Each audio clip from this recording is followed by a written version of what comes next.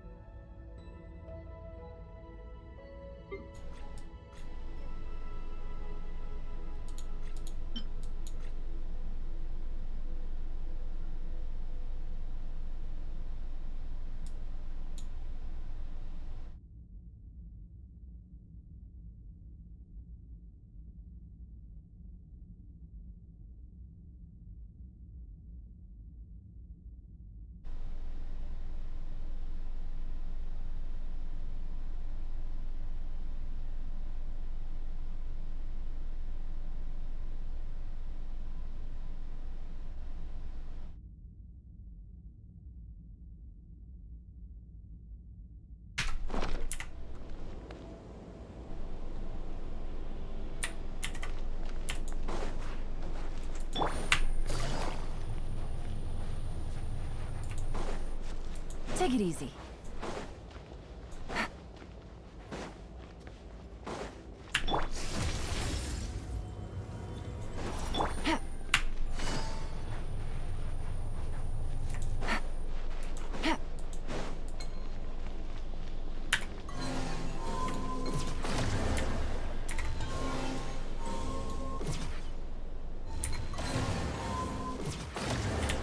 Take it easy.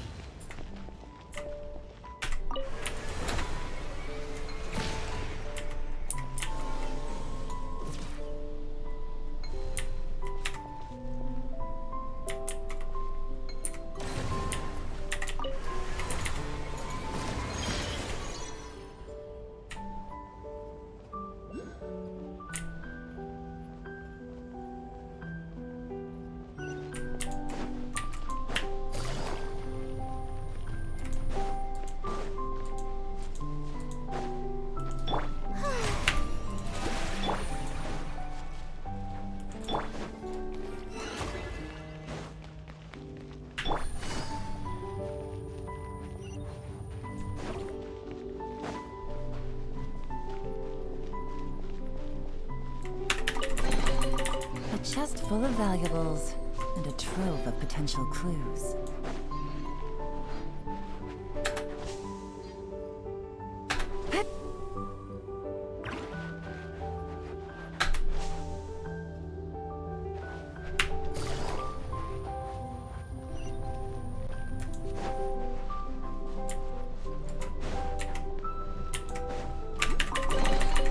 A chest full of valuables and a trove of potential clues.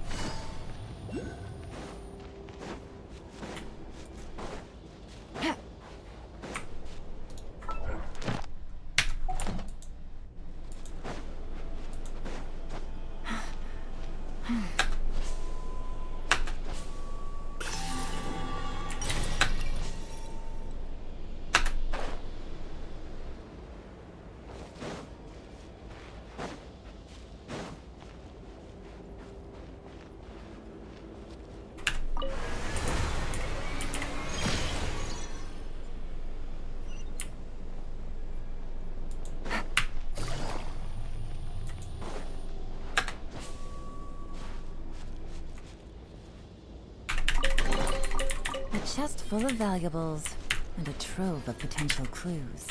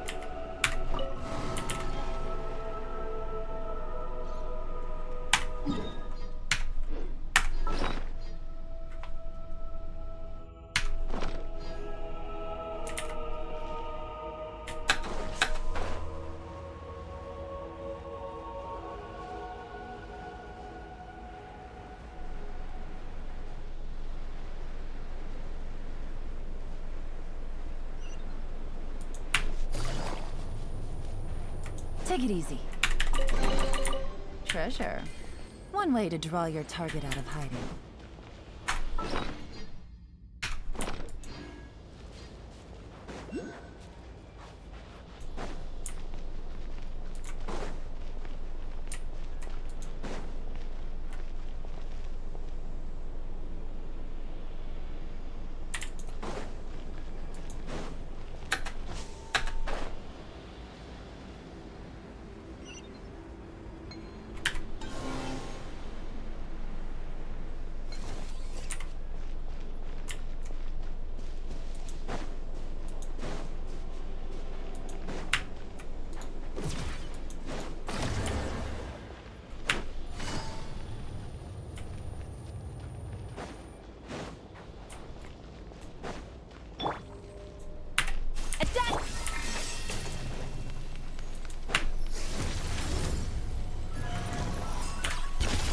Into the void!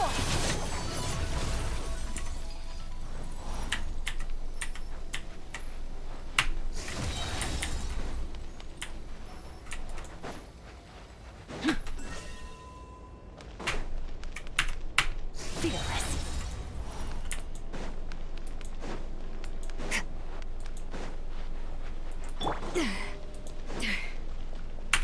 A little.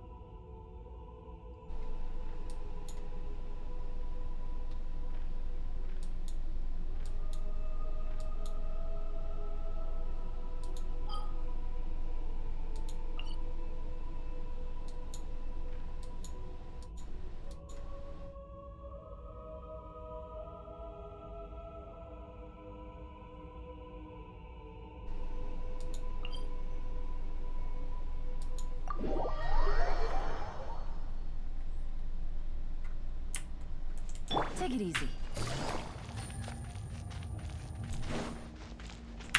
Merciless.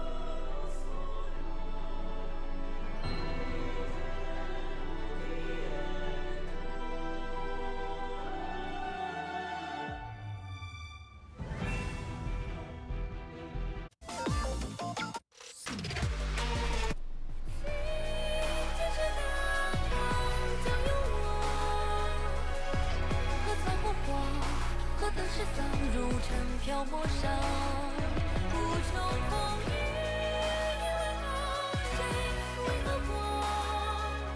不为黎明就断肠，望着不尽泪这场，风中作写。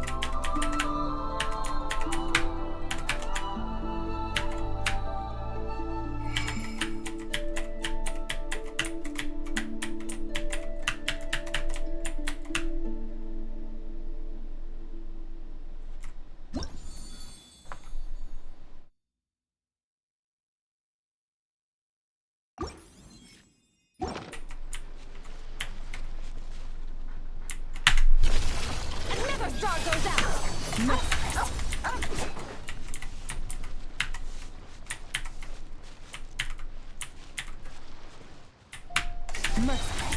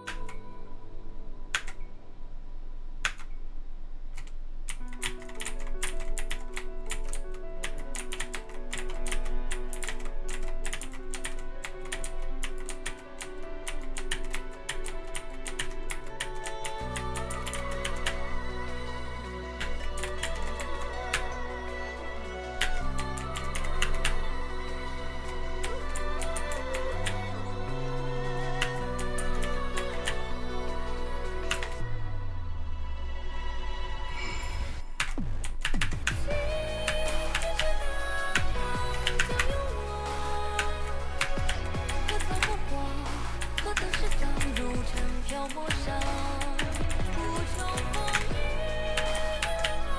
谁为何过？不为你明就断肠，望着不尽来战场，风中多些技术，你或云或雾为披香，望听袖苍风望月。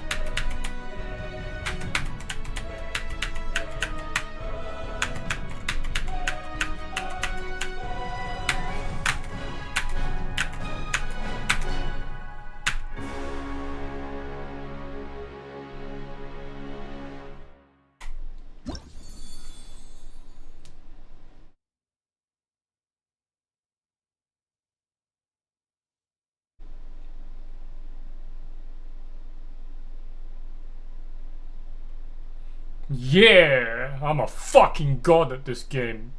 And I don't even play Osu.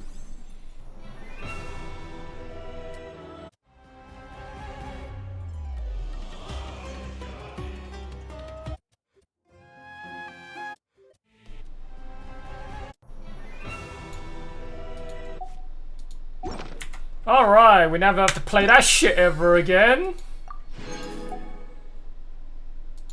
Alright, that's one less garbage chore done.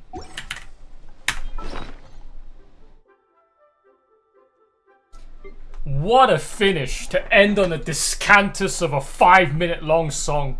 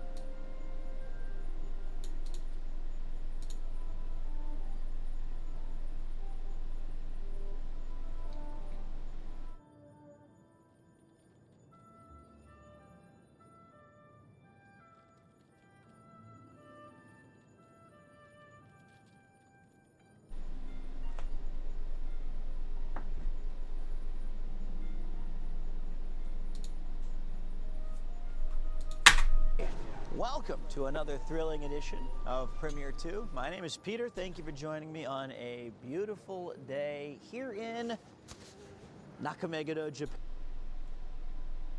And I will endeavor to entertain you for the next 4 or 5 hours as we walk and talk and see some very lovely, well, presumably some very lovely cherry blossom sakura viewing. Now, you're never going to believe this.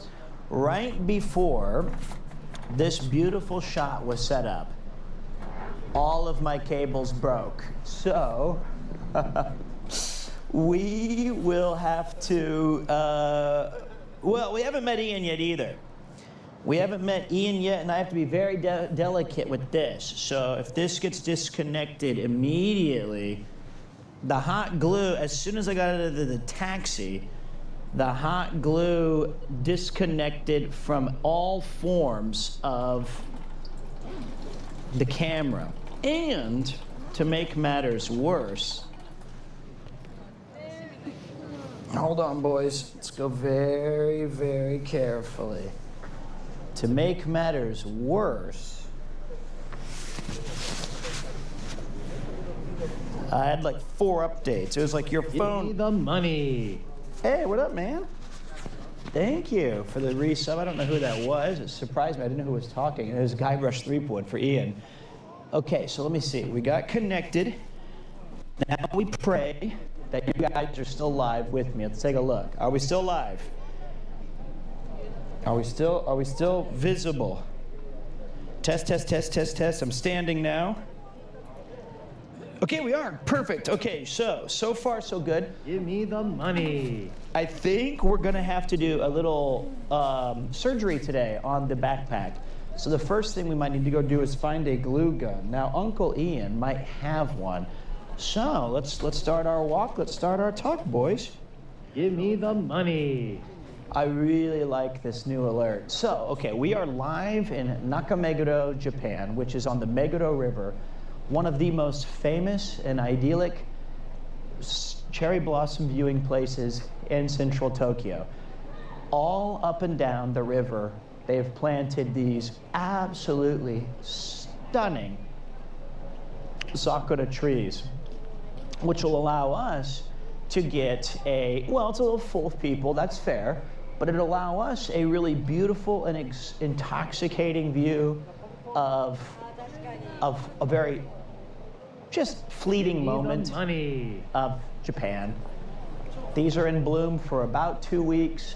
Here on my right, you can see it is the absolute biggest Starbucks in Japan. It is the Reserve Roastery. I got here about 40 minutes ago, and I spent the entire time trying to fix my shit. I'm gonna try to throw in my cup really quick.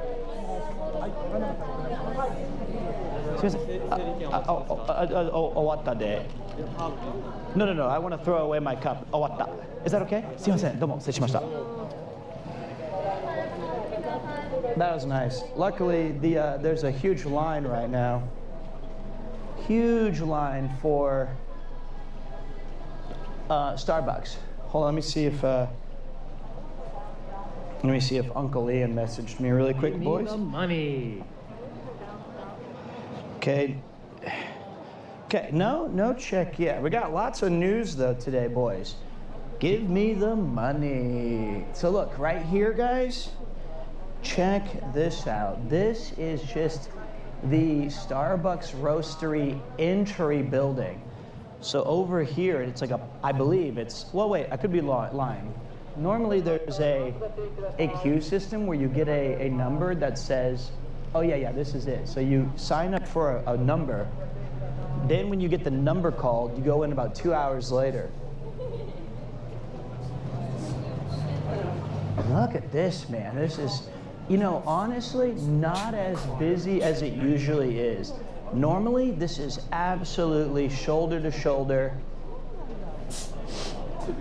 jam-packed, and they open up all these. This is a fun little new one. Look at this.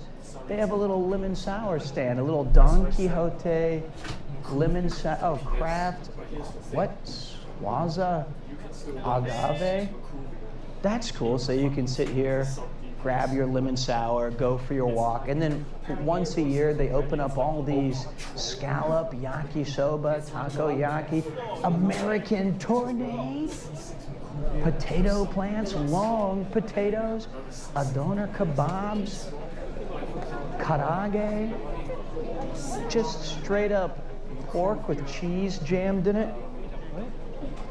So this is only for like the 2 or 3 weeks. You can also find some sakura flavored champagne and cocktails so that you can enjoy the festivities.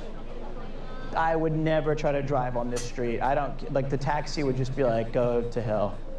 There's no way.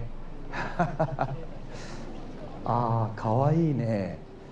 This is like we're on a date together, look.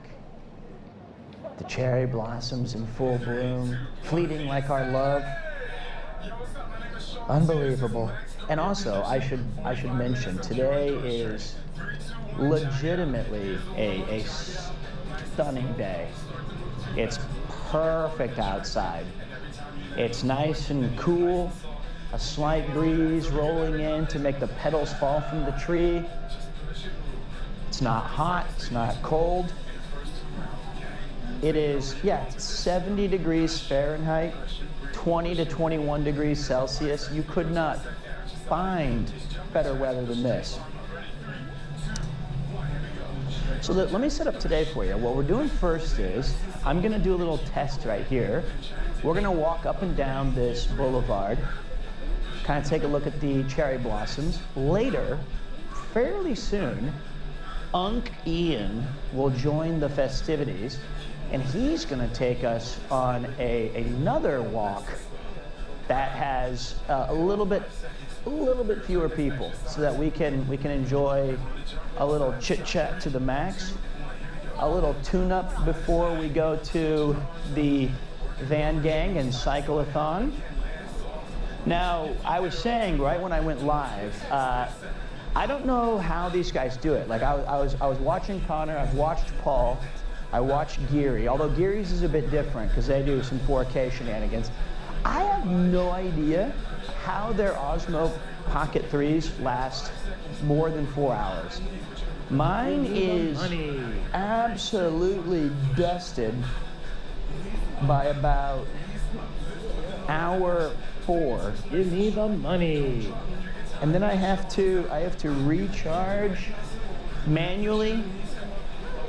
I have no idea why. I don't think they do battery swaps. At least I don't think so. So the Osmo Pocket 3 has a battery handle that we hot glue gun, and then the internal battery itself. And it's plugged into a battery bank, because it has to be, because the USB-C enables it to go into webcam mode. I've checked it repeatedly to see if my settings match up, but mine just looks, maybe my heart just burns too hot. So the glue though, the glue gun keeping all the USB connections fell out today. So I don't know what the deal is. I think Ray's right. It drains faster because of the higher volume it has to handle.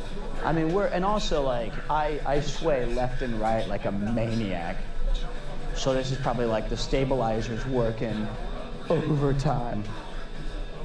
Now, so Mifu, who's a moderator, I should point out, he said, you probably messed something up. I don't think you needed the word probably. Beat walks and drops the coffee, money falls out of my wall. Hate when that happens. A Smack Attack coffee special. Tell you what, Smack, I will actually not take your bits today. I will buy Uncle Ian a coffee on your behest. And then he'll give you a 25-minute thank you.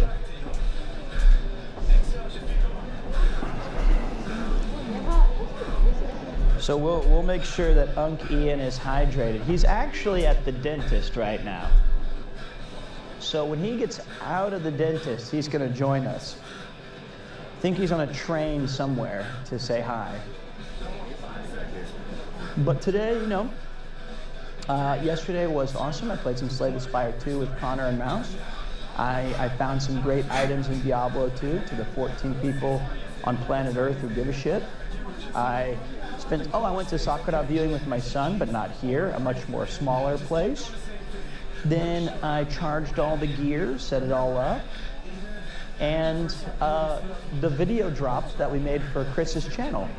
So for the JJ eSIM, we filmed a really fun, you can find it on his Instagram, you can find it on my YouTube.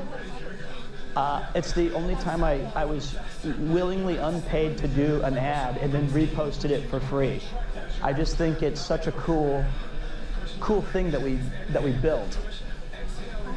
Sidewalk stand is really great. Awesome little craft coffee place right there to my right. Look at all these people, guys. Looks like Harajuku. Straight up. Why unpaid? Well, I just wanted to hang out with my friend. He said, "You don't become a best-selling Sunday Times author by paying people for labor." Okay, he didn't say that, but I thought it would be fun to, he said, "You want to do like a little video shoot?" And I said, "Hell yeah, dude." And honestly, the skit that we did, it took an afternoon to film, but like, I love doing stuff like that. I genuinely relish these opportunities to hang out and do that kind of fake acting, fun stuff.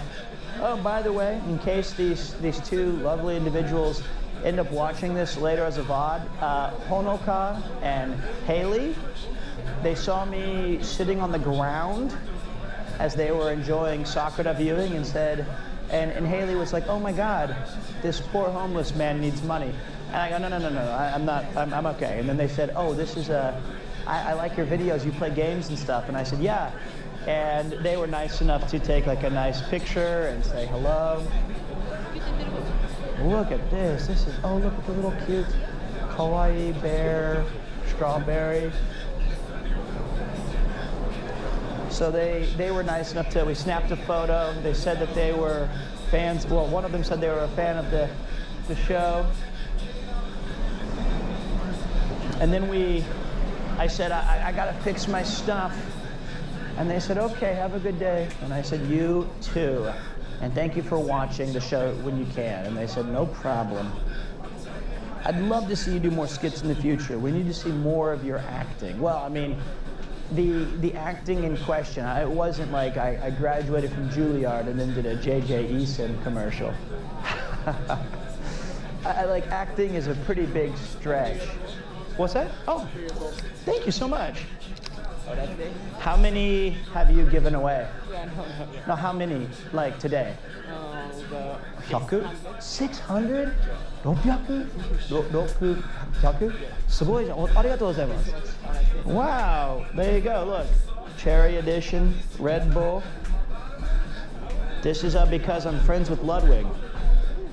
They said, you're a friend of Ludwig is a friend of mine.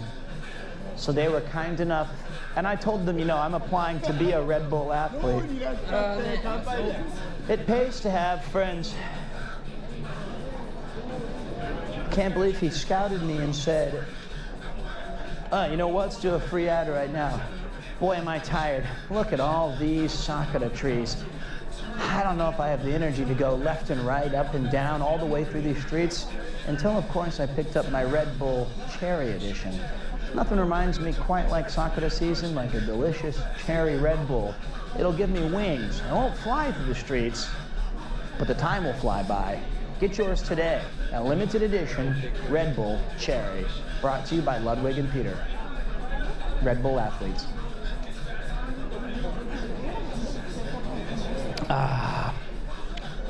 That was very good.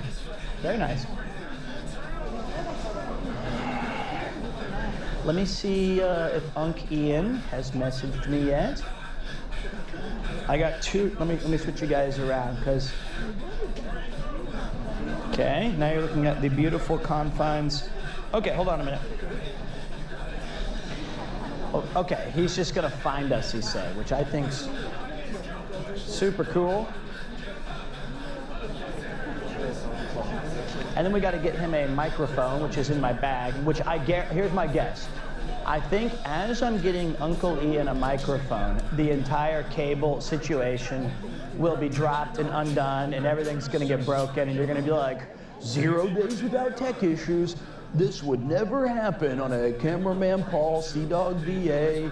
Let me think, who else can we slot in there? Waffle Smacker, Rob CD Stream. And then the answer to that is, you are right. I have nothing to say, and I can't deny that. But like, yeah, these guys are pros. I even looked up a bunch of tutorials to try to figure out if I'm broadcasting in 4K, 2K, 1K. Okay, so, but yeah, we filmed the commercial, and I don't think it, like I was saying, I don't think it's acting. You know, I didn't have to get into character, because basically if you watch that short, I got to reprise the version of Pete that is from the replacing the mug in our original video from 5 or 6 years ago.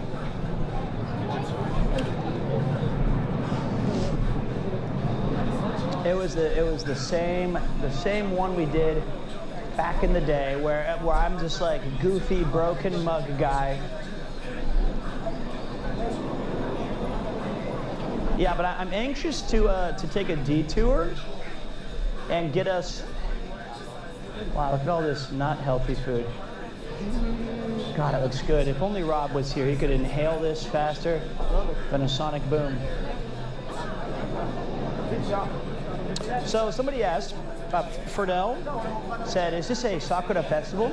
So the Meguro River, which connects Nakameguro, Meguro, all this wonderful land, they decided quite smartly to plant hundreds of sakura trees that line the river, and for this beautiful 2 or 3 week span, they will, denizens of Tokyo, travelers from abroad, you know, people from out of town, they will descend upon this area and walk up and down, see the sights, take some photos, have some champagne, have a snack or two. Have they started blooming yet? Yeah, mate. Look, this is it. This is the bloom. This is what you get for about 2 weeks. And then it's over. And then it goes back to, I think I've seen our assassin. Well. Hi. Enjoying the cherry blossoms. I was hoping that they were sewing it shut. I was going to just paint real stars now. I've actually, All right, let's go this way, and I'll give you a mic. Right there. How's it going? Good. Question. Yeah. We're going to push your mic. Do you have a glue gun at your studio? You're the kind of guy who has everything. What? Really? I broke everything again. I've got a glue gun. Actually, maybe I don't actually. I've got glue. I've got like Gorilla Glue. No, that might be too strong. I've got I've got some welding equipment. Is that for your dentist appointment? All right, hold on a minute. Okay, now you should be able to join proper. Let me check the mics. There we go. Now hold on a minute. I have to be very careful. I'm sure we could find a Tucker in store. Sorry, what? If I just turned it off, I press something, sorry. No, it's still good. Is it good? Okay. Hope you can hear me. Let me If go not, to the phone really playing quick. Peter. Band gang, half united. Nabi's not here. He's an honorary member of the Van Gang. So me and Nabi, we're off on a 10-hour drive on Friday. How about that? No way. Yeah. Hold on a second, let me make sure. Do you want to walk? You've already walked down the river, right? I've walked Can down we the avoid river. that, like the plague, Yes, please? yes. There's way too many people. Let's go on the back roads the other side, and I'm going to take you to a place which is my favourite place in all Tokyo for cherry blossom viewing. Okay, all And it's a Tokyo. great place to sit down to have a couple of cheeky Asahi all zeros or whatever. Give it a free one. Okay, hold on a minute. I know there's a delay, so let me do this. Why is Peter on my left ear and Ian on my right? That's called surround sound. I'm gonna do a thing. Hold on. We'll be right back.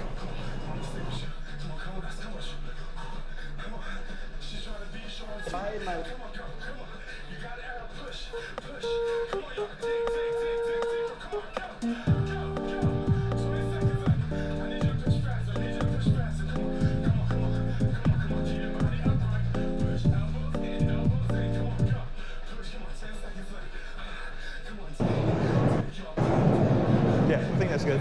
It's showing me. Okay, there we go. Should be back. All right, let's do your trick. Okay. Did you want to swing by the studio? Maybe if we find a doctor in store with a glue gun.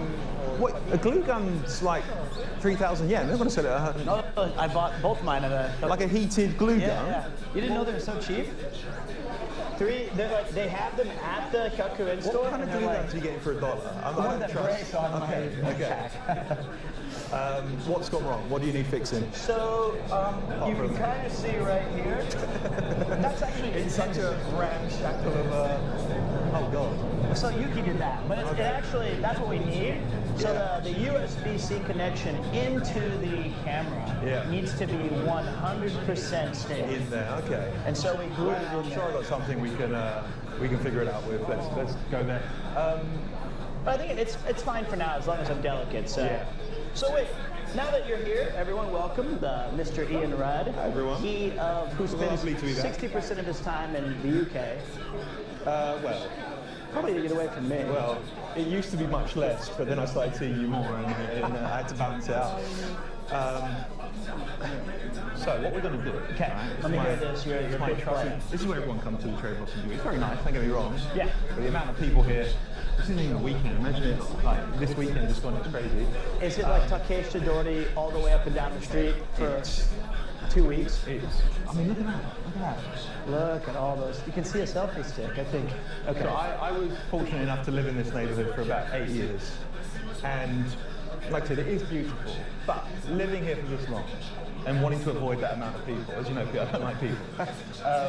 Move to Tokyo. I found other places for cherry blossom viewing, and it's beautiful. I'm going to show you. We're going to walk through it. But we have a very special delivery to make. Did I mention this to you? No. So we're going to go by my studio now. Okay. Because I have Connor's bike there. Oh, cool. And we're just going to take it and drop it off at a bike shop to get a quick tune-up, make sure everything's good. It's normally Chris's bike that I take for the tune-ups, but Chris is wisely using Chris is using a rental bike this time. No. What happened to his Italian clown bike? Well, it's That was made for a 4-foot woman.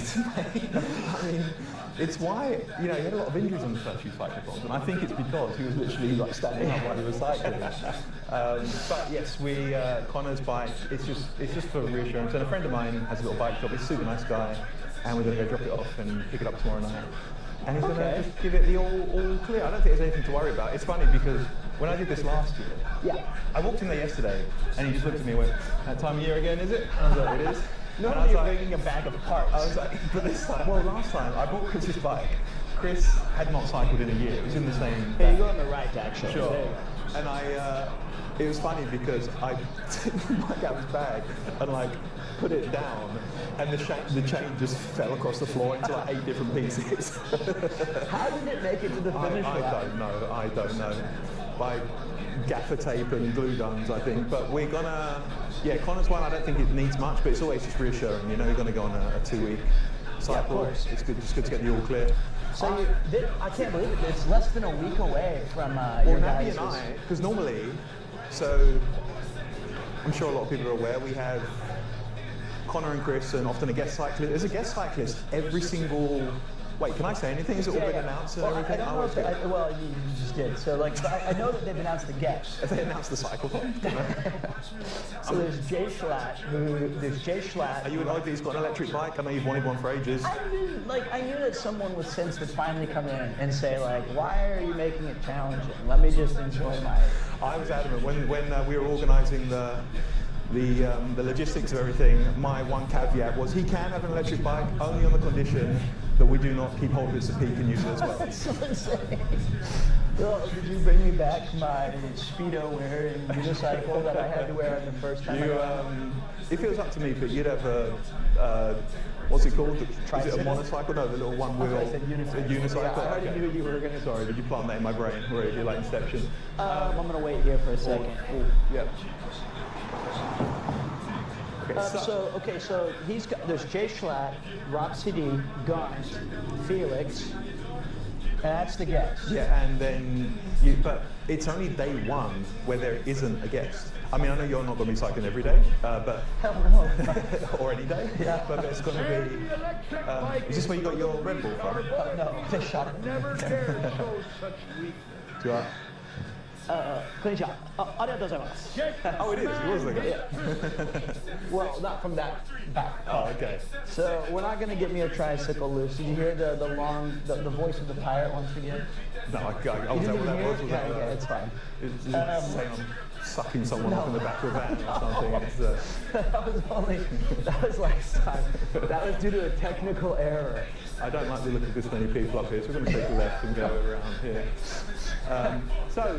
But can I? Quick question. Yes.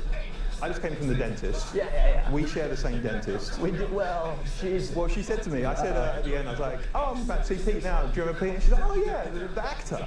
I said, yeah. I was like, is he due an appointment? And she just looked at me and said, tell him I said hi. yeah. She said, tell him I'm waiting. But she was very nice and smiley because she's a lovely person. But I feel like I feel like she's expecting you a year and a half ago, and you just haven't shown up. Well, since. it's you and I both don't like we don't like going there, and it sucks when you take good care of your teeth. I floss, I brush, I use. Yeah. Stop using mouthwash a lot. Right. Found out that it's actually bad for you. It Carcinogenic. kills all of the healthy bacteria as well. Well, I told you that. I drank it to get drunk, I think. I was like, anything will do. You didn't know it had any benefits for your teeth at all. You just. No, I just thought it was 33% or something. Hold on 1 second. She's very good, but then the last time I went in there, Yeah. because I had to have a double root canal plus 2 ceramic teeth because of that elbow in the face. Yeah. That wasn't me, just to clarify. No, it wasn't. I've thought about You- it several times. But after that, so we ordered these teeth that were Yeah. very expensive. Oh, yeah. And then she said, well, the shade's a little darker than we wanted. Yeah. Like it wasn't her fault. It's hard to like predict those things. Yeah. She goes, you can come back and we can fix the other 2 issues, and then we'll get you new ceramics. There. And then I was like, this is already adding up too much. Yeah. This is getting like, Yeah. I'm getting. Well, I just had the last stage of the root canal done today, so it's I can feel it throbbing a little bit. It's good. But do you remember? Yeah. We allowed to say your son's name? No. No, Okay. Victor Steve. Zangi. Steve. You call him Zangi. Oh yeah, little Zangi. Yep. So I sent you a photo about 2.5 weeks ago when I last went there. Yeah. Of the dentist, and I just said, I'm fucking sick of this place. And you sent me a photo of little Zangief saying, Zangief wishes you nothing but pain. Yeah. That was I can't funny. believe that he's already conspiring against me. Yeah, I taught him from the It's, day he was yeah. born. And you know what? He was right. It was very painful. So I'm glad. And now I can send you an updated face of his that says like Zangief is pleased. Okay. Well, little Zangief. He only exists to torment a select few. I'm glad I'm one of those. Hold on a minute, and then let me see here. But yeah, We're gonna pick up. We're gonna pick up Connor's bike. I went and got it from his place earlier today. okay. And we're going to walk it. Not a lovely walk. It's my beloved green path. Pete, we're going to walk all the way to the bike shop. It's about an hour and a bit to walk, but you're going to be amazed by how. Now, are you biking beautiful it, is. or are you? I'm just going to cycle off. Yeah. By the way, I just got back from a project with Chris, Natsuki, and Paul. Yeah. It was a lot of fun. And this little mic you've given me the magnets that attach them to your shirts, right? Yeah. How many magnets do you reckon Paul lost on this trip? He lost some? Well, it's not his fault. It's just No, like no, but naturally just rips them off. Yeah. First smoke I think he was break. down 3. Oh, wow. That's compete. Now, here's the big difference between Yeah. Paul and I. Yeah. Paul will lose 3 magnets. Yeah. On the cyclothon, I'll lose 3 mics. Like that. So on the very first day I of lost the battery like that big before. I You did. remember? Yeah. No, we both did, I yeah, think. you did that. The last time I went to the cyclothon last year, Yeah. I made like a very flamboyant entrance. I jumped in and did like a Cristiano Sui kind of pose. Yeah. That was when the first magnet, it was less than 6 seconds. I knocked it off my chest. Was that Paul's magnet or was it your own? I think it was mine. And so Can you one- boys not just buy a pack of 18 magnets and bring them around? 18 maybe might be better. So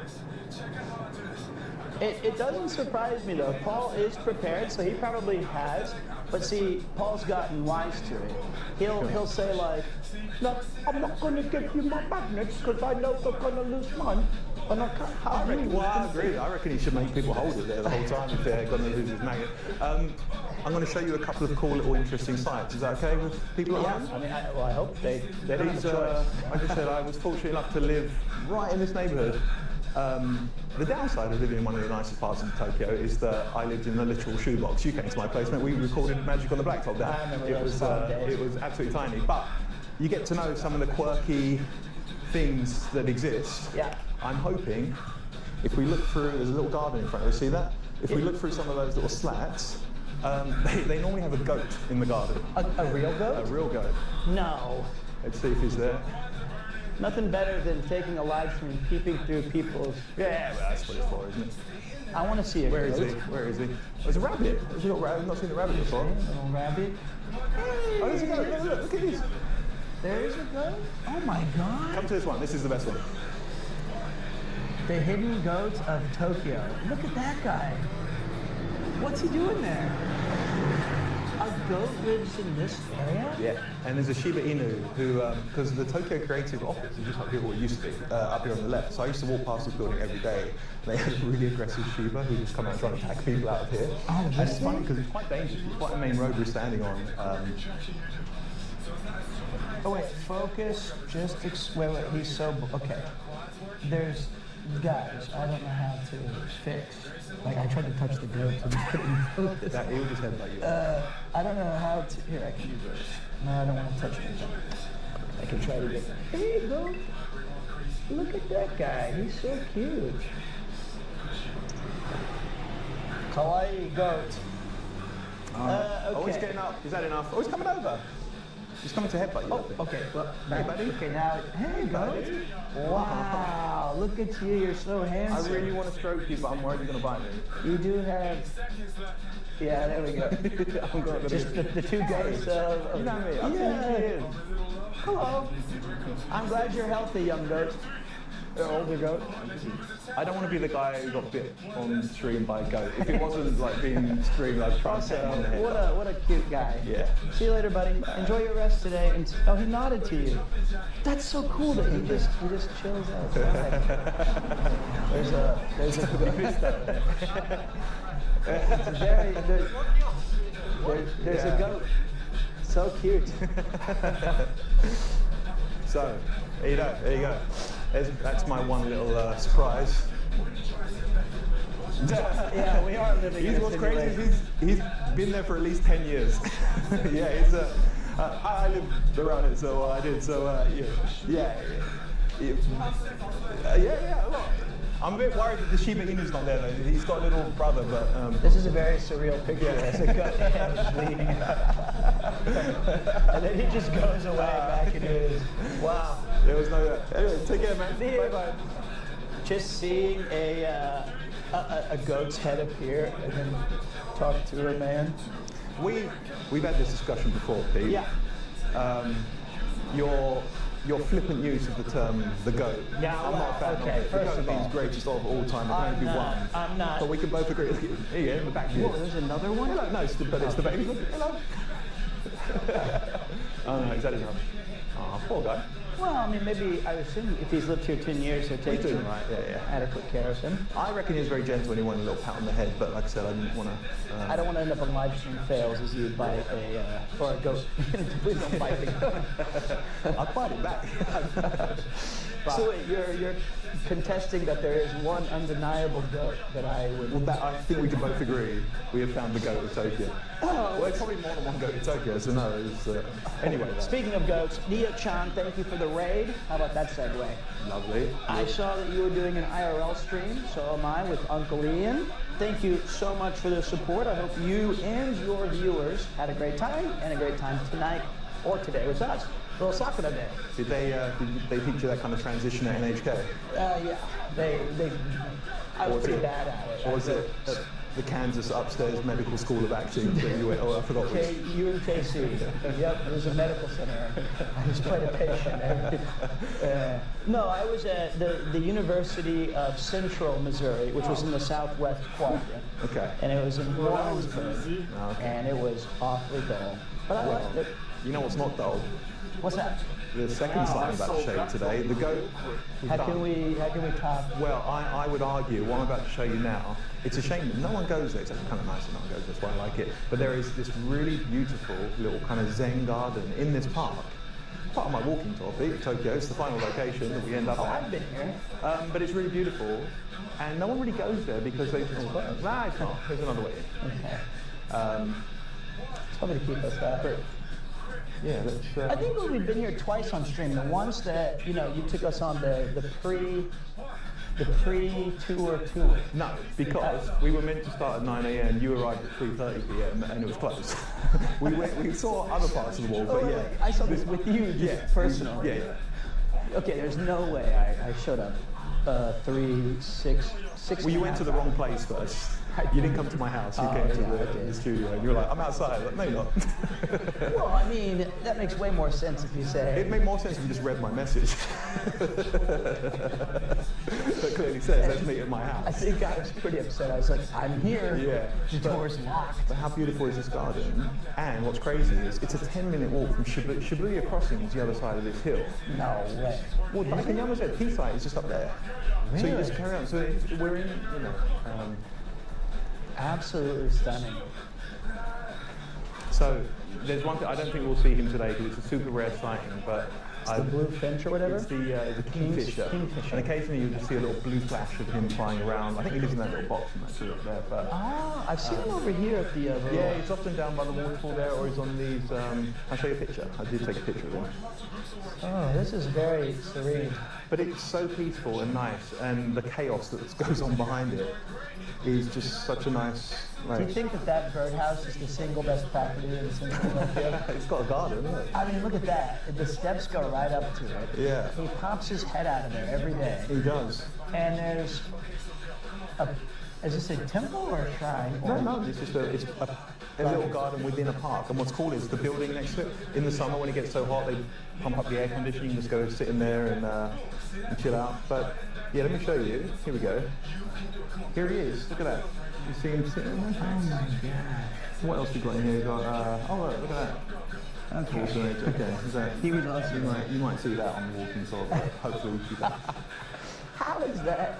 That's like one of the early jobs that we did together. Let's go to the little water section. Yeah. There's a mallard, a queen's heron. There are koi fish in here, but they're all very dark, so you can't really see them as well as. They said beardless Pete. I had a beard in that photo. It just didn't look good. That's fine. Yep, I remember. Yeah, you're right. I did show up very late. You did take me to like Carrot Top or whatever. We did. We saw Mount Fuji, remember? Oh, that's right. That's where we had the new life photo, where it was like. Oh yeah. It was sunsetting. Beautiful. Yeah, this is my favorite spot right here. So nice, and it's crazy how central it is, and it's crazy that no one comes here. But this is a little. This closes on Wednesdays. But it's open from like 9 till 5, I think, every other day. It's in a place called Sugekari Park, S-U-G-E-K-A-R-I. If you visit Tokyo, it's in Meguro, in Nakameguro. It's a really nice little place to What come a to. juxtaposition of a 747. Was that a real Chris told me that was a real plane in the video you made was. with it. I for sure thought it was you added it. No, that was real. And so when we were filming the commercial that Ian's referencing. Here's one. See Let me, the- here, I'll just give you this today. All right. I don't Thank want it. you. And Chris quite liked having the power. I don't know if the resolution's clear, but you guys can see all these koi. Now they're all gathering here because I dumped some I of think the they just rest. no, Of course not. I'm not an insane person. I did not dump I just it. thought you generally walk around with a trail of like peanut casings or something around you, and some of that dropped in there. No, but so we did this commercial, and when we were wrapping it up, it just so happens that there's an airfield somewhere in that vicinity. Well, what are you filming? I don't know if I want to disclose Okay, that. but I thought- It's but- the middle of Saitama, allegedly. I thought you were in Inokashira Park and found like a really kind of like No, wooded no. part of it. I thought you were somewhere very central, We were man, because near- it looked very we were remote. near- Okay, good. So we were near Inokashira. So Shit, sorry, that's fine. no, it's out now. We were in the mountains of Saitama, isn't it? But Oh, it's a kingfisher. that's him. Yeah. Are you sure? Yes, 100%. So I saw it. Yeah. Fly through. Let me Yeah. see if He went. Oh, there it is. Oh, wait. He's. I think it is. It might not. It might be a pigeon. It looks quite grey. It's quite big as well. So, It was huge, but we'll yeah. pretend that was the kingfisher. there he was. We saw him in the flesh. Do birds have? Yeah, they have flesh. What? But I mean, I always attributed, they're not like hollow. But like goose flesh is like a thing, it's bumpy, I remember, yeah. But we saw him in the flesh. So we were at this place, and as we were wrapping up, a plane flew right above our head like Wayne's World. So you had to riff quickly. So and no, kind of- I said if that happens again though, second get the time cam, round. because we had the camera set up for a really close shot of doing the, I like the Wayne's World reference. I can picture the scene immediately Thank on you. their car. And would anyone get that in your chat? I feel we're at a certain age. no, where but you have play, the so- chat now, I don't, so I hope. Do you know my favourite line of any Wayne's World? It's when they go into. I'll give you a clue. It's when they go into. Is it Wayne's World 2? Because you love that. I do love Wayne's World 2. That's my favourite speech. But no, Wayne's World 1. It actually involves the word Peter. It's when they go into, and I don't remember the word for word, but they go into Alice Cooper's dressing room. It's the "We're not worthy" Oh, part. yeah. And then they talk. Alice Cooper gets really philosophical about Milwaukee. It's like, Milwaukee. But the guy says, "Isn't one of his like band members, like the drummer, is like, isn't it an ancient Indian like louder?" Algonquin. And it's like, "Yes, it is, Peter." The way he just says, "Yes, it is, Peter." He has like a satanic makeup on, and he's holding like a whip and a pipe. And he goes, that's right, Peter. It's Algonquin. It's like Algonquin, the promised land. And then they're like, some kind of party or what? If you've not seen Wayne's World, end the stream immediately. Go and watch it. We'll watch it after I'll the watch it stream. after the Yeah, stream. yeah. Yeah. Actually, Or it's, I don't think it's the promised land. It's like the good people or no, it is the promised land. I'm pretty sure it is. something like that. But it's Algonquin. Algonquin. You remember that word? Well, it's such a funny word to say. Algonquin. Yes, it is, Peter. That's right, Peter. And then the best part is they go in there, and I just love the These guys know how idea. to. They go to party or what? And they're having debates on Milwaukee. There's a girl called, I won't say her name, but there's a girl who works at the Lost Bar, and she's from Wisconsin. She's from Milwaukee, Wisconsin. Oh man, I'd And put I that always every just time. make random Wayne's World references. She, of course, she's about 23, so she doesn't know a word of what I'm talking about. But it keeps me amused to say Milwaukee. And then now you can say it to me. Yeah. Oh, you can say that's right, Peter. Do you know what is absolutely crazy? 10 out of 10, that little garden. Yeah, absolutely. Do you know what's absolutely crazy? So like I said, I've been walking around this neighborhood for a very long time because I lived here for a while, and Tokyo Creative, who I used to work for, our office is at the end of this road. And this building, this is kind of borderline between Nakameguro and Daikanyama. Daikanyama has always been the richest neighborhood in Tokyo since samurai times. It's where it's where most of the embassies are, things like that. Daikanyama. You know, other areas come up and whatever. Daikanyama has constantly been like this feature. And what's crazy is this building in front of us that has a fucking palm tree in the garden. Oh, yeah. And it's massive. That has been abandoned the entire 10 years I've been up and down. What? It's how can that happen? How can something in the UK, 2 weeks after the last person locked the door, there'd be squatters in there immediately or anything. It's really beautiful. So we Trade Russell can. Green. It's right across the street from this. Yeah, and do you know what's crazy though? Up until like 2 weeks ago, because like I said, I walk, my daily walk to work was past it, and every night there would never be a light on, and it's just completely abandoned. But what's crazy is you couldn't even see the garages like, up until like 3 weeks ago, and someone's been cut all the like forests back. So maybe something's going to happen. But What do you think it was originally? Have you some ever kind of looked office. I mean, it says like Or maybe like a spa or something even. Because I remember it used to say like, oh, it says resort. UK United Kingdom Resort. That explains it. That's why it's gone to shit. I get it now. Okay. Is that K? Please, I hope it's not UK. I hope it's like you are or you. It's It kind could of be a K. H. I think it's a K or a LZ. Could be the resort. Yeah. Yeah. Anyway. So that's been abandoned this whole time. Look at the size of that palm tree in it. It's but yeah, in some way this is as expensive as it gets in Tokyo. This is you know, and it's insane to me. And people come here, even on non-Sakura seasons, to have their bentos and their lunch and their... Yeah, it's my favorite little park. Did you used to go there and just wonder go how there. it all went wrong? Yeah, I still do that. Is that why we're here today? I'm gonna go lay down and just take a minute if that's okay. Yeah, it's quite a nice neighborhood. So yeah, when I was late by 6 hours, according to you, I remember that. Oh, then I had to go back to your place, and then you made me a pizza. I did, yeah. That was the highlight of my day. That was very good. And you were like, the diet starts now. And I'm like, with a pizza? And you're like, oh, now wait a minute. I just thought it was a good pizza. It's like 400 calories. That's what you were saying. You're like, it's a 400-calorie pizza. I thought, well, that's quite a good deal. Yeah. So, you know what's great? We can try it later if you want. what? So that pizza I bought at Caldi. Caldi is a chain of, it's not a supermarket, it's got lots of international foods. They, it's kind of a lot of their own products as well in Caldi. Yeah, coffees. Yeah, and so they have, that pizza was just the one frozen one you can get from Caldi. There is a, I don't know if it's a chain or just a one-off, but there's a pizza place and it's with a walk past it. But it's a pizza, like actual restaurant with a pizza oven, and you have to take it away. No, it's different. You have to take it away. You can't eat in there. But it's owned by Caldi. It's Caldi's pizza In business this area? in where we're walking to. Wow.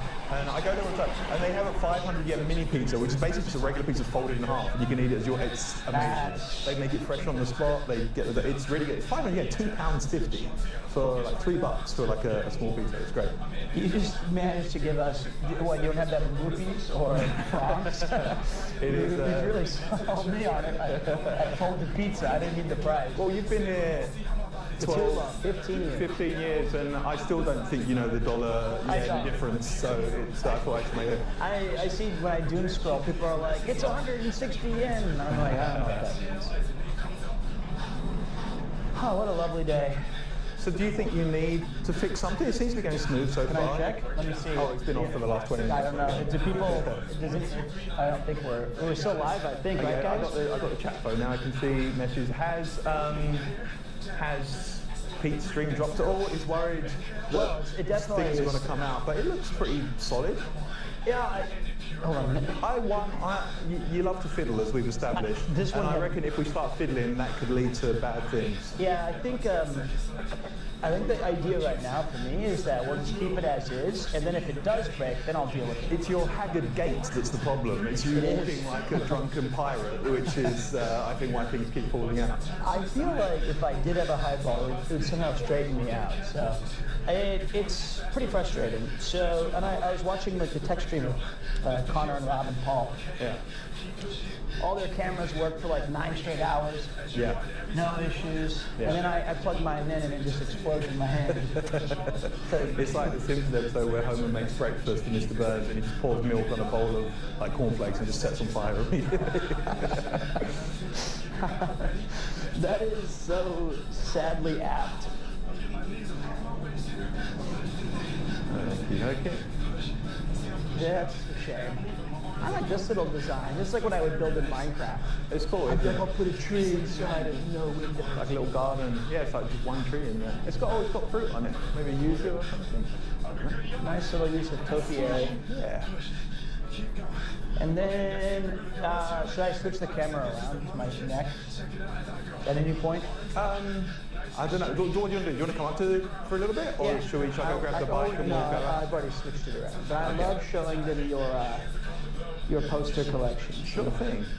And then I usually make some offhand comment of, Well, you just, this is mine, he threw this away. or if we've got real company there, you just go through every one of my possessions and laugh about how much I paid for them. That's every one time.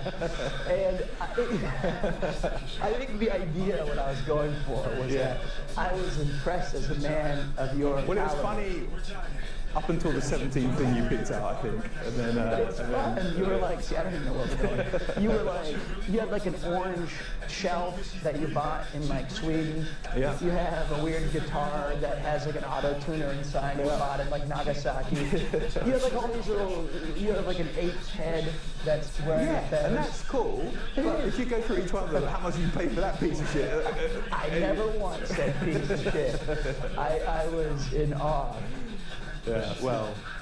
I was trying to give them the allure that we're in a museum of sorts. Sorry, should I be reading this? Is this why you gave it to me? I just want to check here, this. you don't have to. So the Someone thing- saying Osprey, strap, Osprey, is that? Yeah, it's my. Oh, yeah. okay. So I've turned the camera around so that you guys can. I don't want to dox certain locations. So it's like a podcast at the moment. Magic on the Blacktop, season 4. I mean, you're welcome to. I could do with the company, to be honest with you. So you can come by. But it was, what was it called? Yeah, you have acquired quite a Menagerie of things. That means a collection of birds, isn't it? But a menagerie can be any cage okay. thing. I think. So wait, what was the thing that we went to on one of the cyclothons or RVs where it was like some eccentric guy's man's? Oh, that I was, bought you a little cheese cap. yes. Yeah. Wait, was that the whole? That was in that whole compound? Yeah. Okay, so that place is what I imagine your future. Am I going to die when just a mountain of my own possession falls on me one day and I'm too frail to kind of climb out from it? It's just like a t-shirt. Okay, guys, we've arrived, and then I'm going to set up the camera so that we can. And then I'm going to finish my Red Bull, go through you guys Uncle Lee, and then we're going to go grab a bicycle.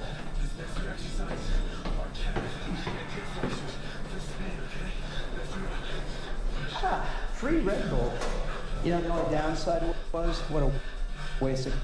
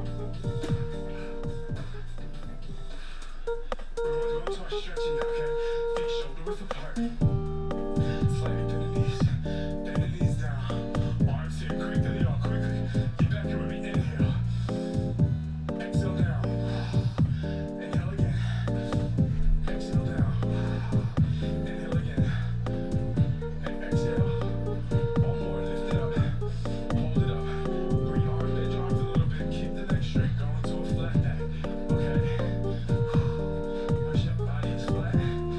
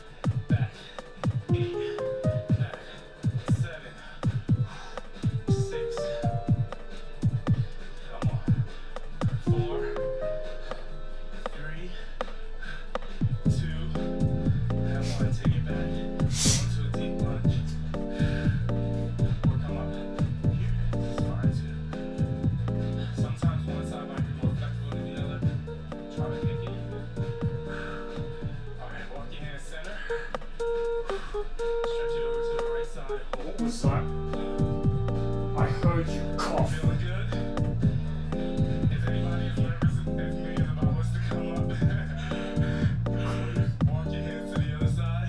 You shit.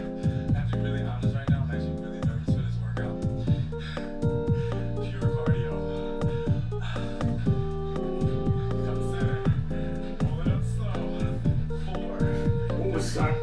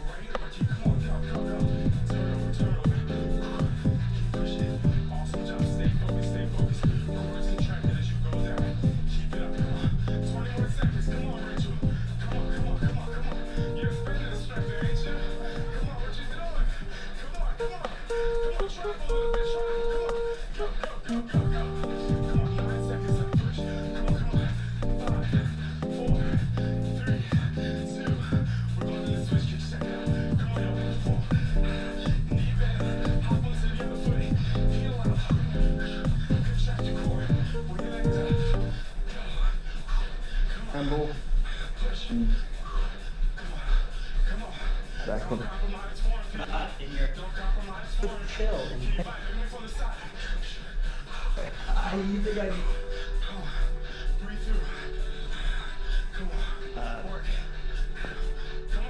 scramble. Back hook. Horse, guys. Sorry. Ian was right. He was thinking, I think it's our indoor connection. One of the modems is also broken. Brother, I tell you what, here's my takeaway. Yeah, it is right. It is indoors.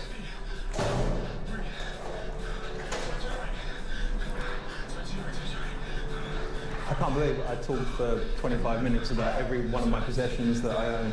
I'm just sad that the volume won't have the itemization so I can list your place. You can give me an invoice, you can tally everything up. So, okay. Do you think that how much of the percentage of blame would you put on me Yeah. that this keeps breaking every time we hang out? This one occasion right now, 0. Because I think it would just be in a solid concrete building and the internet's not very good.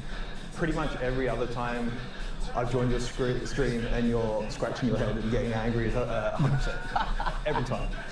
That's ridiculous. So it's your swagger. It's your lopsided pirate walk. I was looking at the battery as well. Like, I don't know. I've only been live for like an hour and a half. Yeah. The entire handle battery is completely drained.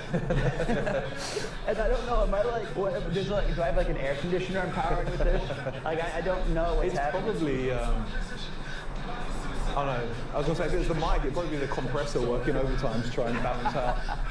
So here's two things I want to know. So Ian was kind enough to give you guys a detailed, itemized walkthrough of his entire apartment while I was on the phone, just for me to come back and you'd be like, it didn't work.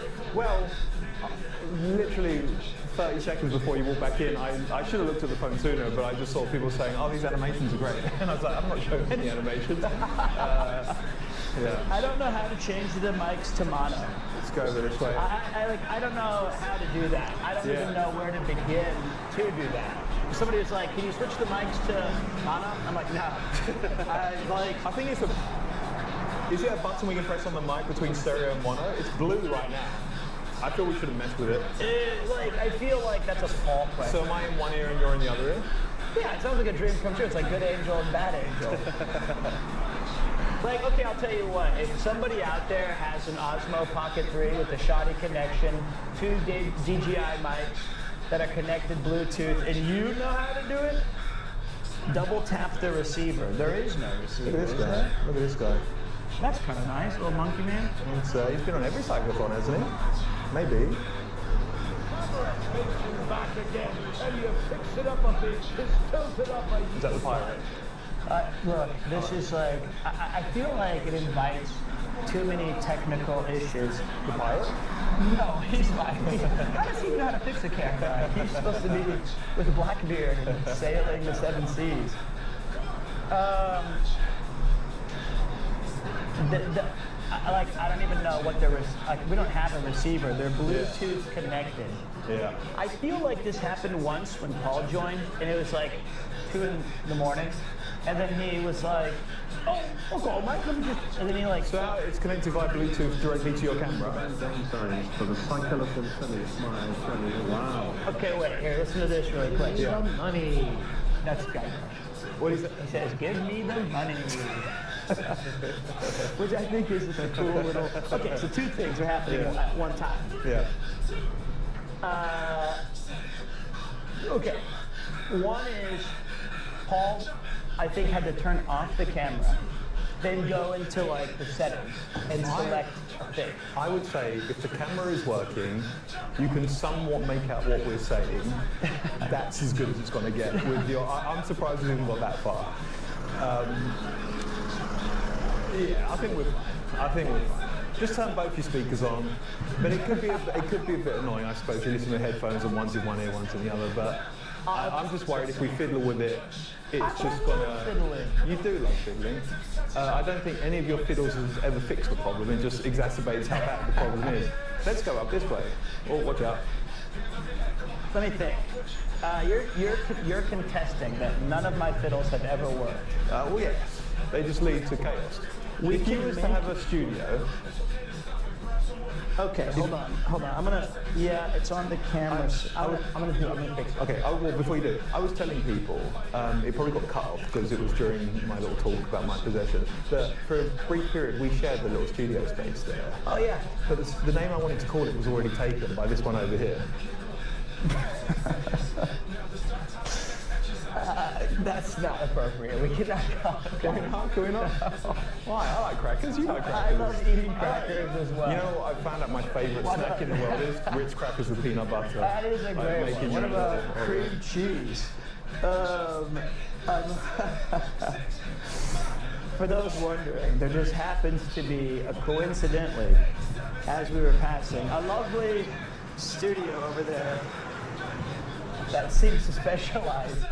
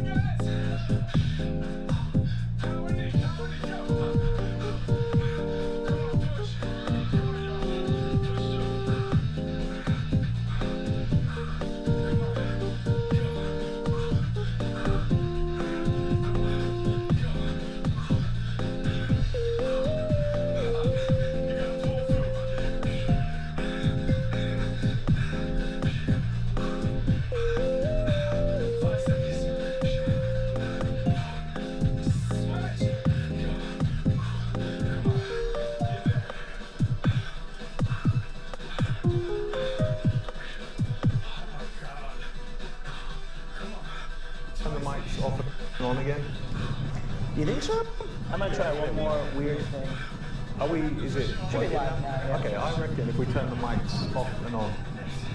I used to be CTO of the company, Pete. You know this. Really? Okay. I trust Ian.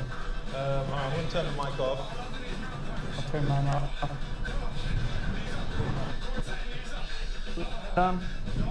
It's now off. Let's turn them both on. Okay. Is my blue light on? Has that solved any audio issues? Let's see. Worse. Are we, is the audio still left and right? Because there's nothing in the actual Osmo, I checked. No. Okay, good news. The glue fell off. I don't think glue works when it's been hardened over like a month. Really? Okay, I'm gonna. Is that me doing that? Yeah. Unable to record video. Okay. Right side is good. Left side, unfortunately, still peaked. So it's a problem with. Oh, so right is both of us. No, I think they just meant they like Oh, I you. see. Okay. Yeah. Thank you. That's very kind of you. Damn, I didn't even see that as an insult. That's annoying. I missed that one. Yeah, Okay. that's just insulting me. Okay, well. I have no recollection because Paul actually did not walk through the front. He just fixed it. Okay, let me look through this while we're. I'll talk while we're doing it. Okay. Oh, you can't do settings in webcam mode. What? Yeah, that's. Okay. I got one more trick up my heavy on the left now. Hey, I lost weight. How dare you? Let me try this little trick. All right, I'll try one more thing, guys. I'll be right back. I hate IRL streaming. Like, it's literally my least favorite.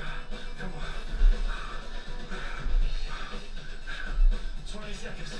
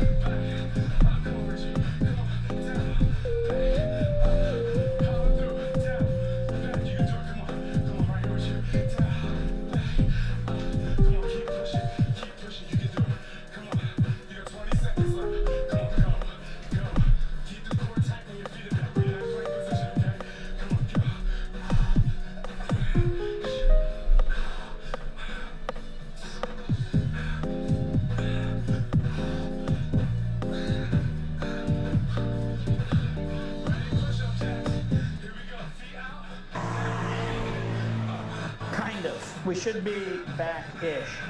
So, do you want me to list all of our technical issues in order?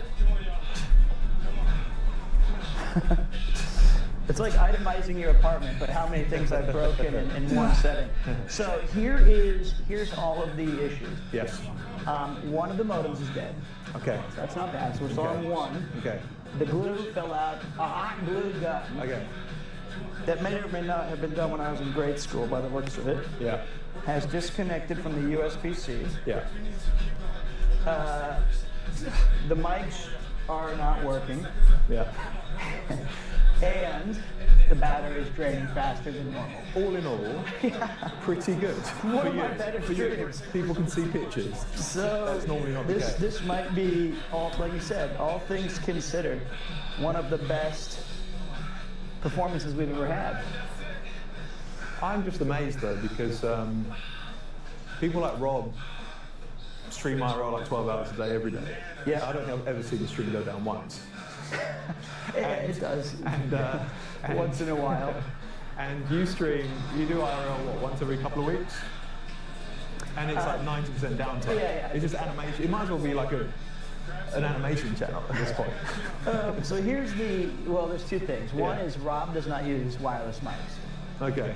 Second, You Rob's know, do you have a talented. cable? Yeah, his is still the white action camera I used to use. Okay. Is that the one where on day one of you getting it, we went to a Mexican restaurant and it fell on the floor and smashed the lens? Yes. Okay. That was before I bought the lens cover, which were also sold very separately and like at almost the same price as the camera. Yeah, well, hindsight's 2020. So at the Mexican Did you restaurant, break the I second said, one as well? well, I wasn't. It was lost in a cyclotron because of Chris's 45-minute battery of his iPhone 3. Yeah. And so we were at the Mexican restaurant. And I was like, "Isn't this beautiful? Holy gosh!" And then a waiter stepped on the bag and it toppled the thing down. No, that's not how I remember. I think a waiter just came in and kicked it out of his way because he was absolutely done with us faffing around on his rooftop. And then I looked at it and I go, I think it's okay. Yeah. And dead center, center of the camera, there was like one smudge. Yeah. And I was like, I don't think it's a scratch. And I just kept trying to clean it. You just scratched it deeper. You got your nails really in there. And so that one was an unfortunate byproduct of an experiment. Yeah. And then the next one was like you said, lost at sea. I'll be honest with you, if there's some kind of audio at all, even if it's like underwater and you can see something, it's you know, you should be so lucky. It's rare. Well, it's for a stream to crazy. go as well Like as this. we met Chris the other day, and Yeah. there's only one last thing I can think to try. Yeah. But like when we met him, it was seemingly fine. And I met him like a week ago. Who knows? But let's not dwell on the negatives. Let's look at this monstrosity in front of us.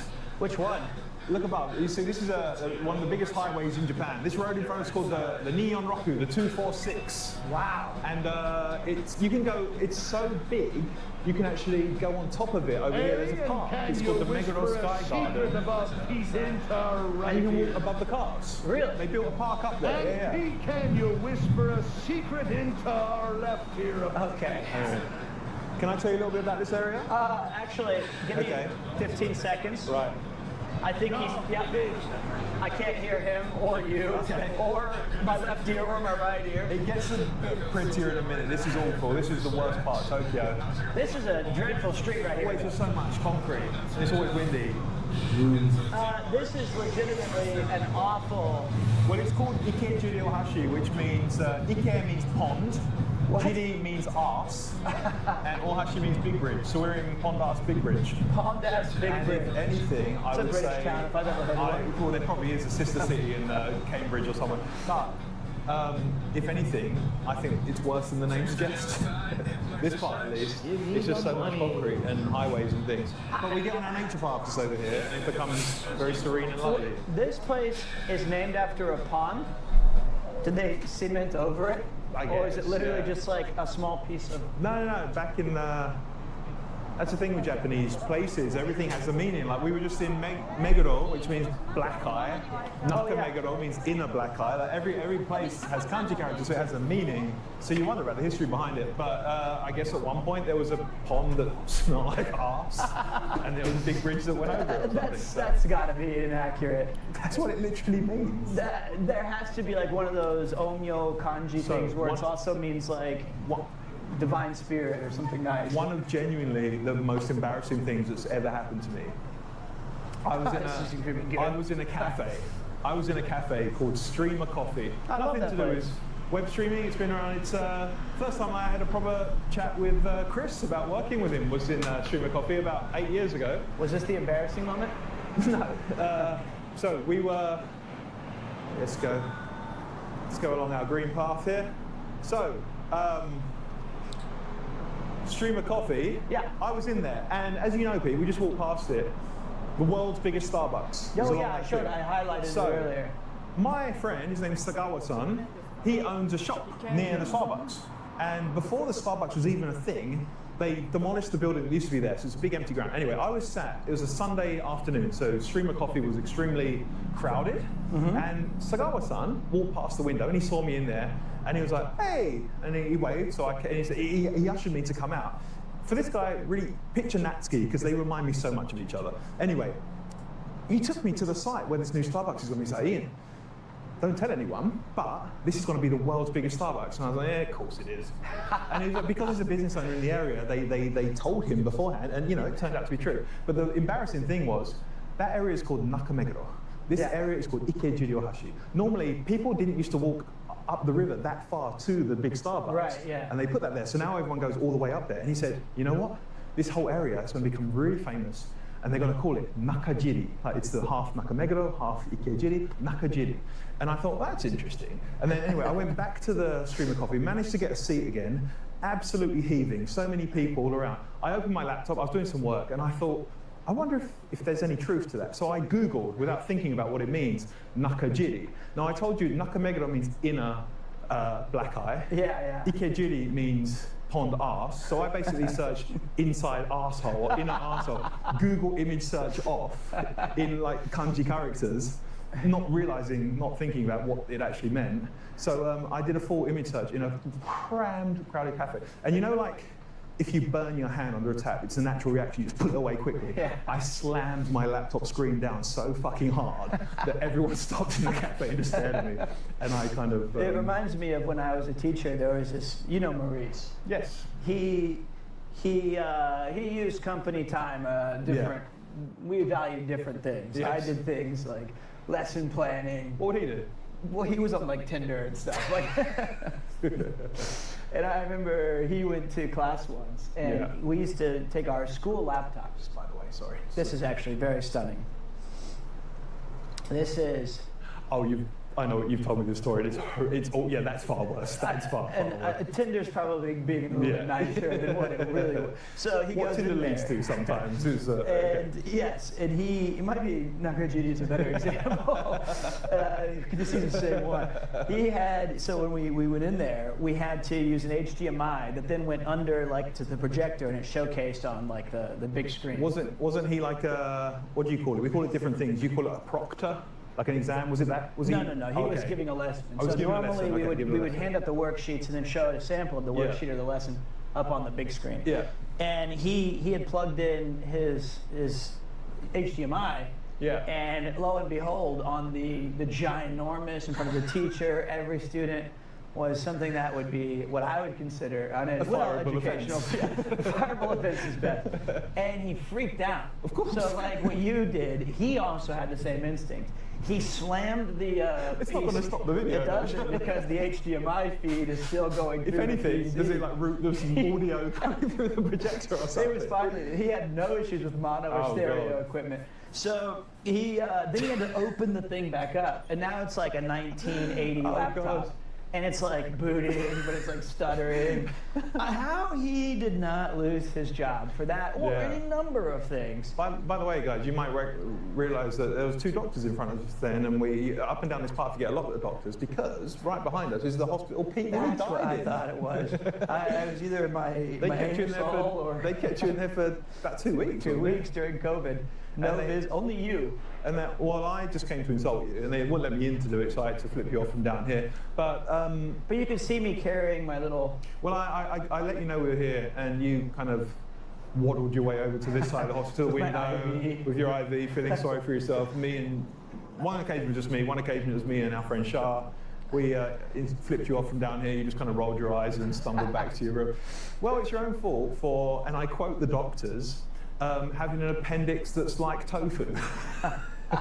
Silken tofu. Silken tofu. It was quite delicate, and Some have proclaimed that it was the basketball gum I chewed from the ancient bag of cards. Or did it annoy you that the only part of your anatomy that could be described as delicate and silky was internal? That was your appendix that they took out. Like my enormous gut is slowly competing for the soft and silky. But yes, it sucked. And then they removed it. It was the only good. So that was, well, they were saying they couldn't perform the surgery because it was just such a rough shape. Can all watch out.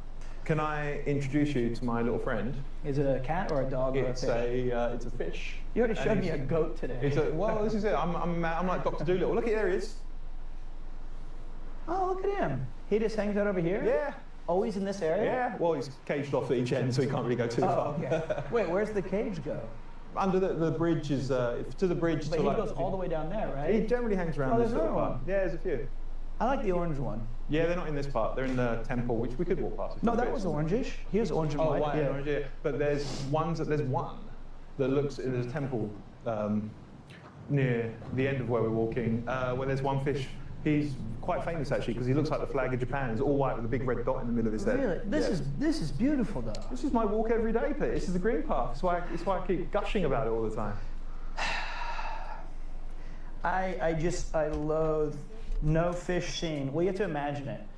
Yeah, don't, for the love of God, don't bend over to show because The camera break, fall in. It's just, we'll put it, look at the sunlight bouncing off. Is it also equally nice in the dead of night when you're coming home from like a late, the artillery or whatever? Well, it is because, but some of the fish are huge. Like, see these guys over here. Okay, wait, I can show you guys. Look. Look at that. We might see a couple of herons as well. There's some herons that live in here. These guys. Those are not herons, those are ducks.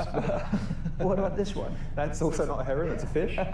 But they're quite big. And when you're running here at night, there's no lights, just the moonlight. And occasionally the fish will like flip. Oh. And it's fucking terrifying. When you forget there's a little lake there and they run. There's not a lake, is it? Well, a little stream. But this becomes a Nakameguro River. Really? This is nicer than that. This is what they call in Japanese, we call it a green path, but in Japanese they call it a ryokudo. Yokudo. Ryokudo. And we're going to walk along the Kitazawa Ryokudo. In a minute we get to choose. There are two. It splits off into two different ones. But we are, if those of you are just tuning in, we have Connor's bike here for the cyclothon. Yep, there it is, old trusty. Nabby and I are going to drive all the bikes up on Friday, and then the guy we start the footage, like start filming it from. Sorry, that's the world's shittest playground, isn't it? You'd be disappointed if your parents brought you here. I think little Zangief would love it. You're going to bring him here? I mean, given what I show him and where I live, this is an improvement. At least it's near the cool other stuff. Yeah, kind of bad. But the guys are going. The cyclothon starts Sunday morning.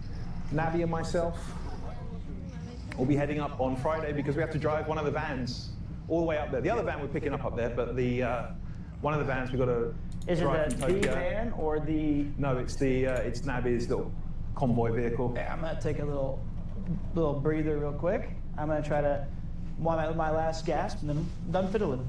Okay, here we go. Well, it was great to see everyone, guys. I hope you enjoyed the stream. Watch this. This is gonna work, Okay. and everyone's gonna say, Okay.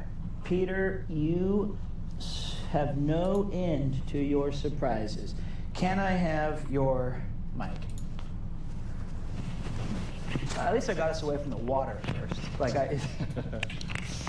Like me dropping it in the water would have been.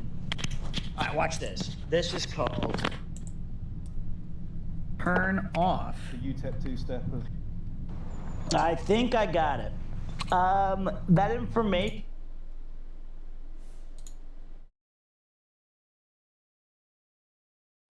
Should be better now. Oh my God, it worked. Okay.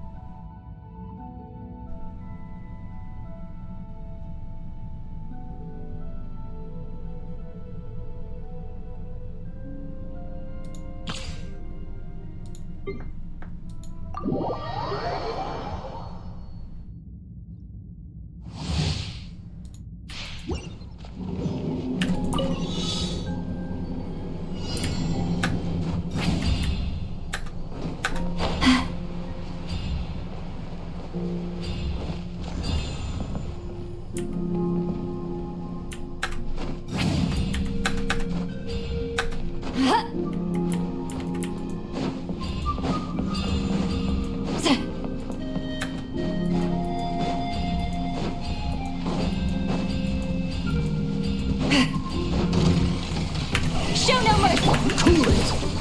Oh, so sorry. Come on out! Bye! Many happy returns. Alley-oop.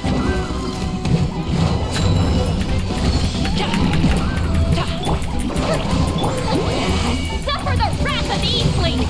Freeze. Duplicate frostbite. Mighty mythical beast.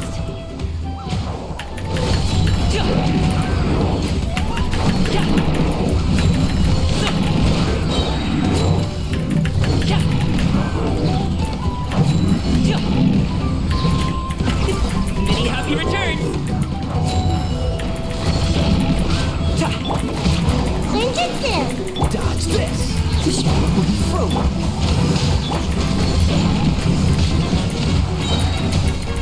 Mighty mythical beast.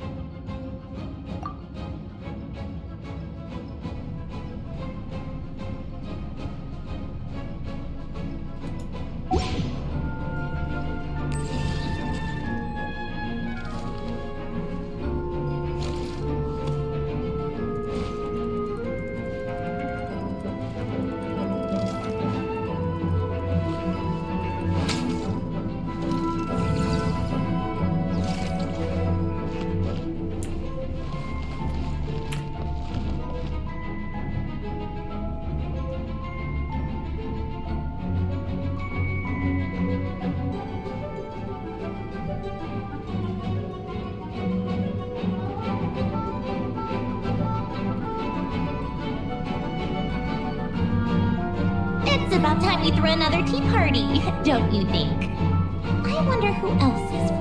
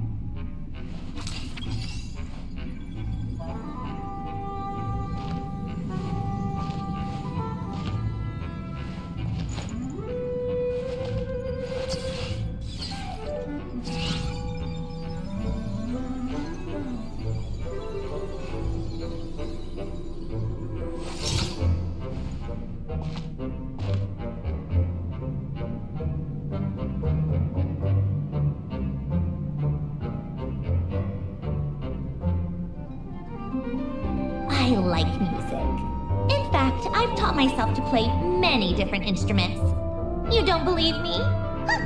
Find me a piano, and I'll show you a thing or two.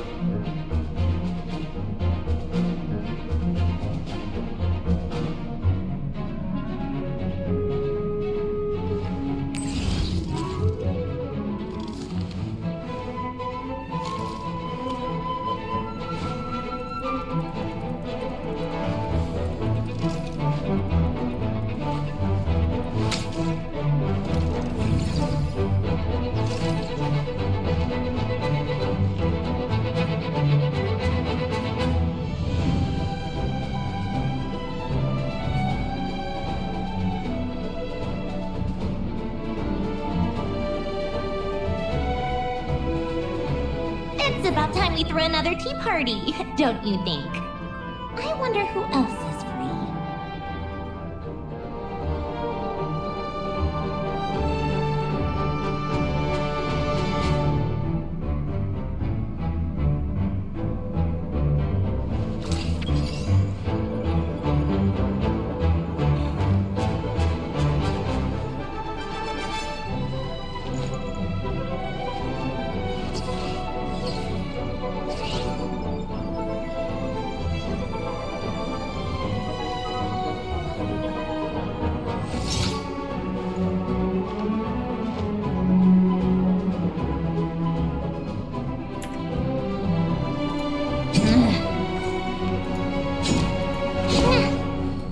Cha.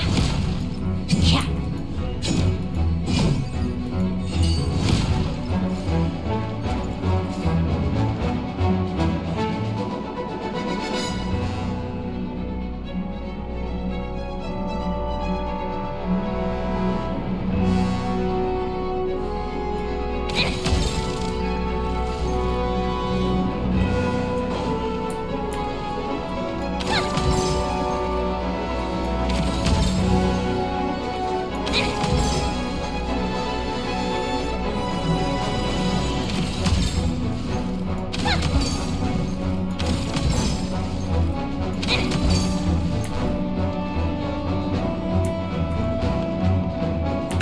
Come on, keep up.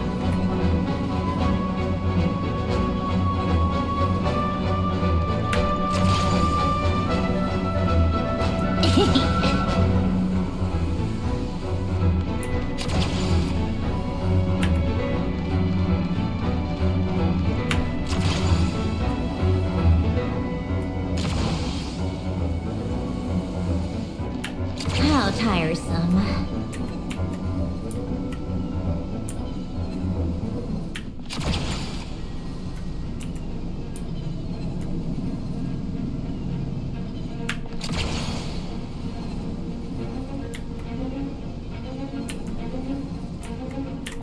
Come on, keep up.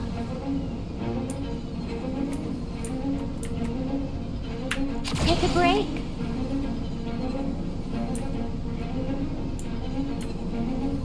Come on, keep up.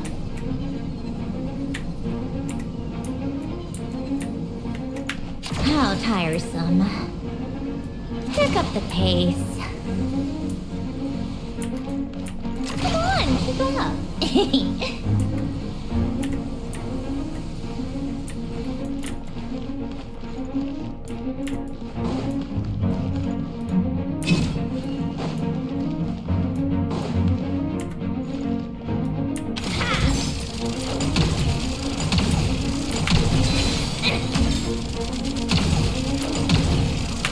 How tiresome. Come on, keep up.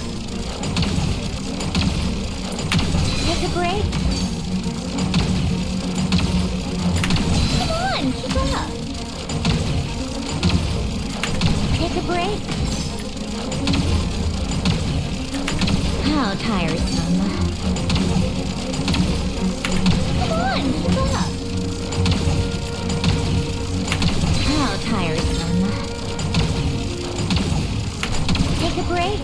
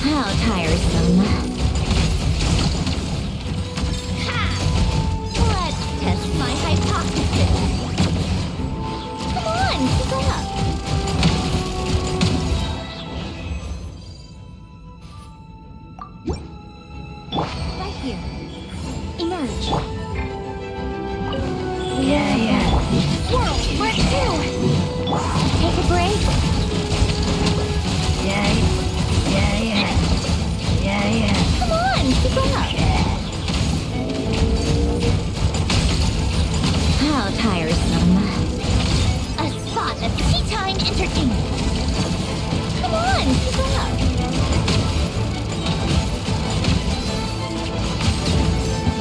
Yeah. Right here. Nice. Enhanced animal module 75.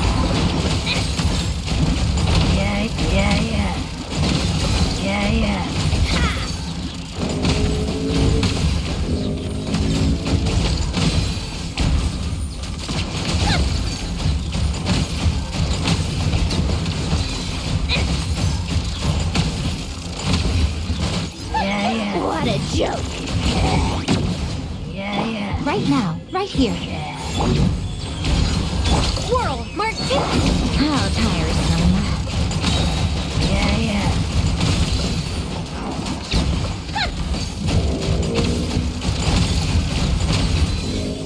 Come on, keep up. A spot of tea time entertainment. Take a break. Right now. Right here. Enhanced Animal Module 74! Yeah.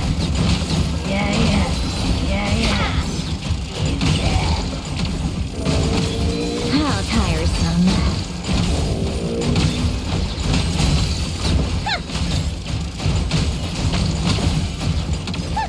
What a joke.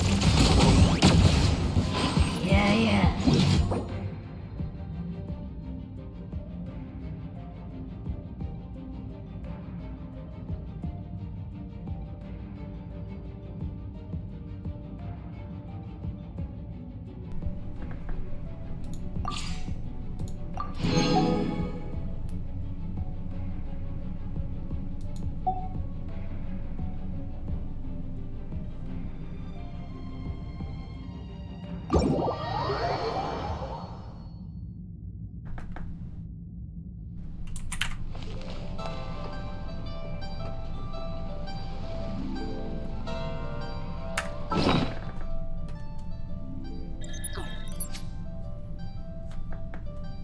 Bro, why is her damage so... why is her damage so... mediocre?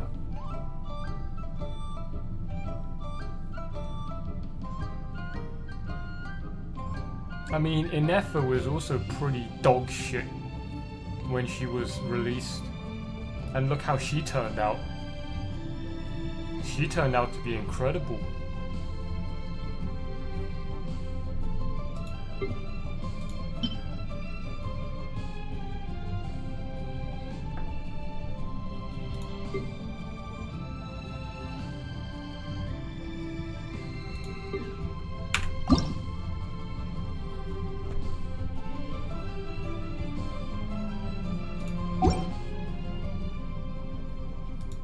You just have to believe, okay? You just have to believe in the process that Sandrone is actually going to turn out to be good.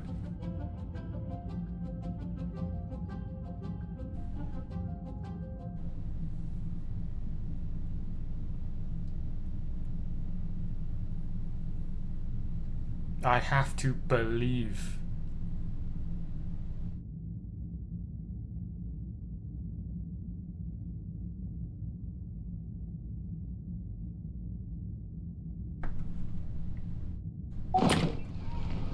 I don't know, man. It seems like a scam. Well, there's no turning back because you literally have like world top 100 Sandrone. You can't not commit. You have to go for it. You can't back out now. You literally have a fucking world top 100 Sandrone. You have to literally go all in.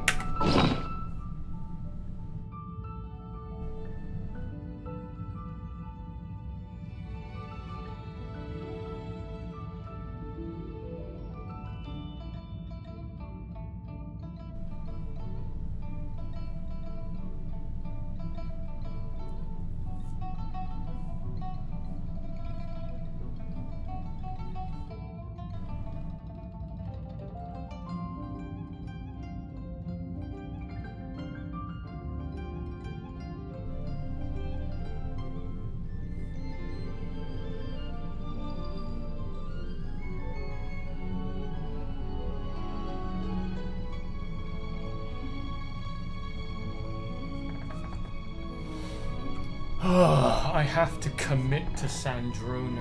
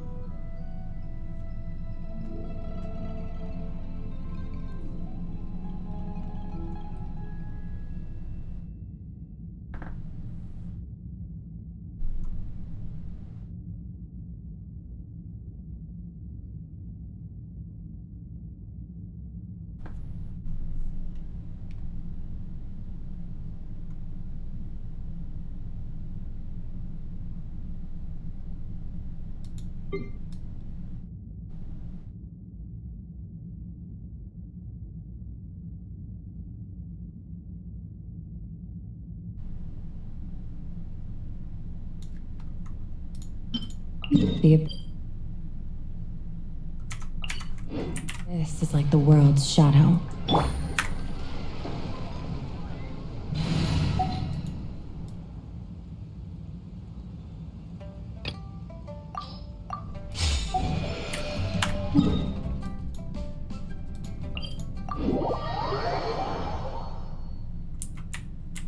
I can't believe we have to level up Chi-Chi for fuck's sake. This is so gay. Imagine telling me back in 2020 that I would actually have to level up Chi-Chi.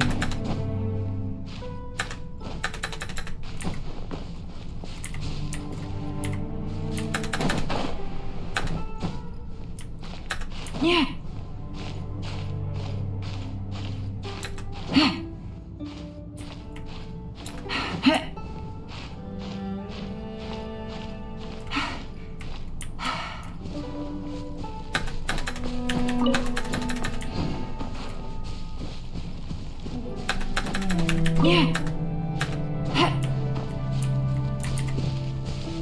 I mean, look at these fucking ascension materials. Take it man. easy.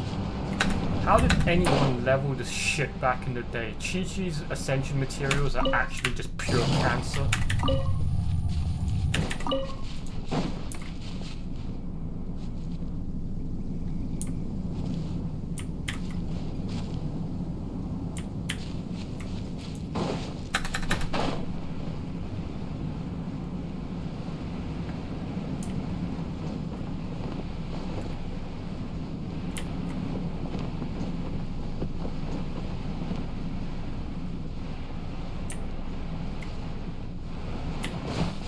Like, you don't even know where they are half the fucking time.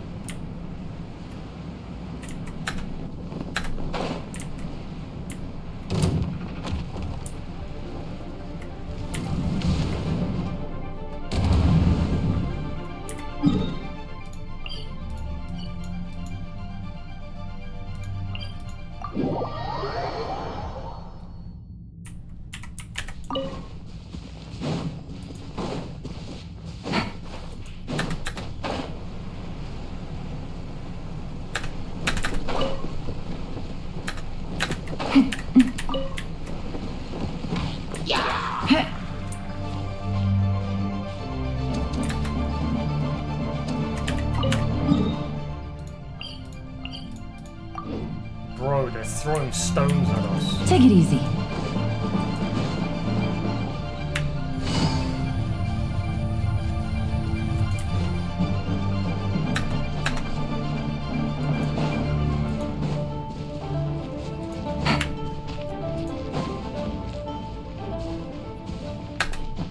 Huhang Hill or Wuwang Will.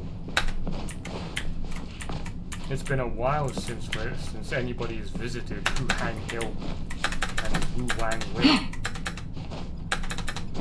This is all Hu Tao's dad's fault that this place exists. Hu Tao's dad shouldn't have slacked off. Because of his arrogance, everyone in Huhang Hill and Wuwang Will is now dead.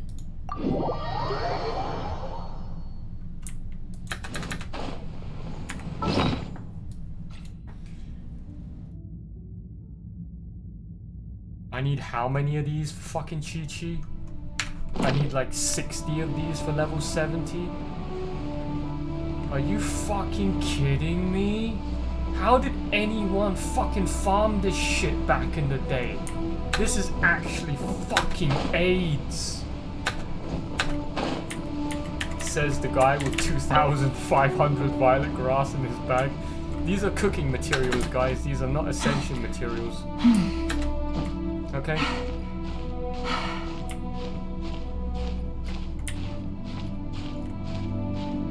These are cooking materials. I do not want to use my fucking cooking ingredients to go and ascend people.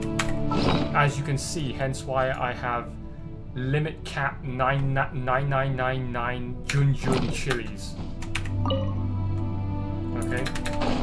You don't get limit cap Junjun chilies by spending them all on fucking ascension materials.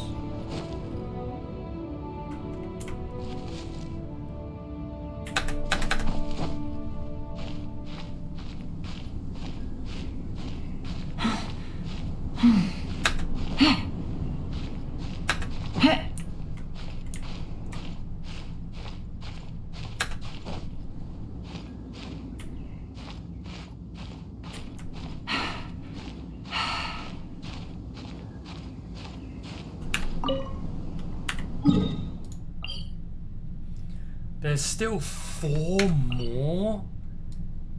How? Bro, violet grass is fucking AIDS.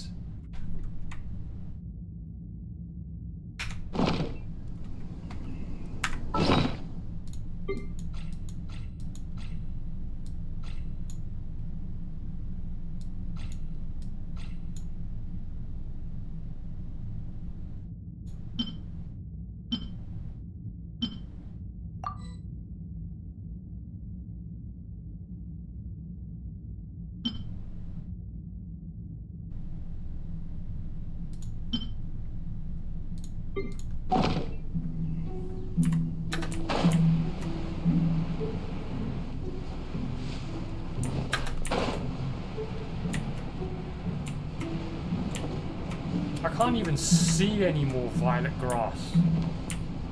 This is actually a joke. Where's the fucking violet grass? Huh? There is none. What violet grass? There is no violet grass.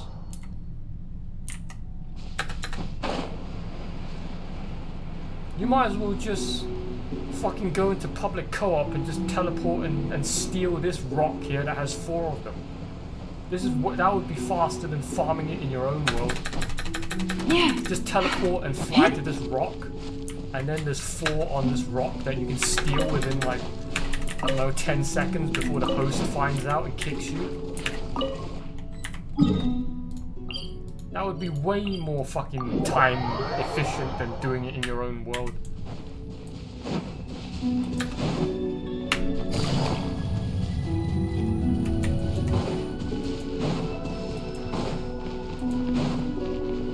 Take it easy. I mean, who the fuck is still exploring Leeway in 2026? No one. Okay? If you're still exploring Leeway in fucking 2026 and you're not a new player, bro, you've made some terrible life choices. Defensive mode engaged. Take it easy.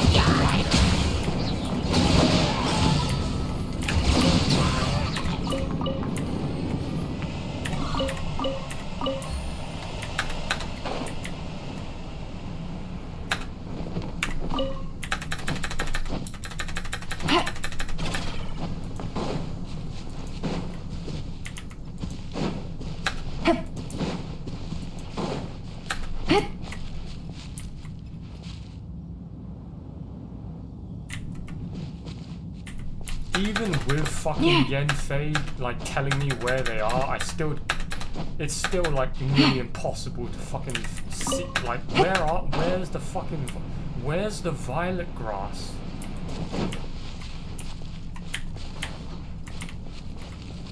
There is none.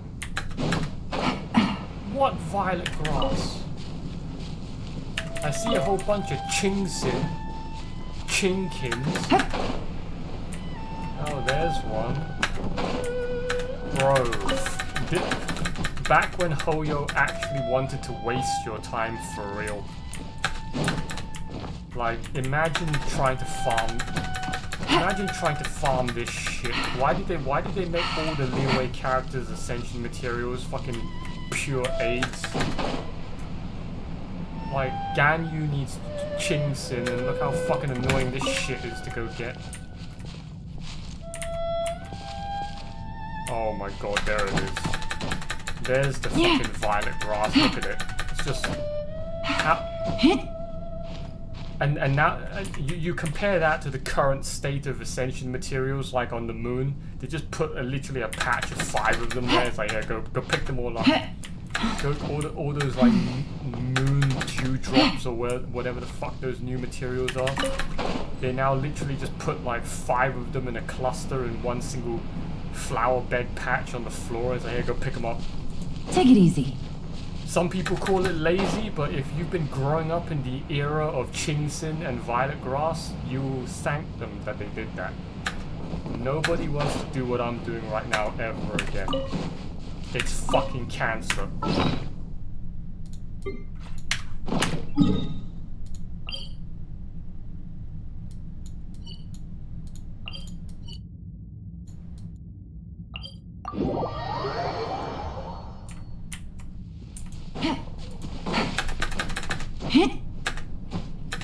Yeah.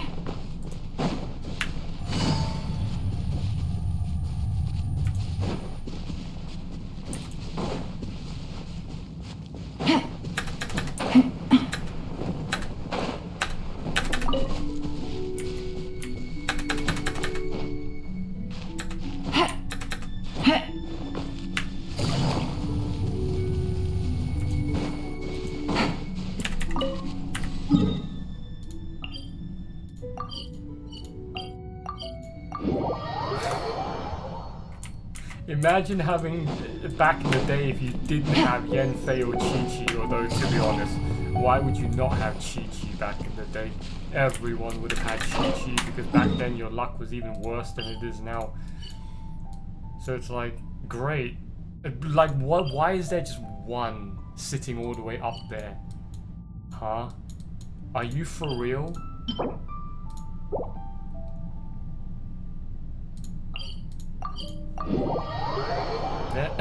There just ain't no way. This is actually just fucking cancer.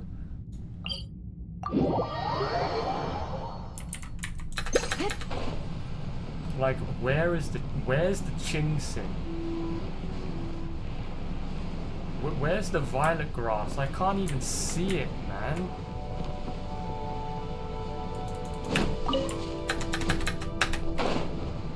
Like, hello? Oh, there's one.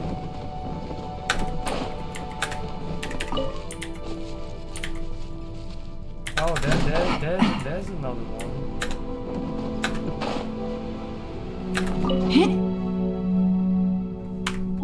Like, no joke, farming violet grass is literally for the unemployed.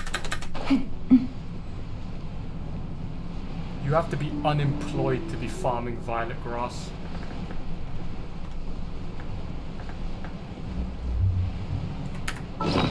Says the guy with 2,543 violet grass in his bag.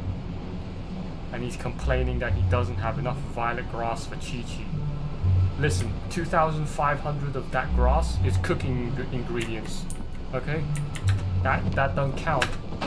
Okay, 2,500 violet grass is cooking ingredients. That shit is reserved for cooking. It is not for Ascension.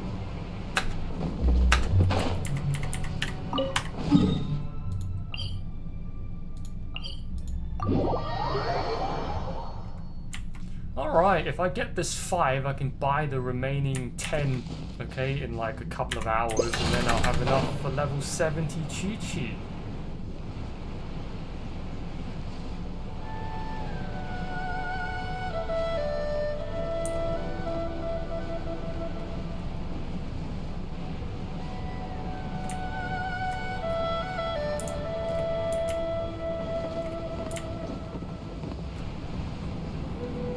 Might as well grab this chinks in while I'm here.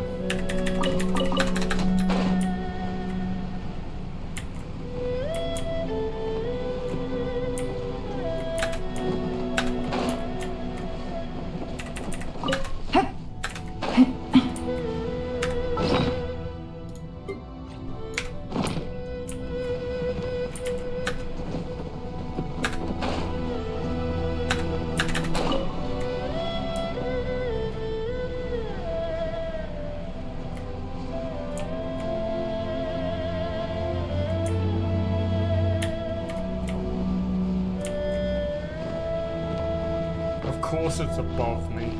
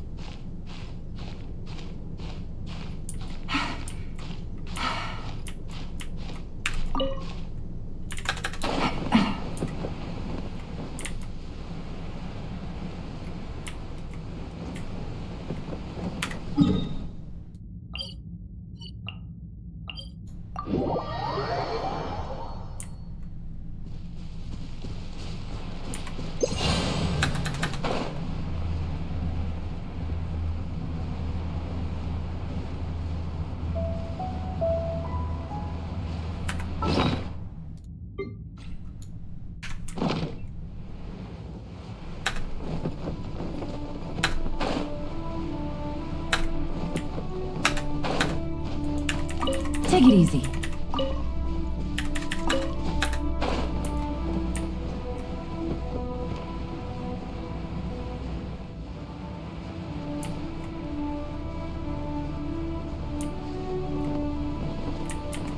Where's the ching? Oh, there's one. Where's the violet grass, man?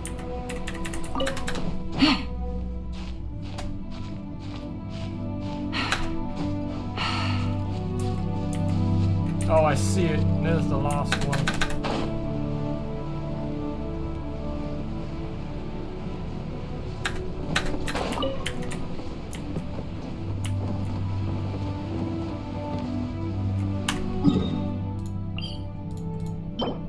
Alright, 250, we got 50 of them. So tomorrow the specialty resets on the vendors, which means I can then go and get the remainder.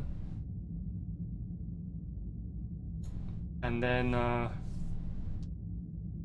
yeah. Level 70 Chi-Chi. I'm going on a dinner break, okay? So once I'm done eating dinner, then we will go roll for Sandrone. Okay.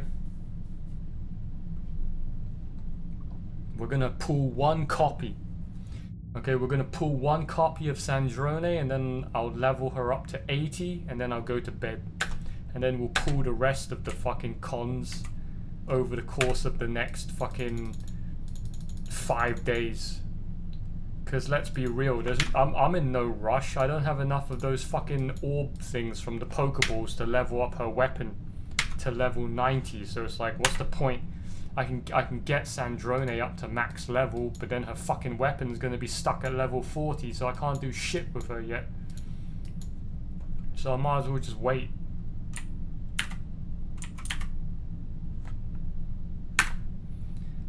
As long as she's available for Stygian, okay, next week, That's all that matters.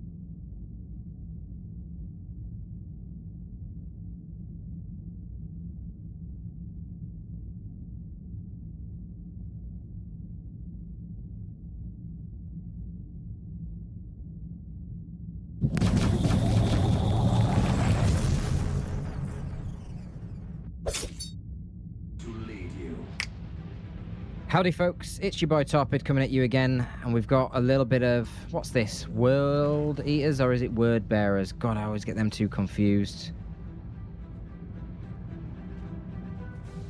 World Eaters. Dunno, could be either.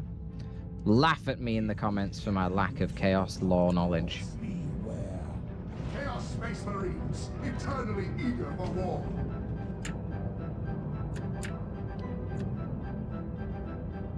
Ah, I think it's the World Eaters, boys. It's the World Eaters.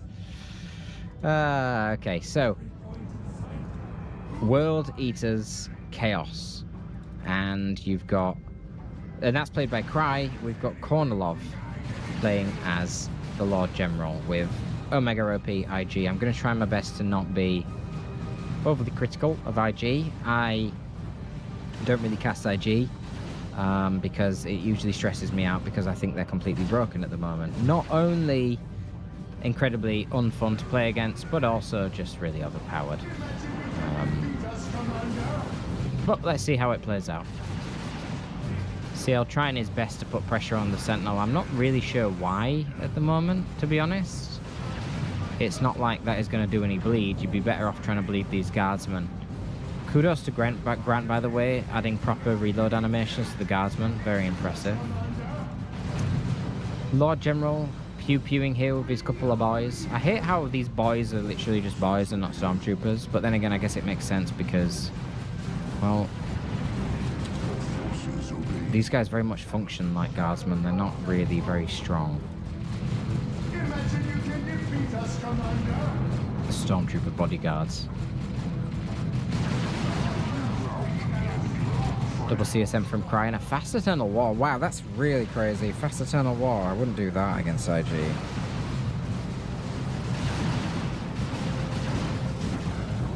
Look at the Lord General just reinforcing on the field. I mean, the thing is, you have got a hero that can bleed here. Is he going to kill the Sentinel? They're not getting model kills. No, of course not. It just walks out. Hilarious. Oh, nice attempt to snipe it with the double CSM, but now we've just got CSM bleeding. Sentinel just needs to disengage. Yeah, Heretics dispatched the Lord General. Not a bad situation. Tempting to bleed the Guardsmen, but that's a futile effort. You don't bleed Guardsmen. Even though they've got the highest HP of any Tier 1 light infantry squad. Certainly ranged light infantry squad. They, for whatever reason, get requisition buffs as well, so that you can't really bleed them. This, by the way, is after you consider that loads of your ranged DPS will be going into the Sentinel, which is a Tier 1 unit that doesn't bleed. I mean, this, I don't know what the design was for this race. Like, I really, really don't know what Relic were thinking. It's so bad. Everything about it is unfun on the other end. And even on the IG end, certainly in retail, not having a proper counter to setup teams, just being able to knock them away with old reliable, I mean, what on earth? But this is why, by the way, it's quite odd that Cry went for a fast Eternal War. It's a bit of a cheese, I suppose, to try and kill the Sentinel early, which would basically guarantee you a win. But if you don't kill the Sentinel early, which he hasn't, you're now just incredibly behind, because you're taking forever to get your Tier 1.5 unit out. And incidentally, he's going for Raptors when Kornilov is going for Kadashans, which is not really a great matchup. I wouldn't go Raptors first, even though the Lord General is the weakest of the IG heroes against such things. I would go Havocs first, just because they come out so fast. And then you can get the Raptors when the enemy purchases spotters. But then again, I don't even know. Maybe that's pointless. Maybe just go Noise Marines, because they counter Kadashans. Because spotters do hard counter Havocs, and you don't really want to give the enemy a reason to buy spotters. God, look how much Old Reliable does, and that's been nerfed like 2 times. Does a lot of retreat damage. Well, it does full retreat damage. And units like Heretics like to really blob up in a tight formation and retreat. But anyway, here we go. We've got Raptors. Do not underestimate the amount of damage that Raptors do with their pistols. Bit of a weird jump there. Probably would have been better off jumping the repair units. Yeah, these CSM just don't do anything. They don't have enough damage. It's so weird, like... Oh, that was nice, using the jump of the Raptors to counter the stun. So effectively, for the duration in which they're stunned, they're taking less damage. Oh, but it did stagger the jump, and we lost the CSM over here to the Sentinel.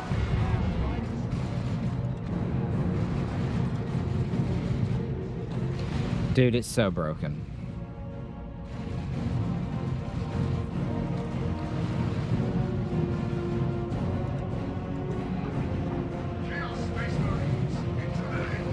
It almost makes me want to play IG. Because a lot of people have been saying that they're not OP. They're just unfun to play against. I really don't think so. I think they're completely OP. I think they're quite blatantly overpowered. But hey ho. I guess if I'm going to make those claims, I need to be playing the game and showing that. But that's not going to happen for a while, not until Tao's out. I might come back to it when Tao's out. So Konolov is getting to tier 2 quite a bit earlier. What we got down here, well, we got some GL ticks in case the Lord General was annoying and tried to take the garrison. That would deal with him. Sentinel bullying as usual. Drawing in fire, not bleeding, but managing to bleed CSM, of course. And Guardsmen don't give a shit about walking into bolt of fire because they don't bleed as well. And there you go, CSM say bye-bye.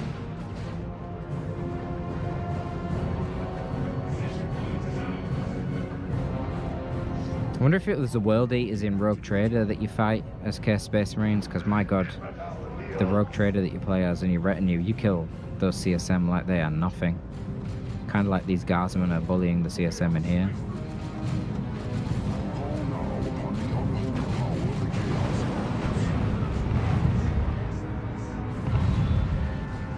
Chimera's on the way, nothing surprising about that. You're playing IG, you get more vehicles, you get to reinforce on the field with your Guardsmen, which are already basically unkillable.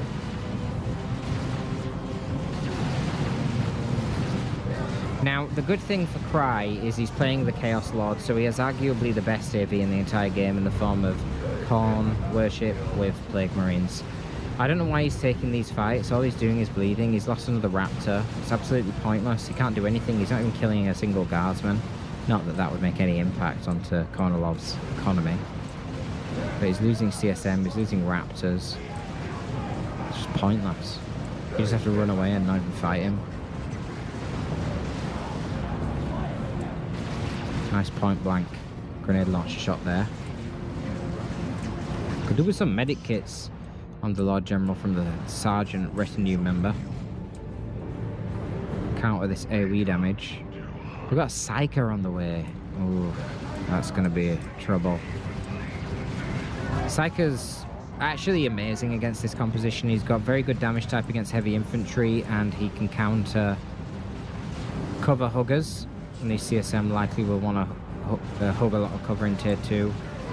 And then if they deviate from that and they go for a melee variant, they go Khorne Marines, plus you've got the Raptors as well.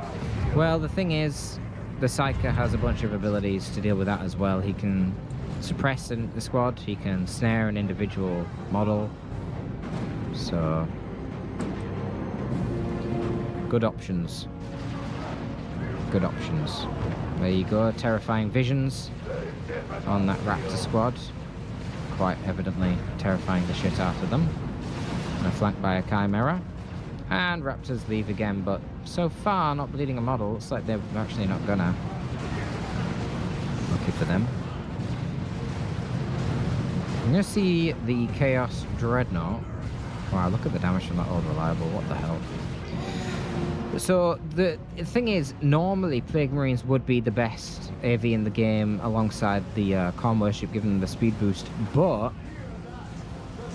the problem is Guardsmen repair so fast. 2 Guardsmen can repair a vehicle at 30 HP per second.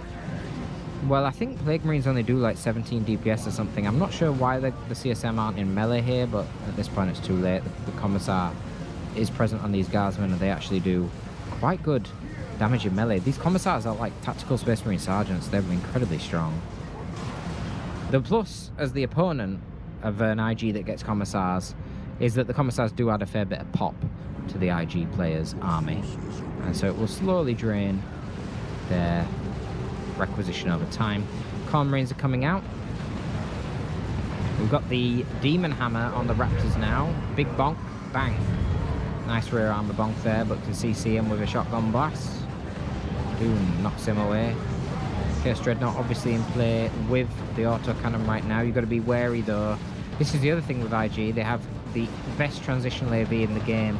Sentinel can pick up a missile launcher. Can trade very easily with his Chaos Dreadnought since the autocannon is more about splash damage. And the Sentinel has high HP due to having heavy infantry, not vehicle armor.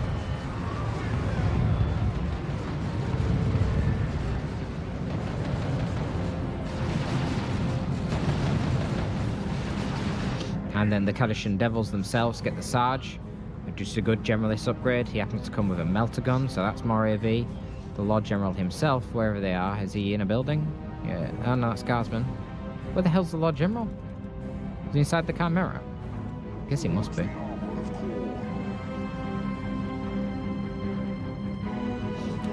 The Lord General himself and all IG heroes can get transitional AV themselves, but we're seeing the heavy weapons team back tech. Obviously that's for a las cannon to deal with this Chaos Dreadnought. I like that play. I mean, we do have one Corn Chaos Space Marine. We don't have any Tzeentch Chaos Space Marines. If you've seen a... Oh, wow. Let the Galaxy Burn there. Oh, nice. Let the Galaxy Burn, Armor of Inferno and the Chaos Lord. Absolutely melting those Guardsmen out of that garrison. Very greedy of Kornilov to use the garrison, to be honest, in that scenario. Knowing your opponent's in tier 2. Now, we've got this las cannon here. Okay, Psyker needs to be very careful. He's in melee with a Dreadnought right now. That's not where a primary Psyker needs to be.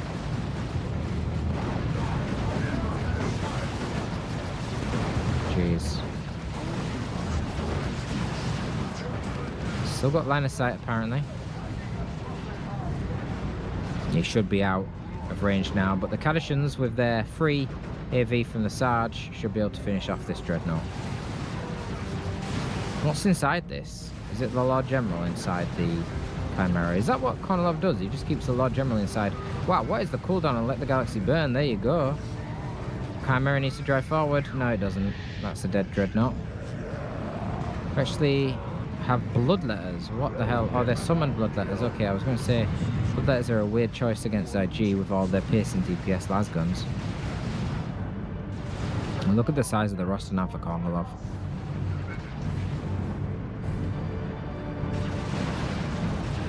I'm sure Cry will be very grateful for having dealt with one of the Guardsman squads. This is one of the cool things about heavy weapons teams as well. They can actually repair the Chimera. And the Sentinel.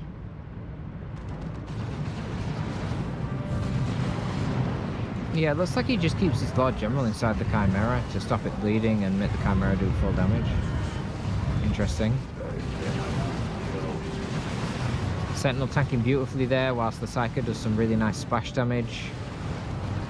Warp Fire, yeeting the Raptors over, another 2 models gone. Not sure what Corn Marines are attempting to do here. Kadashan's come over and that is the end of the Corn Marines.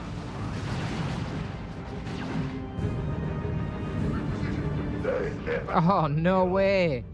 Kills the aspiring champion in retreat, does the Psyker. Holy crap. Oh, that's mental. Double Corn Marines.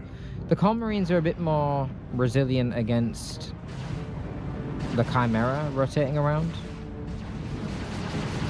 The power melee plus the plasma pistols do actually do decent chip to a kiting Chimera, and as soon as you proc the melee charge you can get into melee, and then when you're in melee you get your range damage resistance. That can help quite a bit. Yeah, even better with speed worship to get into melee easier, but it's all just bleed. It's all about bleed, and this is why the Psyker's quite strong. We're going to see a nice Warp Fire hitting them both. No, but Warp Fire could fling this Corn Marine squad back. Bloodlust has been activated. Yeah, there's the Warp Fire.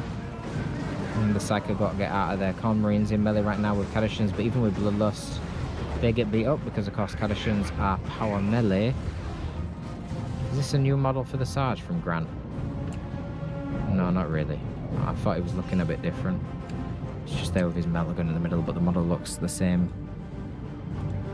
Doesn't really matter about lack of model differentiation when they've got a melta gun instead of a shotgun. It's pretty notable. Quite a notable one.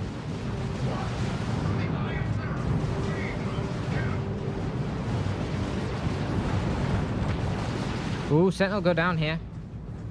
No, he tries to dodge the stomp. There you go, plasma pistols doing their job. That is one thing they're good at. They need to retreat though. Ooh, Sentinel, go down here. No, he tries to dodge the stomp. There you go, plasma pistols doing their job. That is one thing they're good at. They need to retreat though, these Corn Marines. He's gonna bleed. Okay, he does retreat. Kornilov is tier 3, man. What the hell? Cry, to be fair, has a lot of power. What? He's going Kasakin. Why? What? Kornilov, no. No, don't go Bulgrins against double Corn Marines and Raptors. Just get... At this point, just save up for a goddamn Stormlord and win. Or Baneblade. I guess it's a little bit off-putting to go for those things when you've only got one Guardsman, but he's got a heavy weapons team that can also repair. He should be going for a Baneblade, but looks like he's going to go for Bulgrins. I don't really know why. I know Bulgrins have their AoE suppression ability. Wow, he's swapping to Kasakin. That's even worse. They're just going to get overwhelmed by melee. He doesn't know what he's doing. Okay, he's going for Lehman Russ. Lehman Russ is a good choice. I actually think the Baneblade would be better right now. I mean, it's a 1v1. Trying to get the DPS necessary to kill a Baneblade in a 1v1 is kind of crazy. Normally the Stormlord's better, but I do think that the real threat, if the Baneblade's going to die to anything, it'd be like double Dreadnoughts running it down. And obviously a Baneblade with its main battle cannon will do more to Dreadnoughts than a Stormlord will. With what? Its Vulcan bolter thing.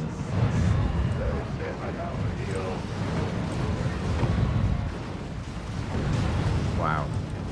Oh my god, that damage. Holy crap, that's crazy. Absolutely mental. Okay, well, the heavy weapons team got forgot about by Kornilov on the side, so there goes some of your repair support again.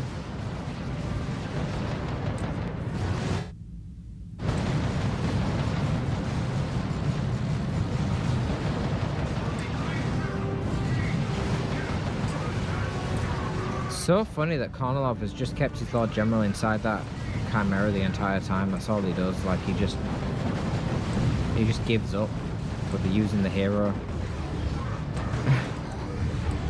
So weird.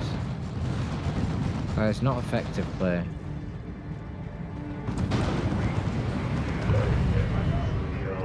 Yeah, he loses the Chimera to a Dreadnought, so now Cry gets another Dreadnought.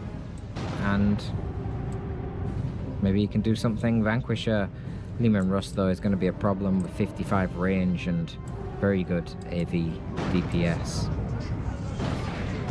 Rate of fire on that default battle cannon, not so hot. Oh, is that a Vanquisher already? Yeah, it is. I'm going to say the rate of fire is long and that barrel's looking long. The rate of fire is fast even. Huge DPS increase with the Vanquisher cannon because its rate of fire goes up by loads. Ooh, Zinch Dreadnought. And the problem is that this thing's very short range relative to this thing. Oh, it's getting way too close. Dude, look how fast those Corn Marines got wrecked. Melter guns on the Lord General along with the Commissar. Even with just one repair support. Oh, nice, let the Galaxy burn. Corn Marines on rear armor.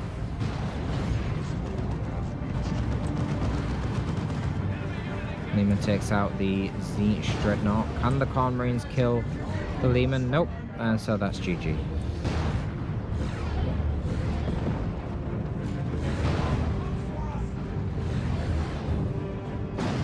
I wonder what the DPS of the Zinch Dread is. It must be very high. Because the Lehman Russ is very, very durable with 1,200 HP. I mean, a Predator comes out with 700 HP. So, kind of crazy. Look at the red on Kornilov as well. He's not even used Creeping Basilisk Barrage, which can quite easily win engagements. Obviously, right now he has the resources for Nuke, 2.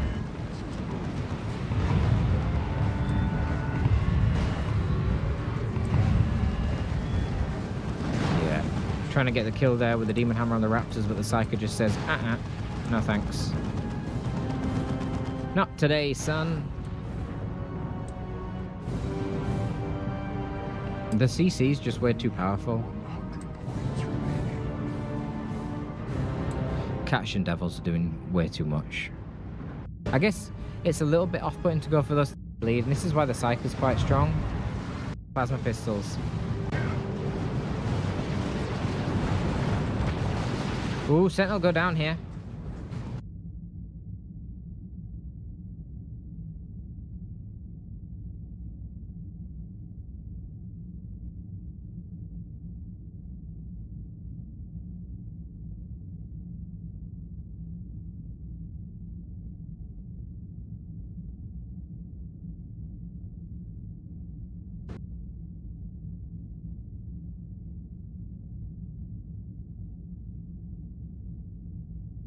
No!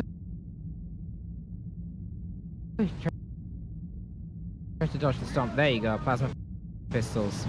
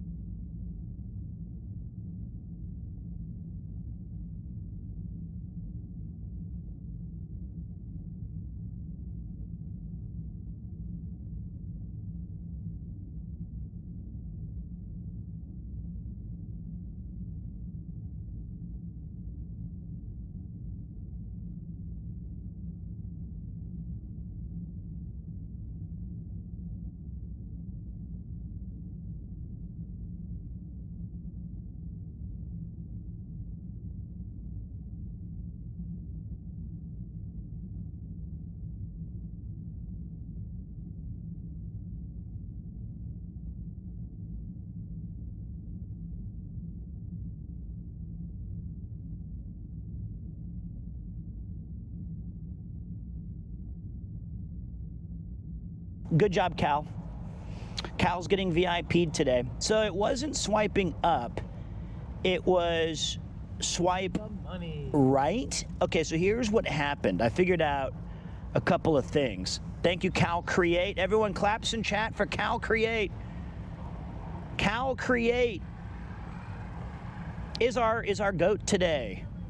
He is the guy. If he can't do it, nobody can. So it was swipe right, and then I figured out that today I had to update the Osmo Pocket 3 and the encoder. I did swipe right to chat. I did. And then maybe when I updated the Osmo Pocket 3, it reset it into stereo as like a default. That's because I literally updated it today, right before I went live. And this doesn't explain why one of the modems is broken or why my battery drains so fast. Because the way I understand it was that... Are we online or are you talking to technical support? I fixed it. Well, no way. I did. Well, Your fiddling has never fixed Well, anything. Cal Create fixed it, and I followed instructions. I was going to say, did Johnny Mull hightail it down wish. here and fix it? Oh, thank you, Cal Create. Cal Create managed to figure it out. But it did take a little bit of my know-how because it wasn't exactly as Don't try and take credit. It was Cal Creates all day long. But I'm glad that's sorted. Well, I told them, like, the reason I want to fiddle, though, is that this is why I'm doing this, is I need to get it fixed. Yeah. How long till the next tech issue, you reckon? Do you reckon we'll get to the end of this tree? No. This tree, no. Honestly, is the over-under on just one tech issue? Look how beautiful this is. This is stunning. This is way better than the Nakameguro But one. it gets even better. No. Yeah. The place we're going to sit down and enjoy our couple 0%ers, it gets even better. It's not far, it's just up here. Well, the other thing that oh, look out. Sorry, mate. I see what I'm saying. I was talking to you, we were saying you're going out on Friday. Yeah. 0%ers. Yeah. We're on diets. It's not going to work. Nah. I forgot. But yeah, that very kind gentleman, Lou, the Frenchman. Yes, I am carrying several kilograms of his French food at the moment. So Lou is very thoughtful. I think he just still thinks we live in the same studio because he gave you 40 pounds of jams and olive seemingly oils. very good, high quality French food. And this is the last time I'll be able to see you until I meet you on the cyclothon. Well, yeah, but the mistake Lou has made is he thinks that you have cooked anything in your entire life or knows how to use any of these ingredients. The jams, I imagine you're just going to scoop out with your hand like fucking Yogi Bear. Are you not supposed to? I eat it like Pooh's honey. Like, oh, bother. And wait. This is where we can split off two different green paths. This is the Kitazawa green path. This is the Kurasayama Gawa green path, the Crow Mountain green path. But look at the topiary. It's so beautiful. You've used that word several times today. I like it. It's a good word. You've added it to your lexicon. Yeah. It's great. It's beautiful though. But we're going to go down this one. We're going to go this way. And we're going to go into my favorite neighborhood in all of Tokyo. If I could live anywhere in Tokyo, it'd be in an area called a Mishku. You heard of that? Mishku? I think you showed me last time, but we're going to go sit in Mishku now, and it's lovely. It's so nice. Let's now that we're in surround sound. Yes. We can settle this one debate once and for all. Okay. And I already know how this is going to turn out, so I'm ready. But I'm going to say it. Can we wait till we sat down? We're going to sit down over here. Yeah, we'll wait till we sit down. Look at this cloud coming towards us. It's brilliant. Look at him. Oh, I looked up. Look at that dog. That is a beautiful pup. Ouch. Oh, sorry. It's okay. I was looking at that. Hi. That is a gorgeous dog. A little ouch. You twice now. You're just staring at the dog and slamming into me. Connor's bike is now damaged. That was a big floof. So Michiku is your favorite area? Neighborhood in all of Tokyo. We're very close to it. We're going to go into it here, but there's an area, and so you can hear now the river rushing below us. But a bit further up here, it's diverted over ground again. And what's crazy is this part. Look at how beautiful this is. No one comes down here. This is my walk every single day. Every day. Every day. And even if I'm doing the walking tour, the walking tours I do with the Lost Bar conveniently start 3 minutes from my house and then 3 minutes from my studio.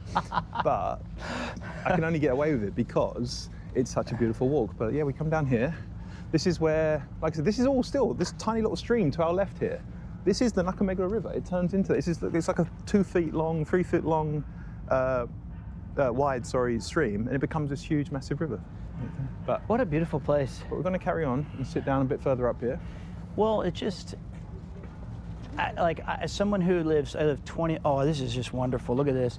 Somebody's little makeshift broom that some dutiful person probably comes out here every day. Yeah. And makes sure to sweep this street so that people like you can trample all over it. So as someone who also I live 20 minutes from a station. Yeah. Where I live now. Yeah. The walk to that station, I've tried to make that's a beautiful pup too. Oh, what a beautiful dog. I've tried to make it as green, as enjoyable as possible. It is not even close to this. It's not even close. No, this is. Yeah, I mean, you've heard me bang on about the green path for years. Yeah, Pete. you have. This is because this is where I run. This is where I walk. And Not dutiful. Well, it just.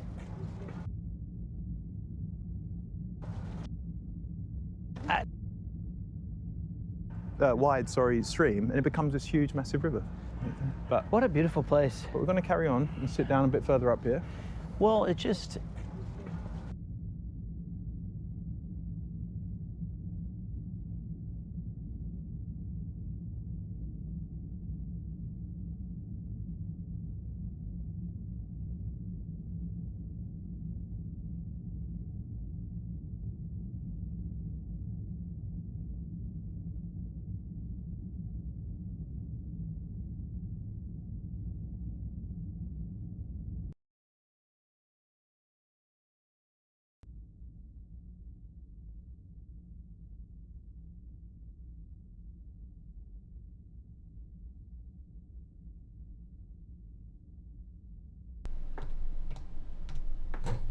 Testing, testing, testing.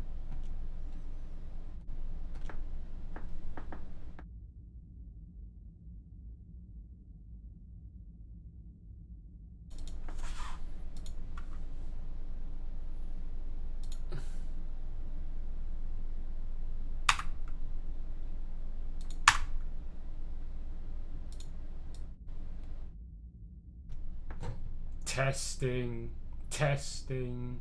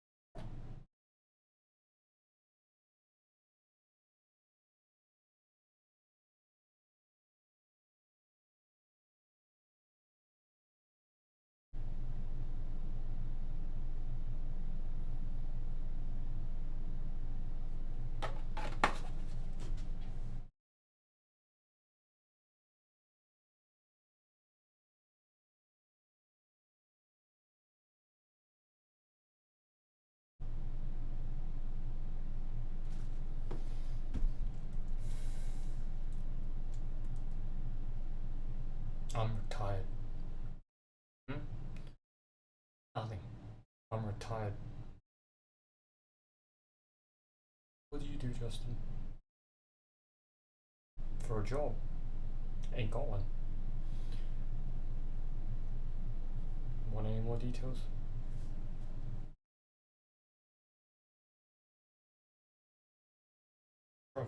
Profession-wise, job-wise, sit at home all day long, play video games.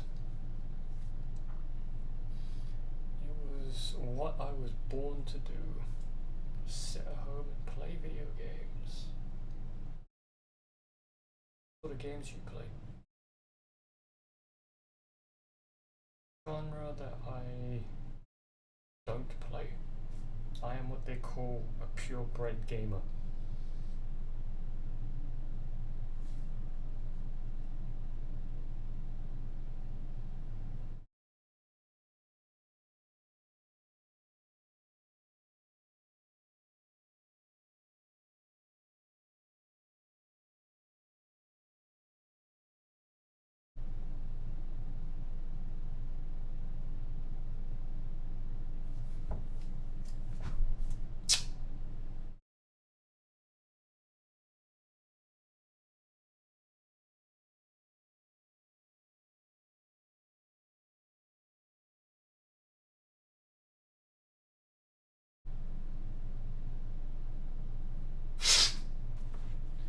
You waited too long and anticipated too many preemptives.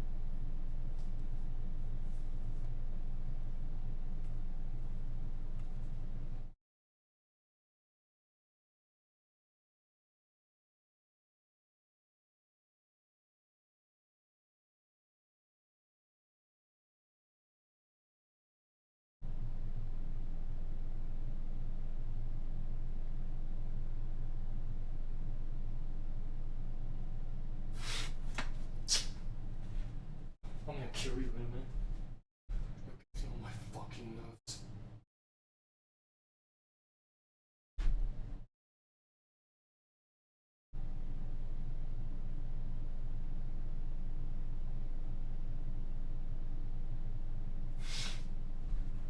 Nope. I'm not accepting that. I'm not accepting that.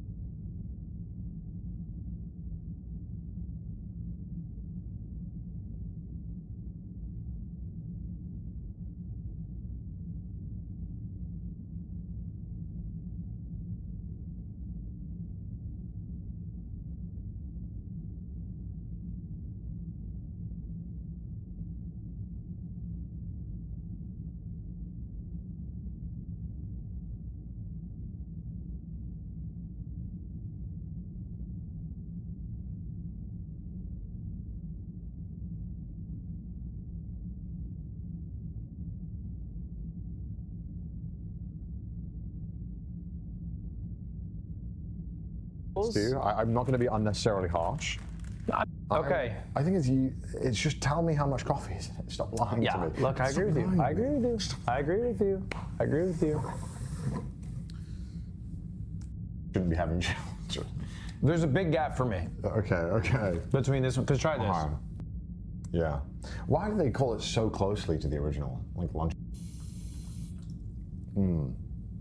This one will. Okay, so this is 11 fluid ounces. Okay, and then we do 1 scoop is 24, so we need to add like 1 scoop and a little bit extra. 1 scoop and 1/3 of a scoop. Yeah, exactly. But wait, don't do it yet. Okay. Do you have a lid? Because you can put the scoop, you can find out how big a scoop is by using. Right. Out more coffee. Are you putting it back in? Like that's a decent price. Yeah. You'll obviously save way more money if you just get the protein powder and mix it like we did. It's fine. But like, I would probably just pick whichever one has the highest protein on the shelf. You know what I mean? What was the, actually, do you have the big box? Did you put it back? Yeah, it's down there on the ground. I would pretty much just get whichever thing in the store has the highest number of protein is what I normally get. I'm gonna say though, I don't know what wizardry. I would pretty much just get.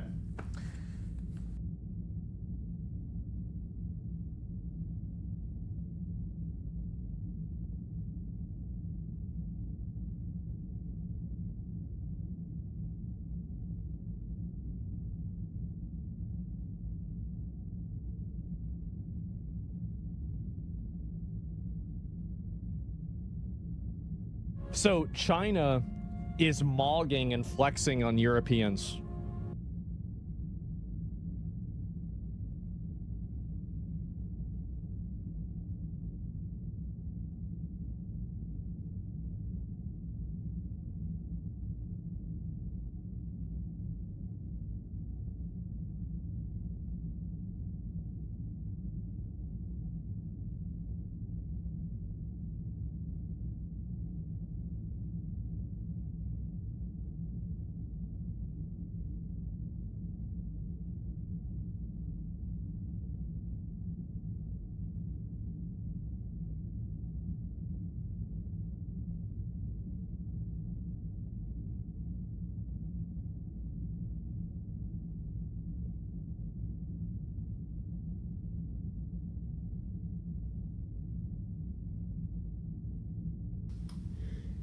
So it's a very straightforward question, I guess, which it came to my mind, and it's what prompted me really to get everything set up here and decide to make this video. I'm curious as to your perspective, and I'll get into this in a little greater detail a little later on. But in your opinion, are there any chains out there? I'm especially thinking in the world of fast food, but if you end up, say, drawing a blank, you could expand it to fast casual, as long as they're chain establishments. But are there any, in your opinion, fast food chains out there that aren't getting worse? I'm especially thinking, when I say that, not even chains that are just, say, treading water, right? Where it's just, all right, it's okay, you know, at least it's not consistently just plunging off a cliff like most of them are. But I'm especially thinking of places that are almost actively getting better with time. Right now, here in 2026, you go to a chain and you're actually impressed by it.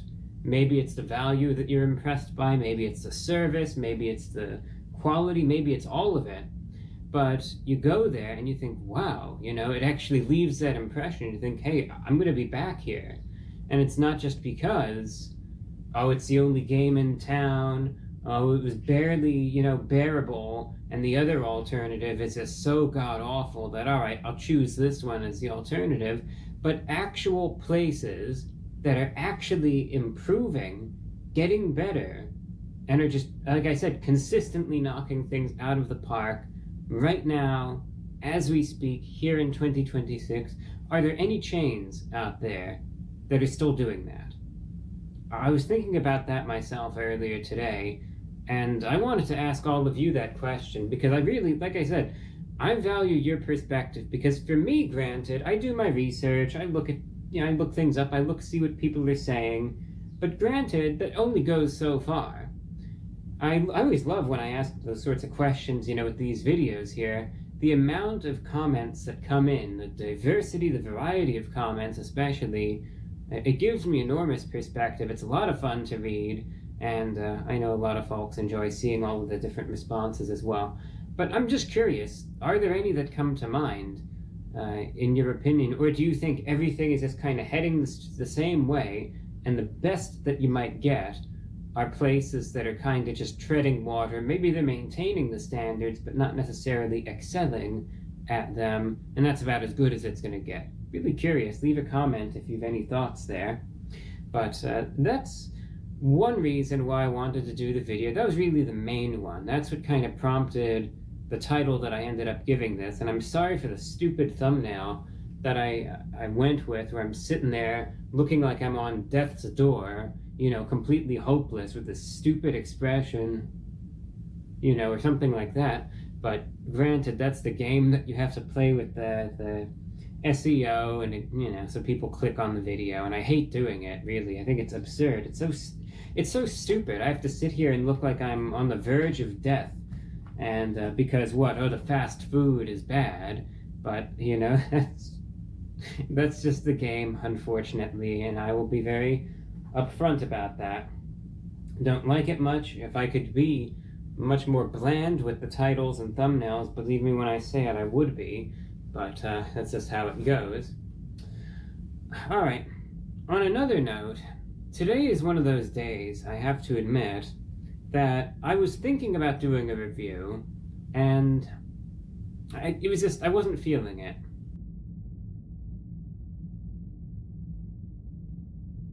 You were born screaming on a backwater agri-world where the biggest threat was drought and the occasional crop failure. The kind of place where everyone knew everyone's name and nobody locked their doors, because what was there to steal besides bad grain and borrowed hope? Your parents died when you were 6 in a pirate raid, the kind of random violence that hits backwater worlds when someone with guns decides your planet looks undefended enough. The village raised you after because that's what communities did when a child had nowhere else to go. You had your own little group too. Kale taught you to fight with sticks and told you stories about being brave. Mira made you laugh when the nightmares came, when you'd wake up crying about faces you couldn't quite remember anymore. Tomos followed you everywhere like a devoted shadow, calling you his best friend before he even knew what that meant. Then the vision started. Actual visions, not dreams or intuition or lucky guesses. You'd see tomorrow's storm 3 days early, next week's accident while eating breakfast, that collapsing barn before it collapsed with just enough time to pull the livestock out. At first people called it luck, then instinct, then they started noticing patterns that made them nervous. You learned fast that survival meant hiding it. Growing up, you'd heard stories about psychers, people born with warp powers, who could see futures or move things with their minds. The stories always ended the same way. Psychers attracted demons, and demons killed everyone nearby, so you pretended to be observant, studied weather patterns obsessively, made lucky guesses based on careful analysis that kept you 3 steps ahead without anyone noticing the steps. Because if people knew what you were, they'd either kill you themselves or wait for something worse to do it for them. At 14, the vision came that changed everything. Warp-tainted storm with purple lightning. Your village wouldn't survive it. You saw that clearly, saw everyone you loved torn apart by something that wasn't just weather anymore. So you stopped hiding. You didn't know what you were doing, just instinct and desperation and stubborn refusal to let them die. Stood in the field alone and reached out with everything you had. Felt the storm's anger like a living thing pressing against your mind. It worked. The storm veered away and the village lived. You collapsed in the mud, unconscious for 3 days, and created a psychic flare bright enough to be seen from orbit by anyone with the right sensors. 3 days after you woke up, they arrived. Agents of the Imperium's black ships, vessels that travel the galaxy hunting for psychers. Black ships collect psychic children for the Emperor, either to fuel his throne on Terra or to be trained as weapons. One crew member looked at you with red eyes behind a hood and didn't blink for the entire conversation. He tested you with a touch that felt like your mind getting examined like cargo at a checkpoint. You passed the inspection. He spoke to the village elder quietly while you stood there pretending not to understand. The translation was simple enough though. Unbound psychers attract war predators. We can protect your people, but only if the source is removed. They didn't want you for the Emperor's throne. You were too strong, too useful for something else. Special training was all they said, which sounded official until you noticed how carefully they didn't call it optional. You looked at Kale, at Mira, at Tomos, at the village that raised you when you had nothing. The math was simple and brutal. You leave, or everyone dies with something far worse than a storm shows up. You said you'd go. Kale gripped your shoulder hard enough to bruise, but didn't know what to say. Mira cried and made you a necklace from scrap wire and a purity charm from local tradition. Nothing fancy, just something to remember them by. She begged you to come back and you promised because what else could you do?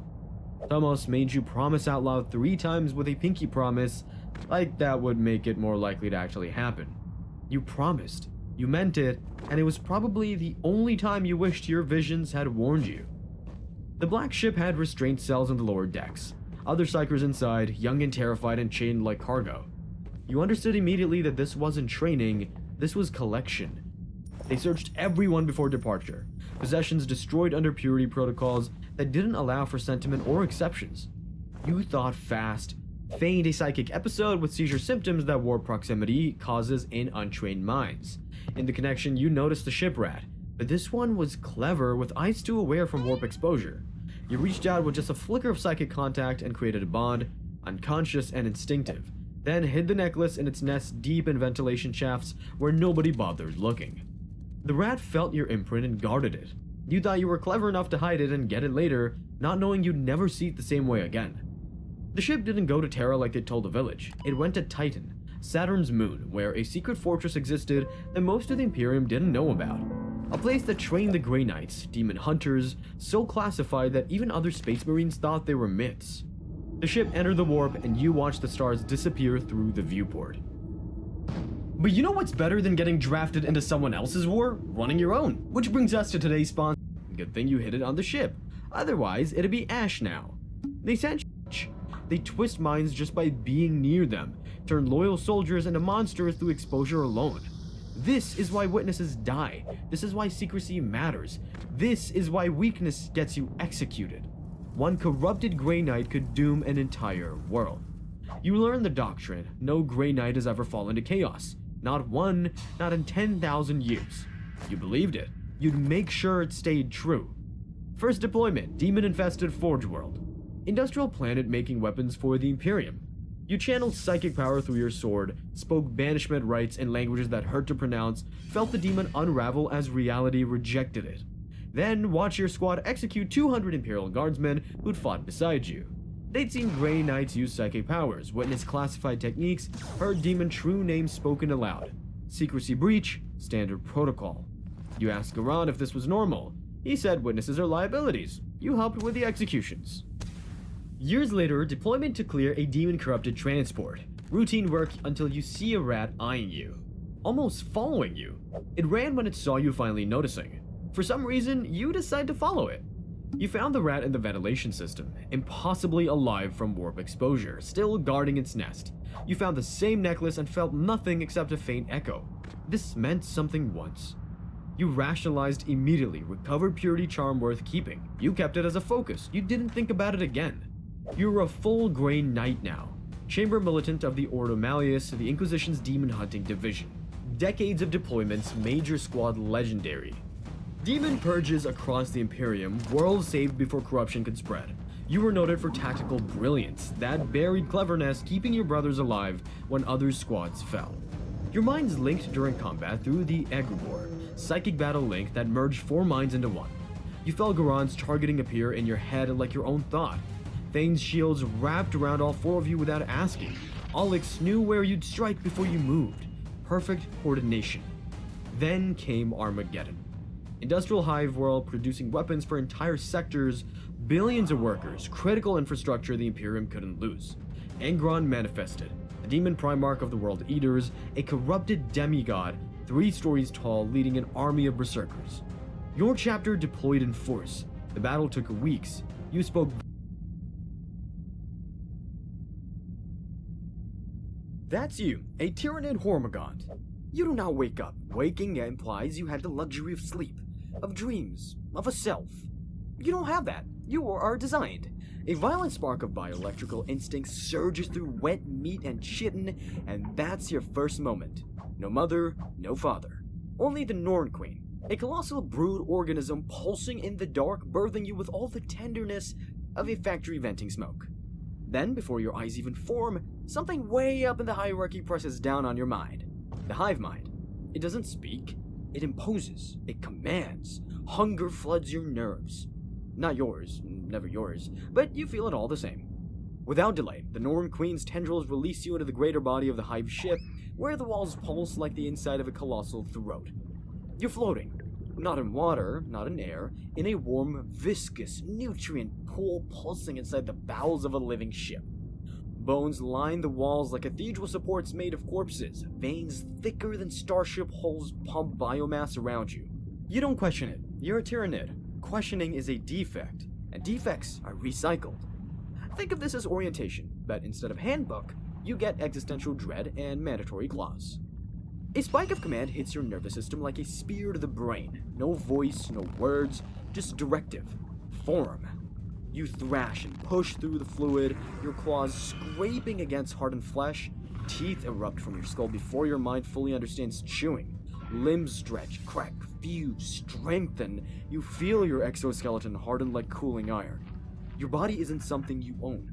It's something you were issued. Above you, the hive mind pulses.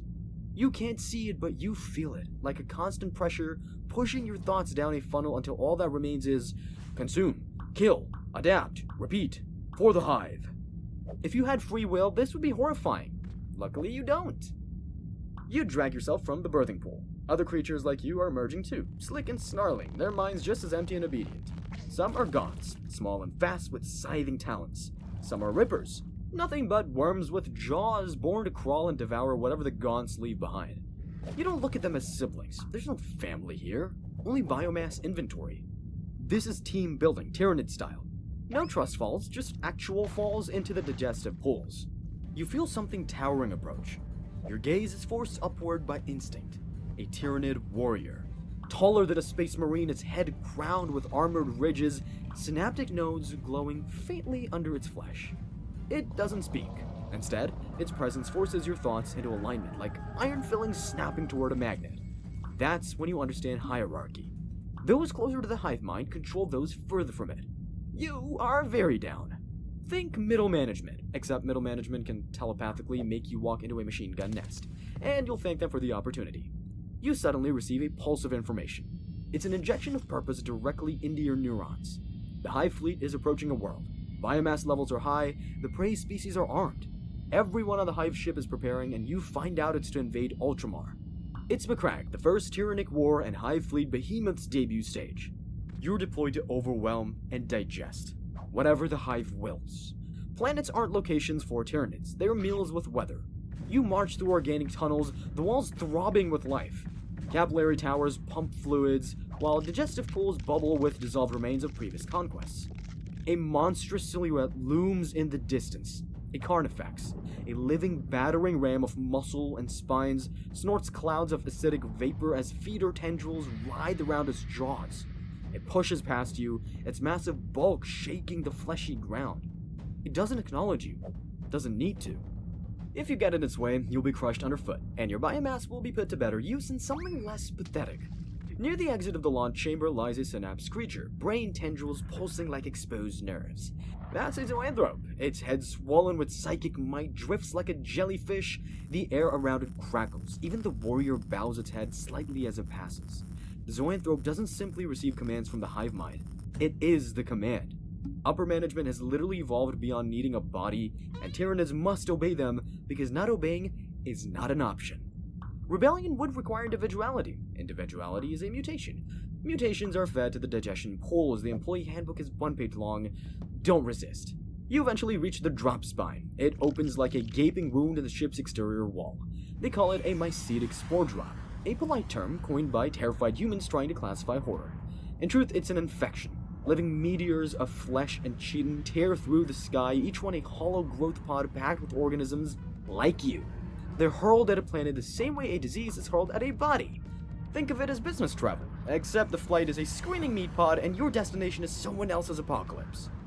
Impact. The pod slams into the planet's surface with bone-cracking force. The walls split apart, flesh tearing open like a wound that wants to bleed enemies. You surge forward, your senses explode, air, dry and alien, smell filled with prey pheromones, sound, gunfire, and screaming. Your mind doesn't label these. It categorizes them simply as biomass and resistance. A line of Imperial Guardsmen is firing at you. Laser bolts streak through the air, carving holes in your swarm mates. You watch one Gaun's head explode. The hive mind notes its death, recalculates biomass ratios, and moves on. Efficiency. You sprint. Your muscles were grown for this moment. You're a perfect tool, not in beauty or grace, but in function. Your claws find flesh. The guardsman screams as you tear through armor and bone. Around you, the swarm advances like an ocean of blades. Behind you, rippers flood from ruptured hives like a carpet of gnashing mouths, consuming every chunk left behind. A man crawls away, missing both legs, begging the Emperor for mercy. The rippers reach him. The begging stops. Cleanup crew is efficient. You'd be proud if pride were in your emotional toolbox. But it's not. The hive mind takes note of resistance levels. You feel its attention as a result. Some of you will evolve, some of you won't survive long enough to be considered worthy for evolution. You see a lictor drops from above, its camouflage skin shimmering as it impales an officer through the spine. The hive mind acknowledges its performance. Adaptation. Efficient. What about you? You are not special. As a Gaunt, you're an expendable bullet made in service of the hive. Around you, more pods crash into the ground, vomiting forth new organisms. A biovore, bloated and pulsating, lumbers forward and launches living spores from its back. Each spore is a screaming sack of acid and instinct, arcing through the sky before bursting into the ranks of fleeing guardsmen. Limbs and armor fly as a result. The hive mind doesn't celebrate. Celebration is a waste of neural function. Above, the sky tears open with a psychic scream. A shadow in the warp descends, smothering all other psychic signals like a wet blanket over a dying fire. Human psychers clutch their heads, blood running from their eyes, their connection to the warp frays like snapped wire. They can no longer send distress calls, channel psychic powers, or even warn their commanders. All that remains in the psychic channels is terror. Some try to scream warnings, but only manage wet gurgles before their brains cook inside their skulls. To you, it feels like static. The zoanthropes amplify the shadow, and the hive mind's thoughts become even more absolute. You push forward through trenches, ripping through sandbags and flesh alike. An ultramarine trooper empties his bolt gun into a Tyranid Termagant's chest. Bolts of red, hot light carve through its rib plating. It collapses, ichor pouring from the wound. The sergeant breathes out in relief, as if he accomplished something meaningful. Then you leap at lightning speed.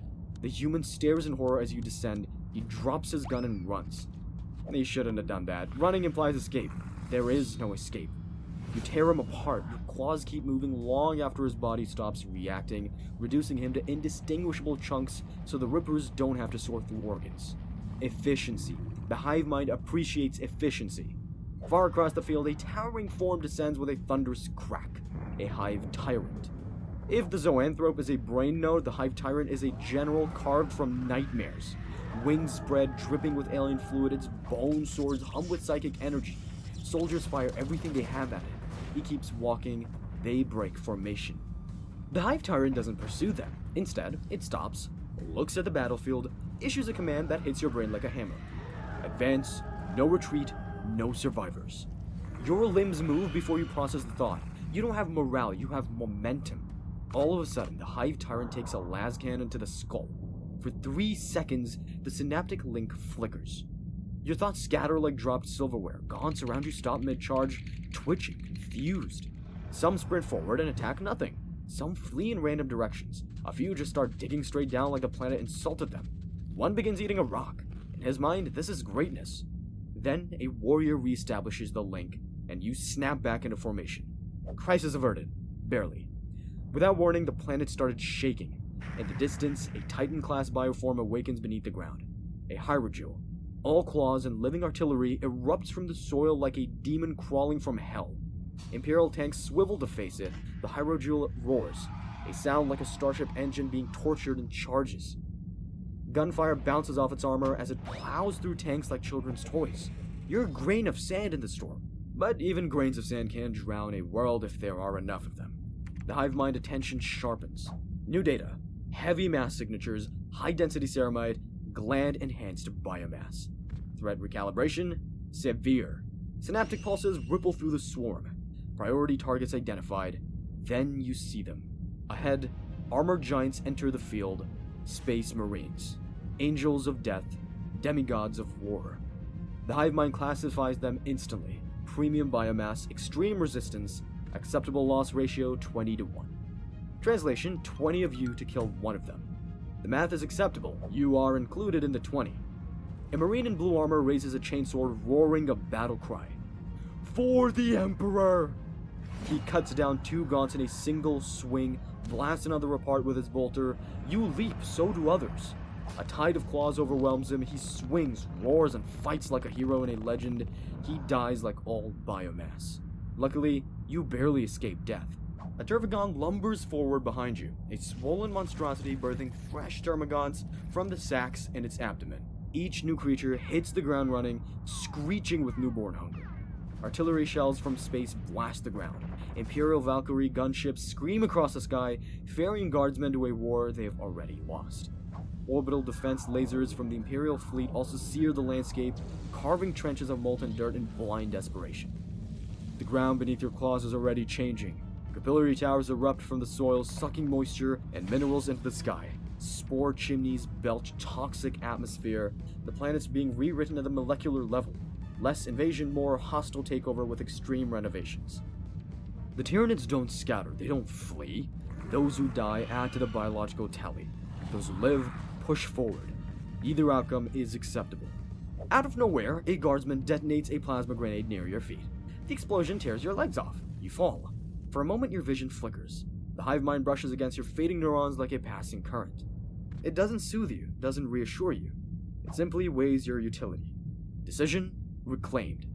Rippers pour over your broken form like piranhas made of fangs and hatred. They dig into your flesh. You don't scream. Screaming is a waste of biomass. You feel your own body being eaten piece by piece. It's all for the hive, nothing personal. You look up at the sky. The hive ship looms above, vast and grotesque, sucking atmosphere and life into its capillary towers.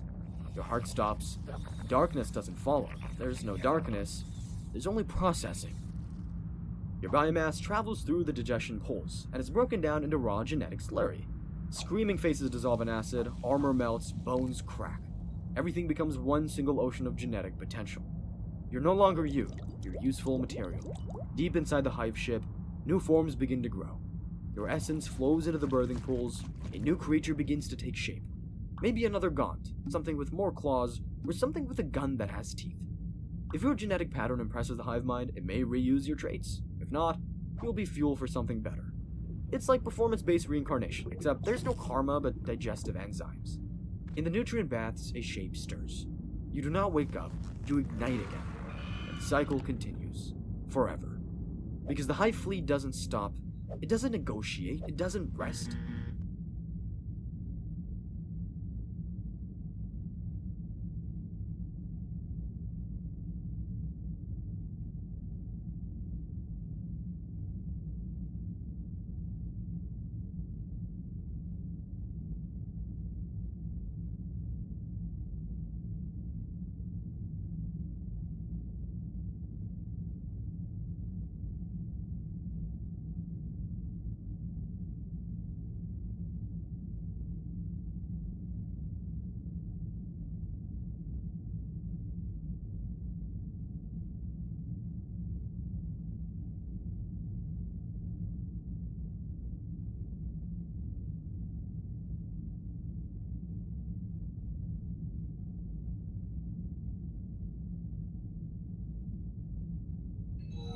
Okay, so that's you. You spawned from a spore in some random mud pit on Arm Shatter 4, one of those backwater death rocks the Imperium forgot to finish exterminating.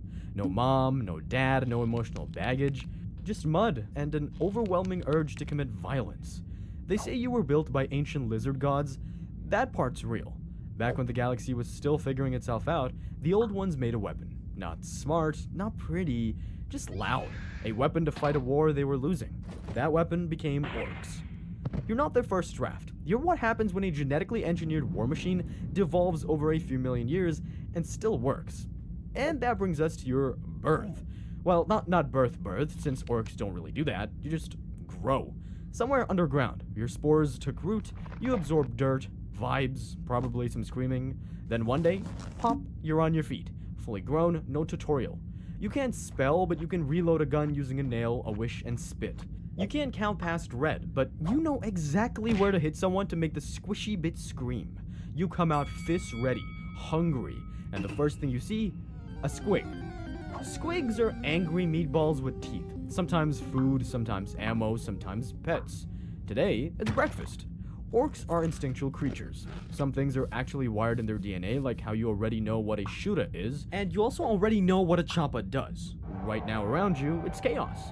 Some green maniacs pile driving a squig, another orc's yelling at a pile of scrap as he works on welding them until they turn into a cannon. That's a mech, orc engineer. But unlike us, they actually have job security. Also, mechs don't tinker, they also channel their ancestors. Somewhere deep in their squishy fungal guts, they already know how to build a death machine from scrap and pure faith. Off to the side, a weird boy is vibrating and glowing. That's a psychic. Kind of. He uses his brain to make either the enemy or us explode. It's a coin flip each time. Then there's Grots, tiny goblin-shaped orcs with too much fear and not enough importance. They run errands, scream, and get sat on. Below them are the Snotlings, basically fungus-herding bite-sized accidents. Together, they make up the lowest rungs of the orc ladder. Ammo, bait, or unpaid interns, depending on the day. But your exploration is cut short when someone just clocks you in the face and suddenly your teeth are trying to leave your skull through the side of your face. And something in your brain clicks, like, oh, so this is how we do things. No time to ask questions, no one to explain the rules, cause there are no rules. You just swing back, and something in you lights up, because this feels right, not because you hate the guy, but because that's the only way to survive. You fight or you die, simple as that. Maybe it was the adrenaline, but you were locked in for that fight, so the other guy didn't stand a chance anyways. You were the only one left standing, so you assume you won. That and the mob cheering as the guy is carried away by his clansmen. You're not just a fresh spawn anymore, you're a boy now, which is Orc 4, welcome to the bottom of the ladder, but not bad for your first day. But you face a new problem most protagonists don't. There's no training arc. Horrible, I know. No wise master, no wax off, wax on until you connect the dots in a big epic fight. No here's how you shoot montage. You learn the way orcs have always learned, by being hit with something bigger until you hit back harder. Some knob, that's an orc ranked above boy, cracks you in the jaw and shoves you in the mud. Now you understand tactics. Not military tactics, just move when he moves, bite when he yells, don't get in the way of the axe. And you learn fast. I mean, it takes a few hits, cause let's be honest, you're not the sharpest tool in the shed. Red paint makes stuff go even faster because you believe it does. A shooter will fire even when it's jammed because your fingers said so. You survive by actually manifesting your own success into reality, which helps you get roped into fighting internal fights. Yeah, orcs don't only fight other races, they fight each other too. Since you're clanless right now, you don't get free meals, you have to fight for them. You don't get issued weapons, you have to fight and get yourself that too. Nobody explains anything, you just adapt. Sometimes Grots try to steal your ammo. Sometimes a weird boy explodes. You stop reacting, you start pushing forward. Cause you're not just trying to survive anymore, you have your eyes set on bigger things in life. And one day, a knob, the kind who used to shove you into the mud for standing wrong, backs off when you raise your weapon. That was the moment everything changed. You're not one of the background boys anymore, you're starting to stand out, and when that happens, the others start looking at you like they're trying to figure out what kind of orc you are. Because once you're strong enough to matter, the mob needs to sort you. That's where clans come in. It's not a squad or a social group, it's a combat pattern, a role. You don't choose one, orcs just start acting a certain way and the rest of the mob treats them accordingly. If you charge head first, you're leaning Goth. If you keep stealing things and painting them blue, you're clearly Death Skull. Clans keep the WOG organized. That's the point. Because once enough orcs pile together, the fighting stops being random and starts heading somewhere. That's the WOG. Here's how it works. When enough orcs gather in one place, fighting, building, yelling, their belief starts affecting reality. Guns fire when they shouldn't, scrap vehicles fly, tech works better. That effect is called the WOG field. And the more orcs gather, the more that energy grows. Once it hits a threshold, the mob launches into space and starts invading planets. There's no plan, just a direction and a lot of weapons. That's the WOG. It's a full-scale invasion instinct. Orcs don't think about it, they just start falling into it. The WOG means war. Real war. Off-world war. The kind where cruisers get built, mobs get sorted, and entire planets get stopped. Orcs were made to conquer, the WOG is just how we start doing it. Which is why everyone's picking up speed. Goths are smashing things louder, evil suns are wielding more boosters onto their rides, bad moons are buying bigger guns with their fast-growing teeth. Death Skulls are finding gear that already had owners. Snakebites are still throwing rocks and calling it holy. Blood Axes are making maps. Nobody asked for maps. Freebooters are already arguing over loot rights before the wars even started. The mechs say you'll hit Cragmore 9 first, some mining planet too slow to evacuate. Good loot, plenty of meat. You start to fall into rhythm too. You've been charging more, getting more aggressive, not waiting for orders. Other Goths start tagging along. You're becoming something they recognize. The current Goth Nob notices. He sees your mob getting bigger, louder. You're acting like him, so one of you has to go. You don't wait, you challenge him. The fight doesn't last long. You hit harder, he doesn't get back up. The boys drag him away, they hand you a red faceplate. Congratulations, you're the new Nob now! That's how leadership works here. One hit, and you get upgraded from background noise to guy with responsibilities. You didn't give orders, you just want to fight. But now orcs are looking at you like you have a plan. And yeah, you wanted to be the big boss, but you didn't think it was gonna happen so quick. Well, this isn't a 12-episode series, there's only so much we can cover in a 13-minute video. Anyways, you don't have a plan, but not one to disappoint the people you point forward anyway. And the mob accepts it. That's when things start getting weird. Your truck, which barely functioned this morning, is now somehow hovering. Guns that jammed before, firing clean. Some orc duct taped a squig to a missile and said it was a guided now. You realize what's happening. The WOG field is kicking in. Not fully, but enough that things are starting to work. And you make the mistake of thinking maybe, just maybe, it's working because of you. That's when the sky gets blocked out. And then the cruiser hits the ground like it's trying to kill the planet. No warnings, no orbit, just impact. Your truck tips over, a squig goes airborne, a weird boy starts screaming in 3 directions at once. You already know who it is. You don't need to see the colors or the glyphs or the front ramp dropping like a guillotine. You've heard the name since you popped out of the dirt. Goskol Mag Uruk Thraka, the war boss who hit Armageddon twice and came back looking for thirds. The one orcs call a prophet, or a weapon, or the reason our planet's gone now. The loudest voice in the galaxy, and it still sounds like your idea. He steps off the ramp, power claw spinning slow, armor fused to skin, face stitched together by pain and victory and not much else.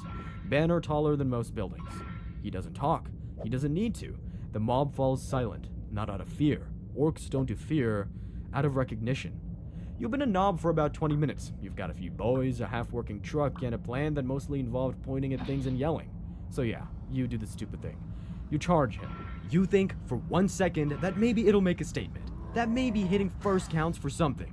You get one swing in, he doesn't swing back. He just hits you once, and you stop existing as a person with momentum. You wake up on the ground, no cheers, no reaction, nobody waiting to help you up. Your mom's already following him, and after getting KO'd, so are you.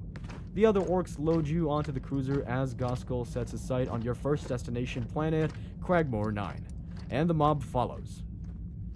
You wake up in a pile of scrap inside a cruiser that smells like oil, fungus, and victory. You're not sure how long it's been since Goskol dropped you. A few hours, a few days, long enough that your jaw works again, and your name stopped meaning anything. You sit up, no one notices, no one cares. The boys are busy. This isn't a random raid anymore, it's a crusade. The cruiser's packed with mobs from a dozen worlds, shooters, choppers, squigs, and mechs trying to wire more rockets onto things that already have too many rockets. You hear chanting, not cheers, chanting. The name on every tongue is Goskol. And not just as a boss, they're calling him the prophet. Apparently he had a vision from the gods, and in that vision he saw Terra, the heart of the Imperium, the throne world, seat of the Emperor. And he decided the WOG should go there. No plan, no target list, just a vision and a direction. Because to Goskol, this isn't just war, it's holy. You start hearing the names Gork and Mork, the orc gods. One's brutal but cunning, the other's cunning but brutal. Which is probably the same thing twice, but nobody wants to get exploded for saying that out loud. Orcs don't worship with temples. They don't kneel, they fight. Every punch is a prayer, every kill is a sign of faith. So when Goskol says he hears the gods, that's all the boys need. And suddenly, the WOG isn't just noise, it's divine. You're not just invading a planet, you're part of a god-ordained galaxy-shattering headbutt aimed at the strongest fortress mankind's ever built. Someone walks by and hands you a glyph-painted sluggo like it's ceremonial. You don't ask questions, because right now belief is ammo. The cruiser rattles, and then the hole opens up. We had already flattened Cragmore 9, looted Vandus Reach, and turned Hive Sulth into a bonfire. Now we're headed for the big one, Terra.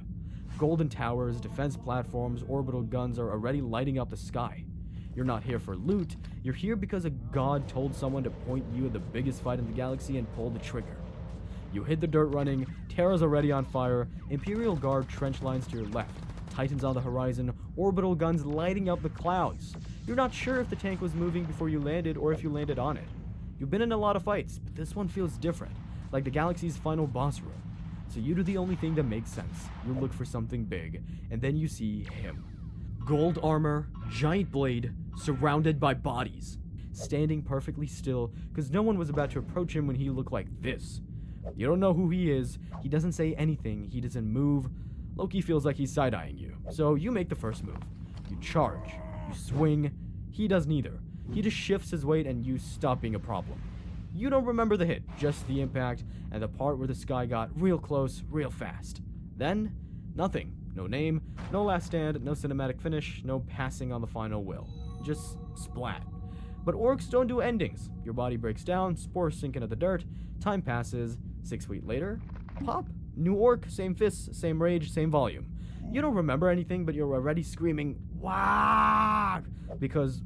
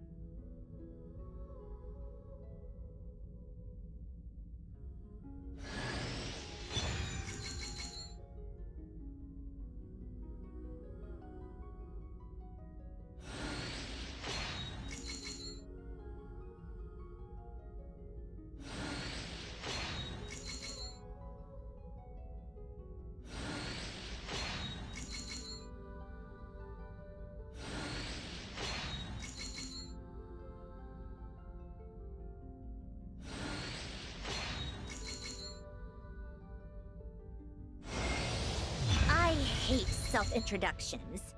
If you're supposed to know me, you'll get to know me naturally. And if you're not, why waste the time and energy? But, very well. For the sake of etiquette, I'll humor you just this once. Behold, before you stands Marionette, 7th of the Fatui Harbingers.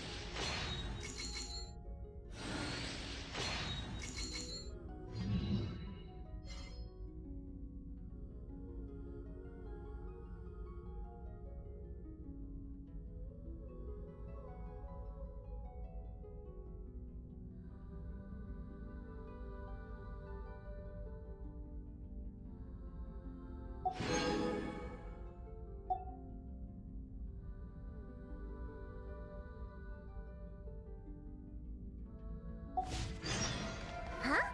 We received an invitation? Judging by the envelope... Oh! It must be from Sandrone! Looks like we've been invited to a tea party! Paimon can't wait! Come on, let's go!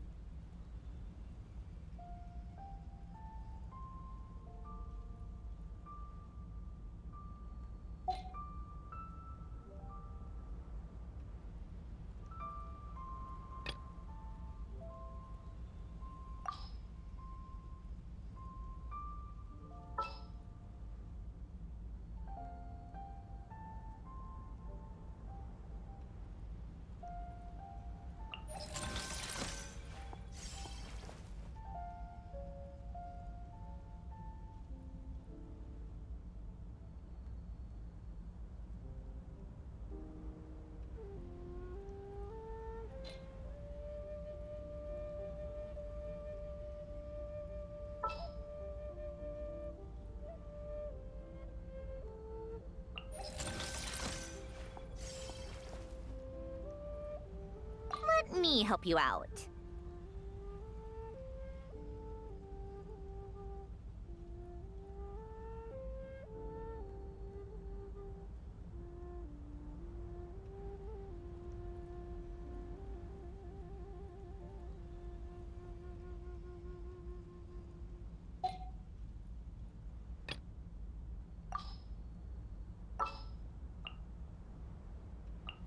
Time to verify my formulae.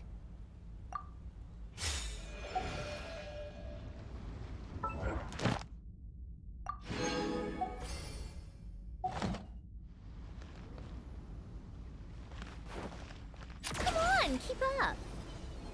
Pick up the pace. How tiresome.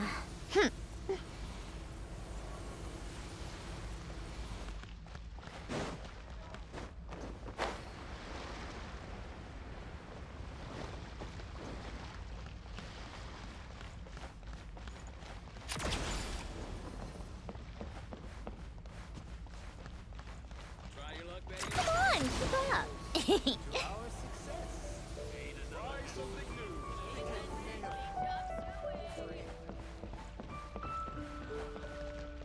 Welcome to the Adventurers Guild, my lady.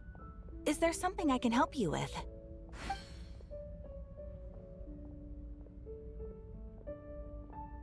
Farewell, my lady. And thank you for supporting the Adventurers Guild. Adventurer! You blasted around against me.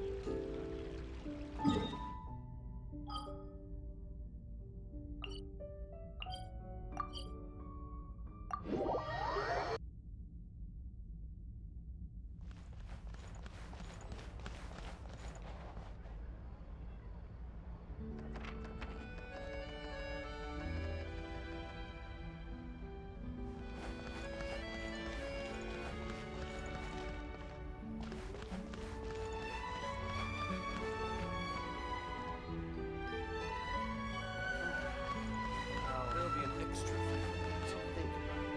Exactly.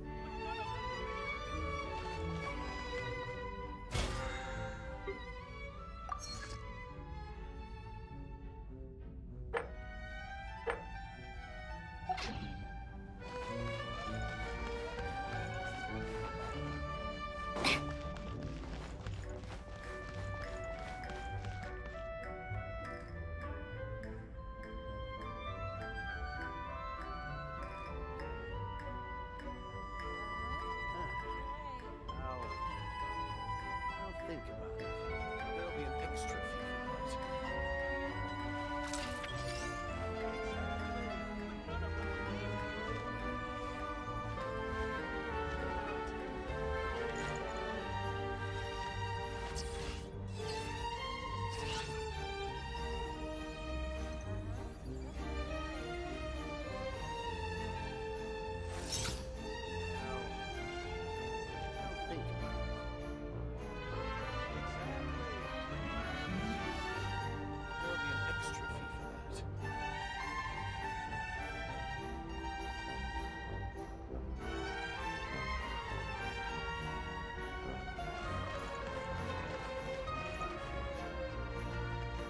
Welcome to the Adventurers Guild, my lady. Is there something I can help you with?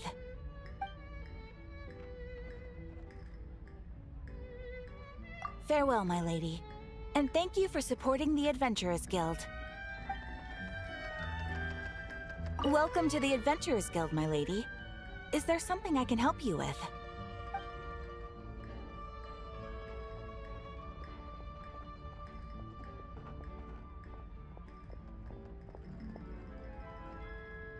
Farewell, my lady. And thank you for supporting the Adventurers Guild.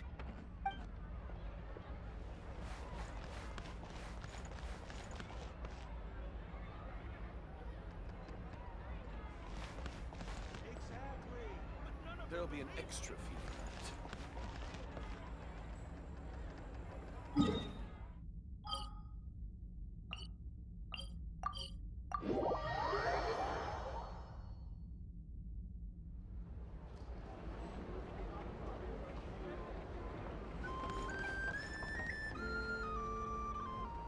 Welcome to the Adventurers Guild, my lady. Is there something I can help you with? Thank you for completing today's commissions. Here is your reward.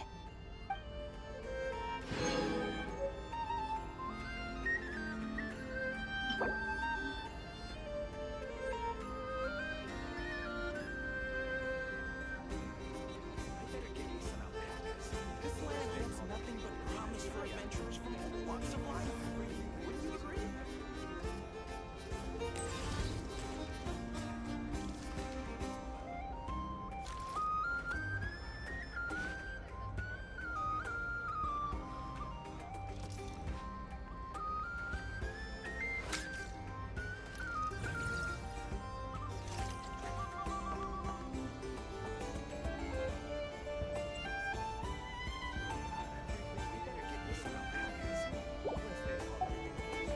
This land holds nothing but promise for adventurers from all walks of life. Everyone says there's tons of work.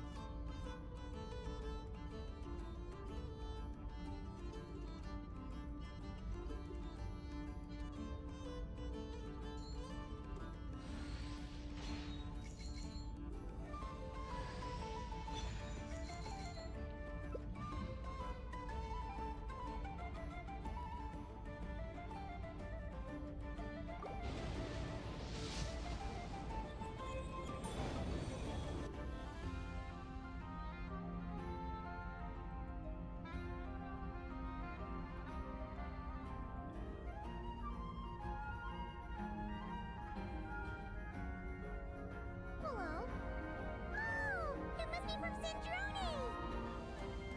Looks like we've been invited to a tea party. Paimon can't wait! Come on, let's go!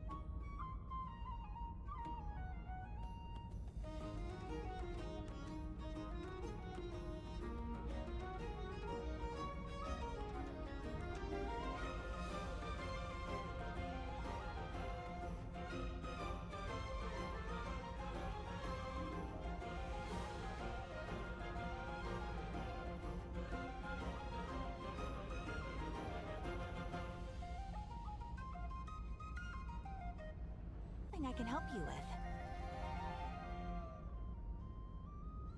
Thank you for completing today's commission.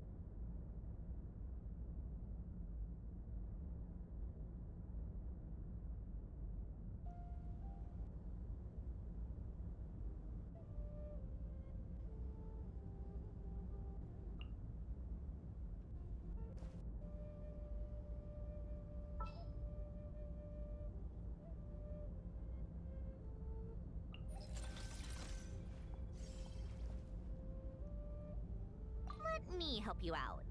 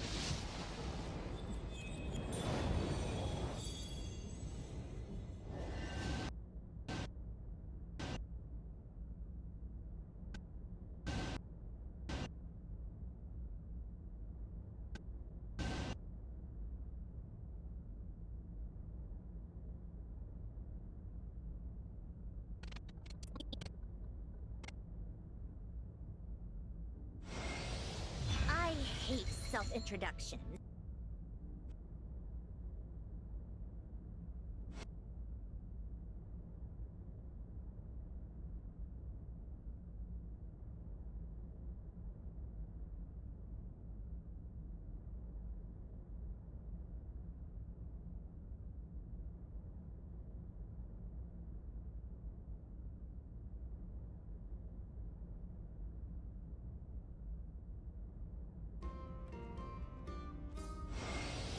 I hate self-introductions.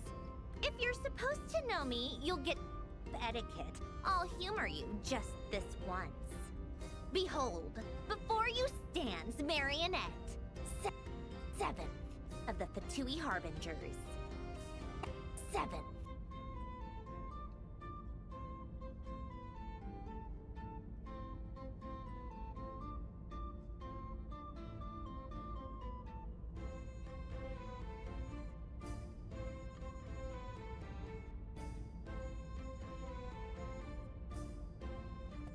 Tui Harbingers.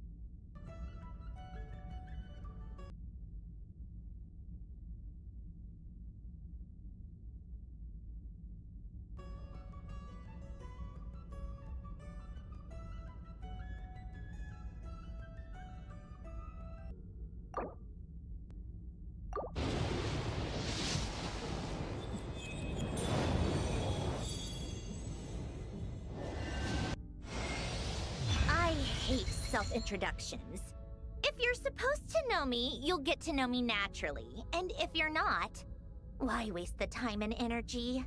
But, very well. For the sake of etiquette, I'll humor you just this once. Behold, before you stands Marionette, seventh of the Fatui Harbingers.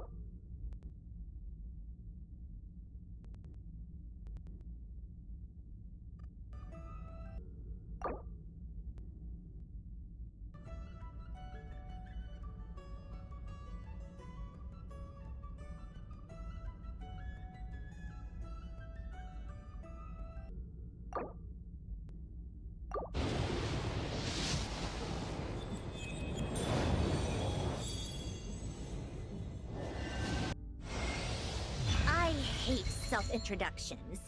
If you're supposed to know me, you'll get to know me naturally. And if you're not, why waste the time and energy?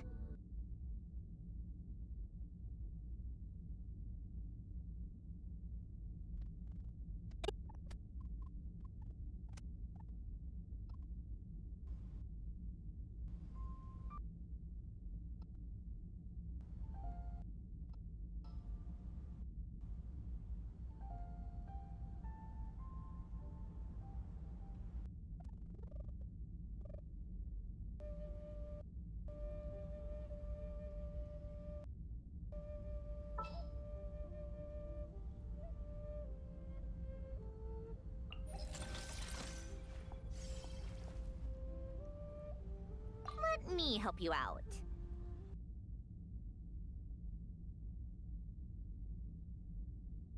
Harbingers.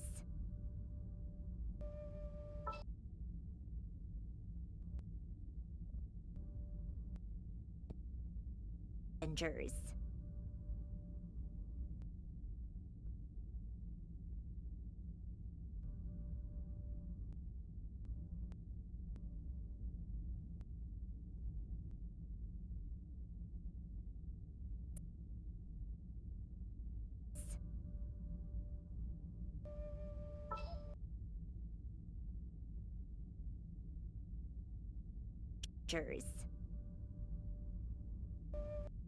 And Marionette, 7th of the Fatui Harbingers.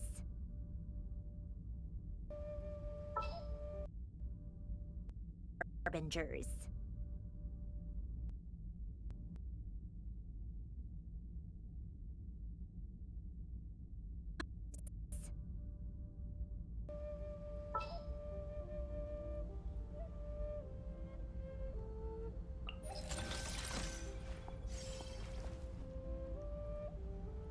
Let me help you out.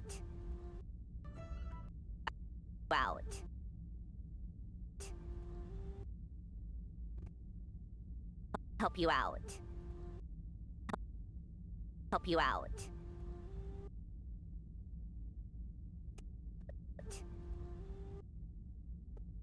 Let me help you out. Let me help you out.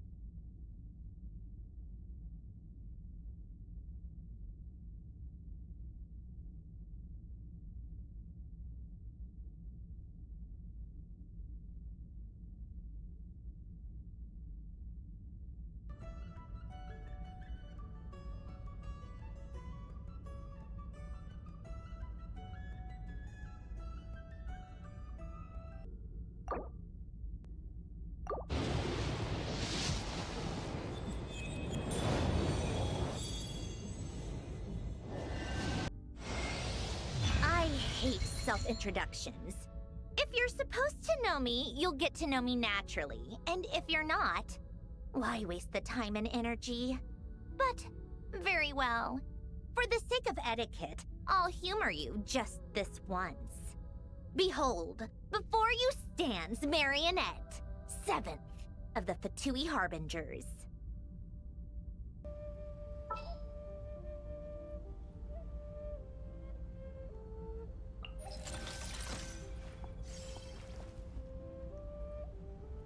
Let me help you out.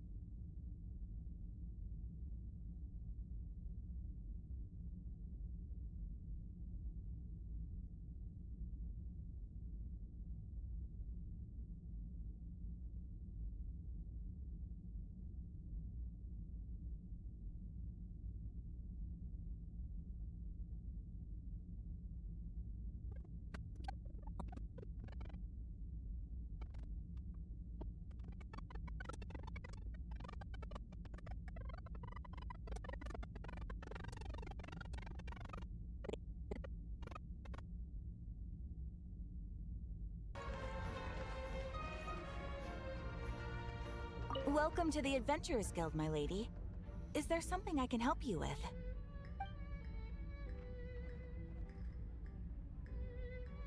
Farewell, my lady. And thank you for supporting the Adventurers Guild.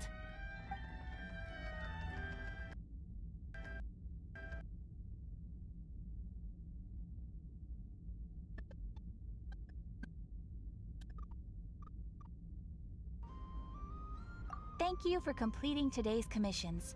Here is your reward.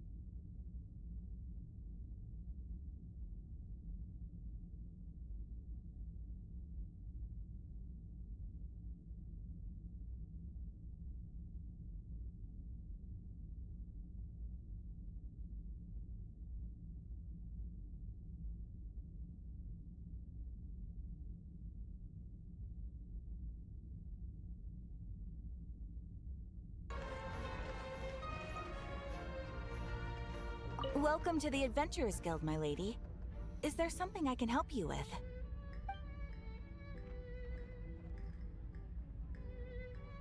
Farewell, my lady. And thank you for supporting the Adventurers Guild.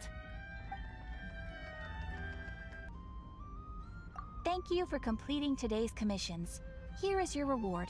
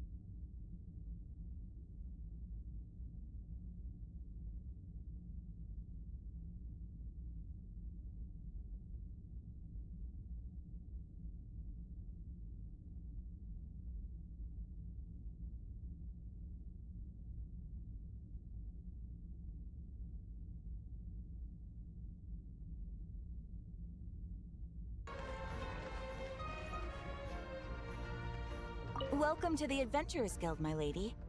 Is there something I can help you with?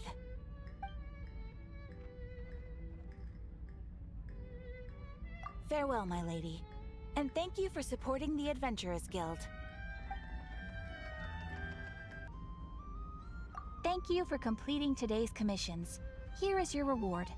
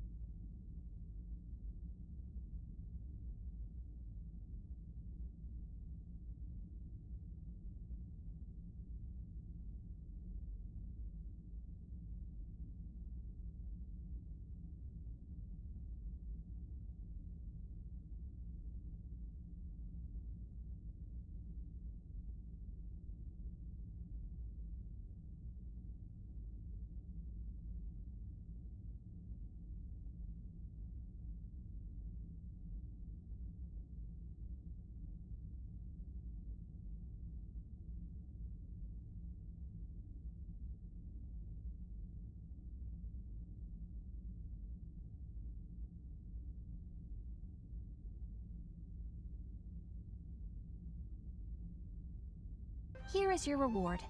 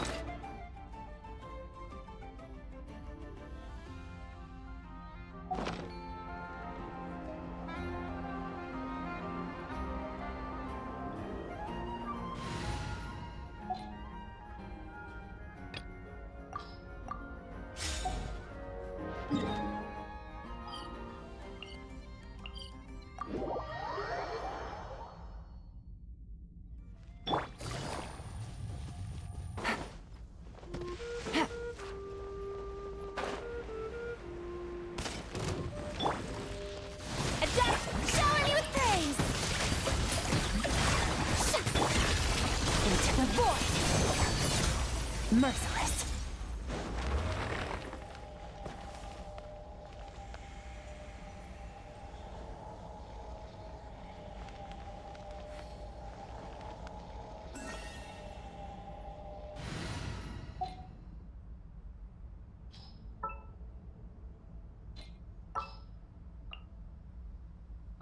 Time to verify my formulae.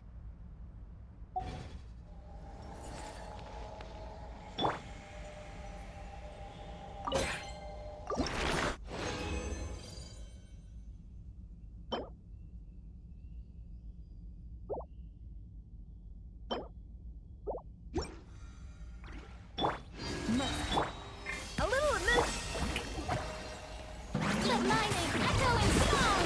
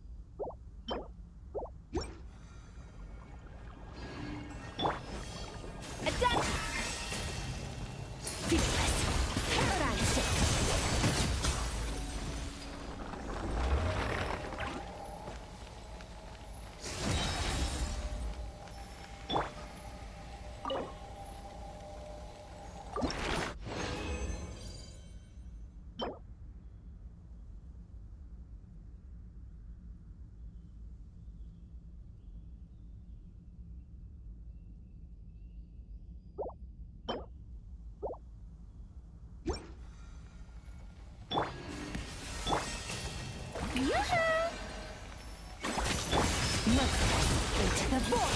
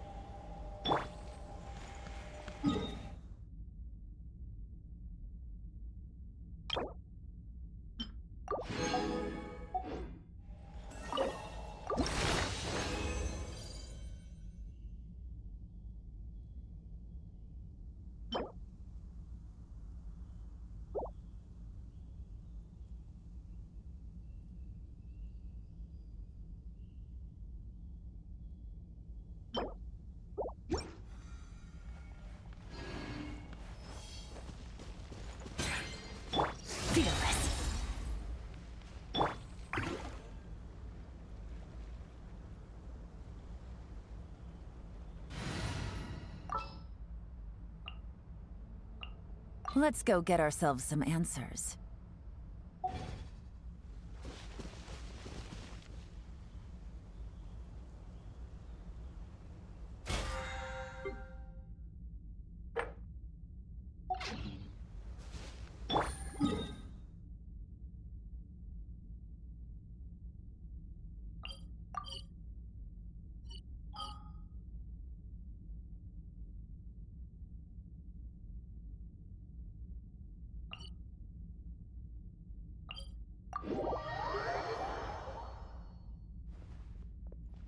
Take it easy.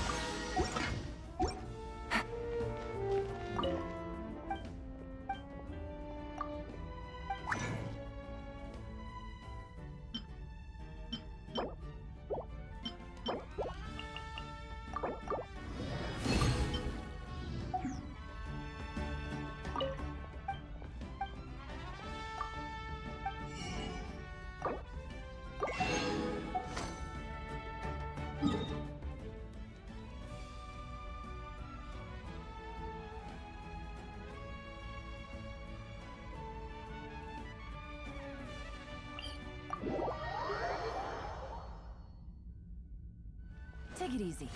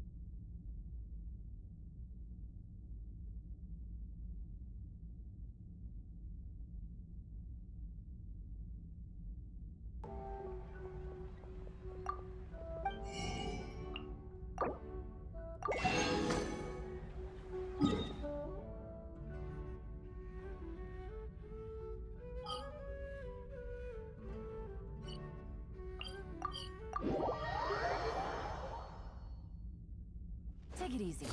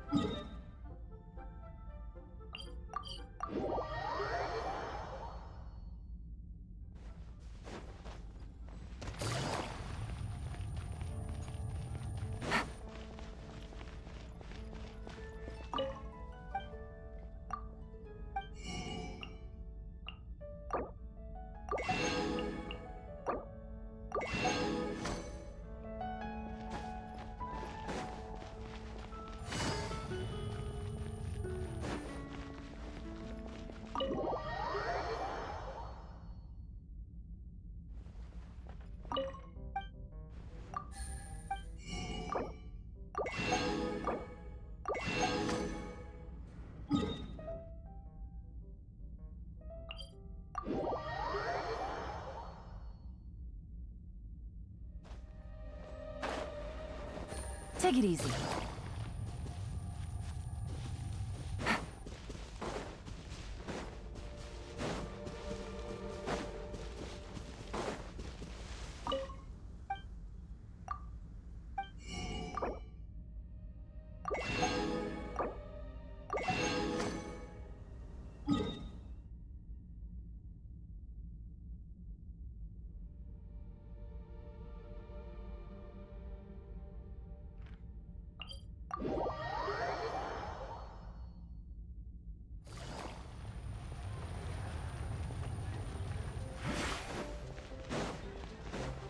Take it easy.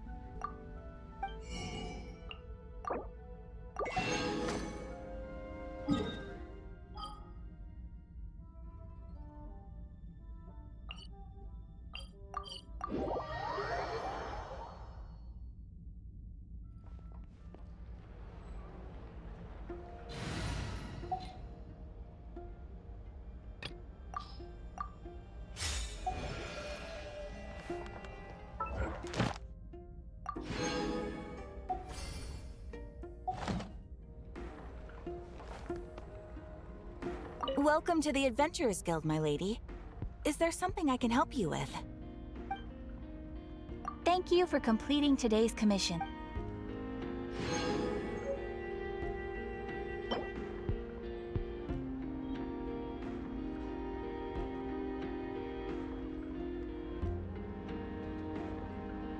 This land holds nothing but promise for adventurers from all walks of life. Would you agree?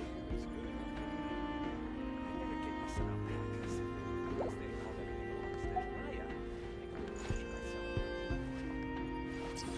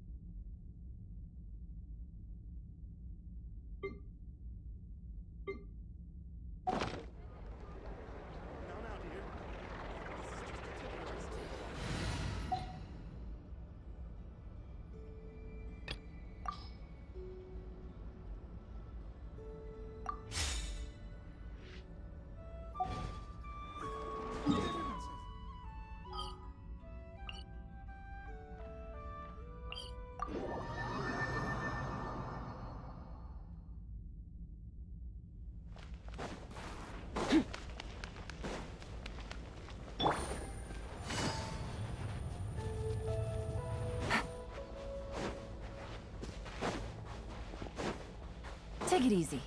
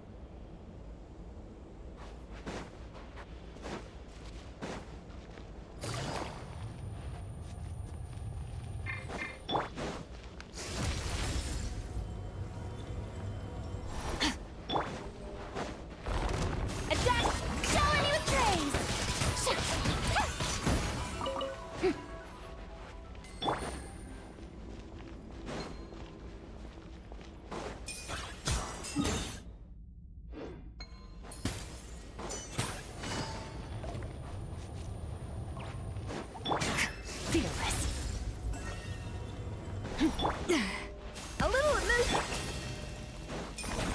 Yoo-hoo!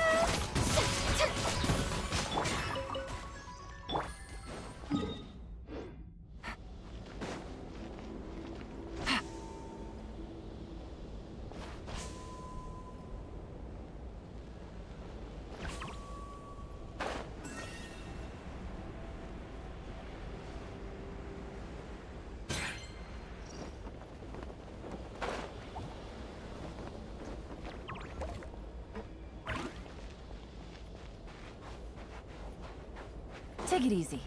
Off to the... Busted. Strike a pose!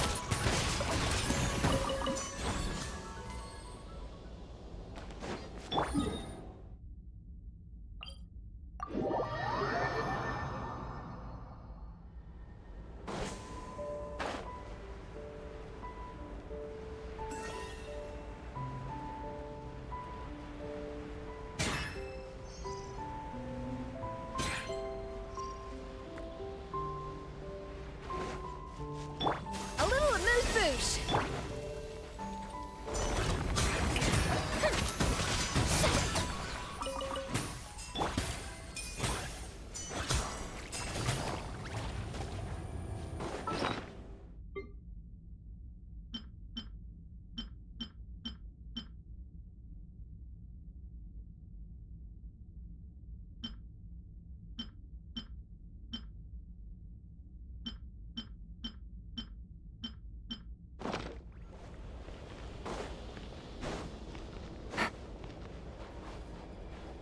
Take it easy.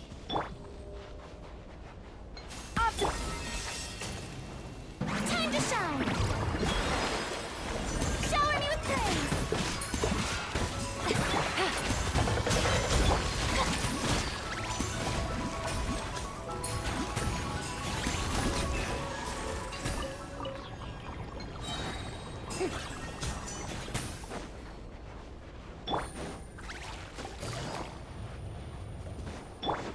A little...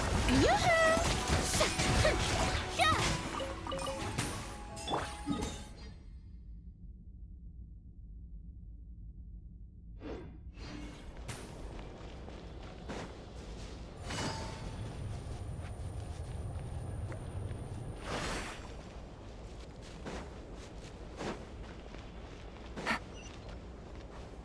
Take it easy.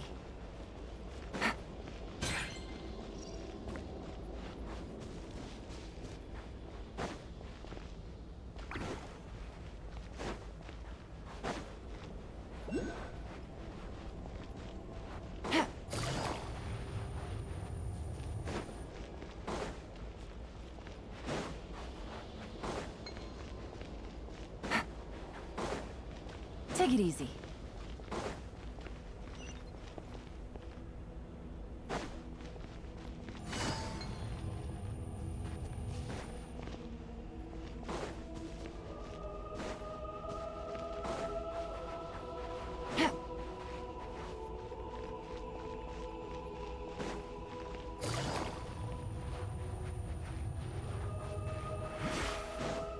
Merciless. Take it easy.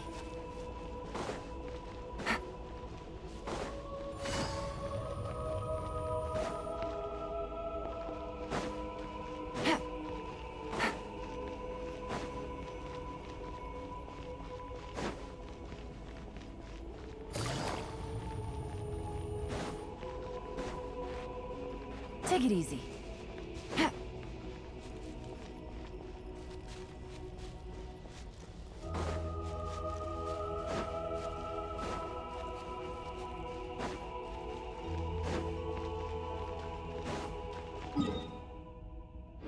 Take it easy.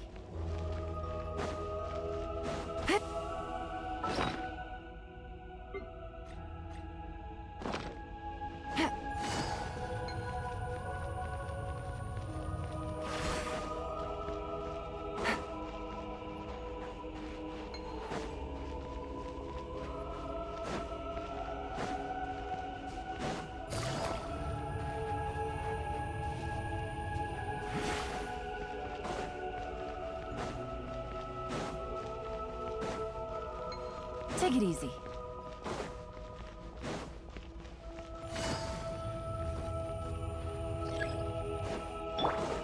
Off to the freezer!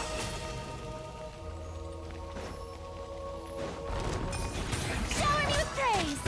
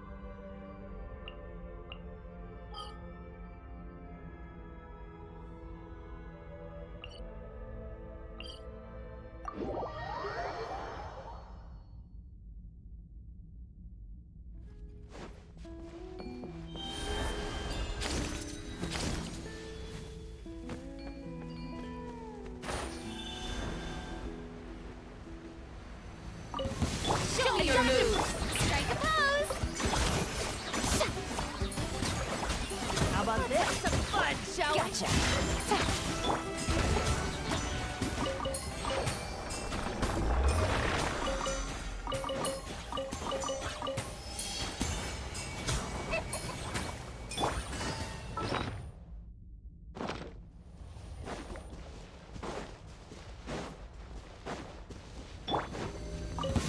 Watch this. Put up a good fight. How about this?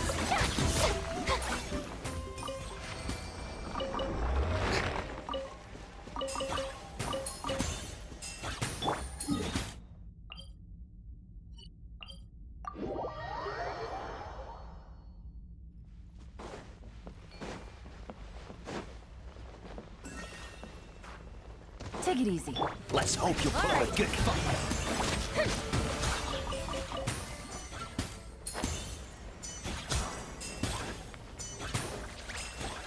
All by you.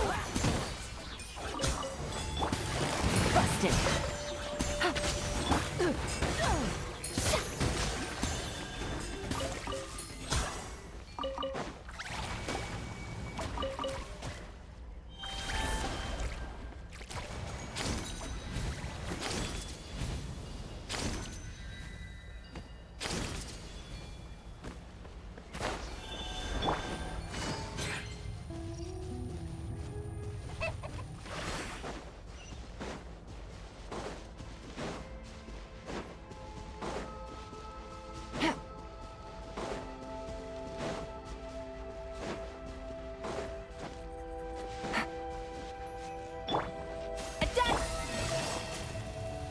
How about this? Moves. Gotcha.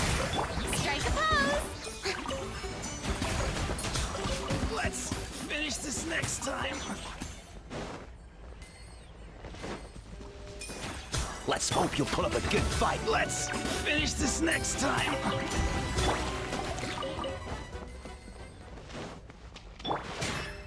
A little. How about this? Watch this. Let's hope you'll put up Yoo-hoo!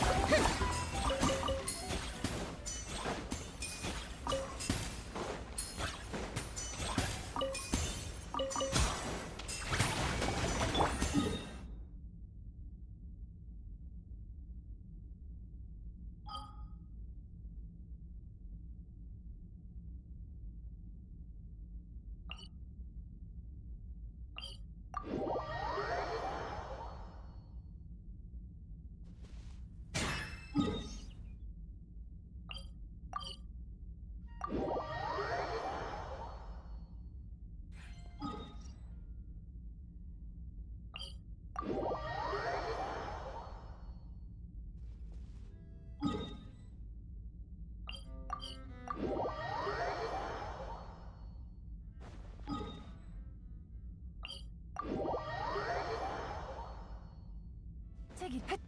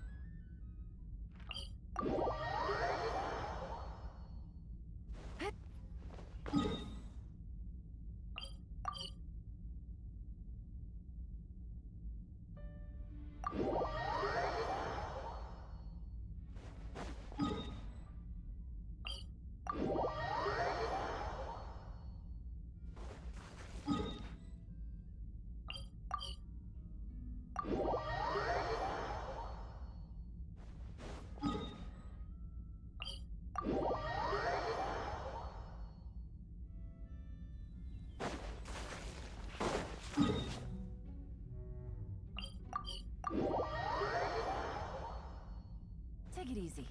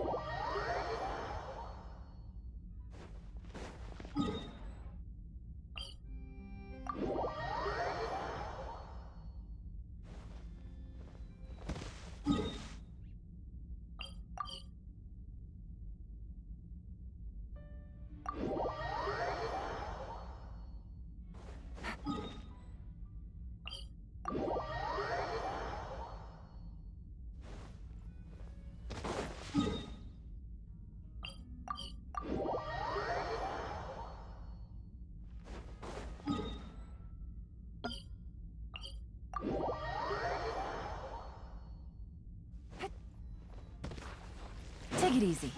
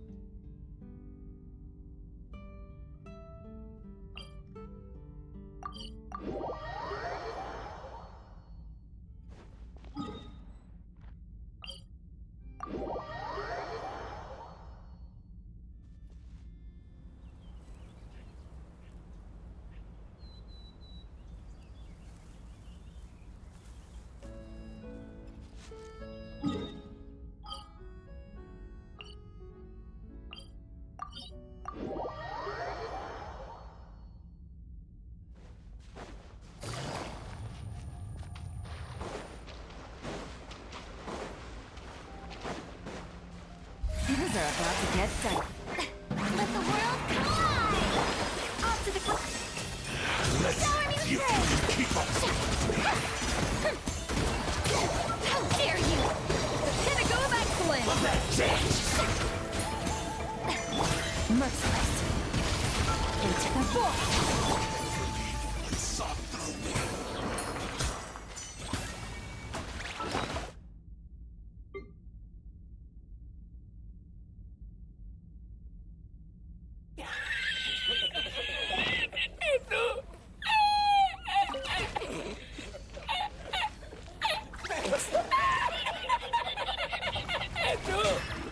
¡Hágase una lavada y encontré para ella!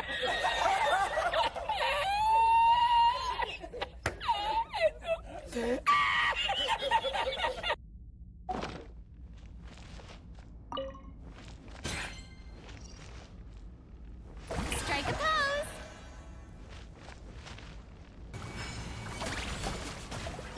Merciless!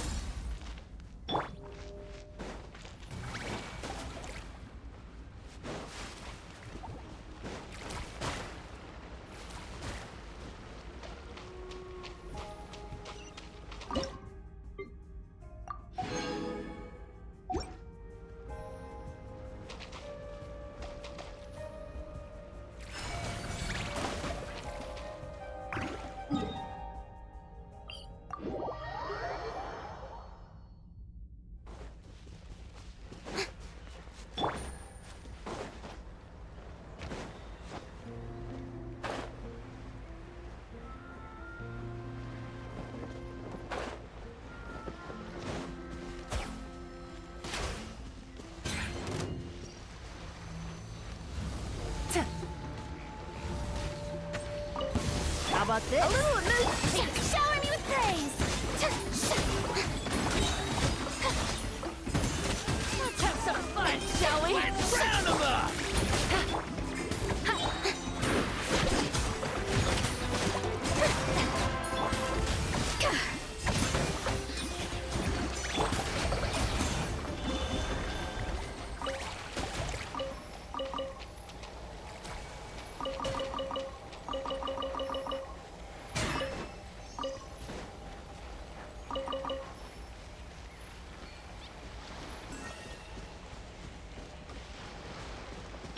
Fearless!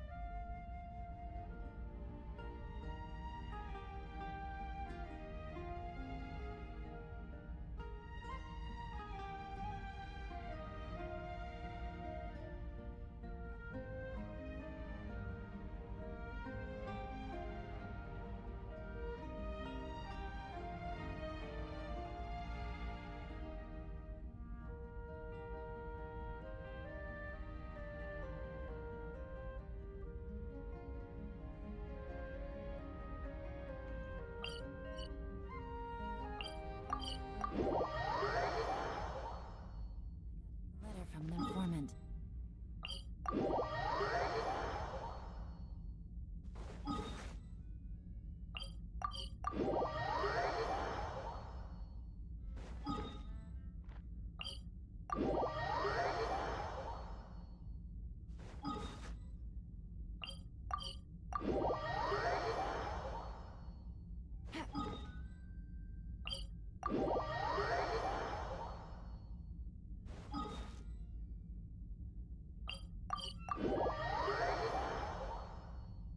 Take it easy.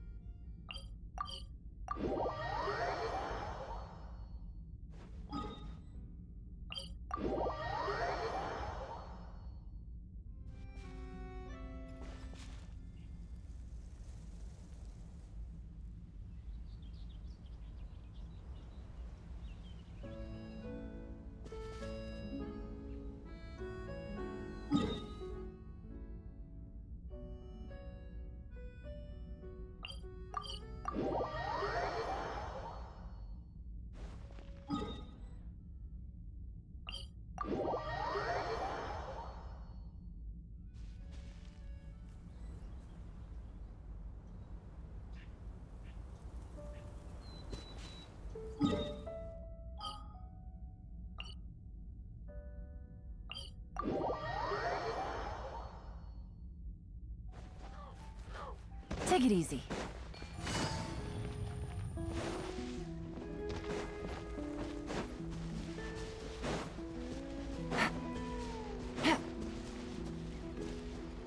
Game's up. Fun's over. Let my name echo in song!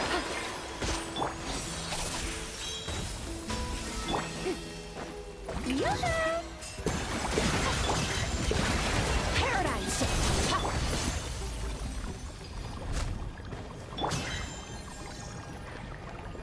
Fearless.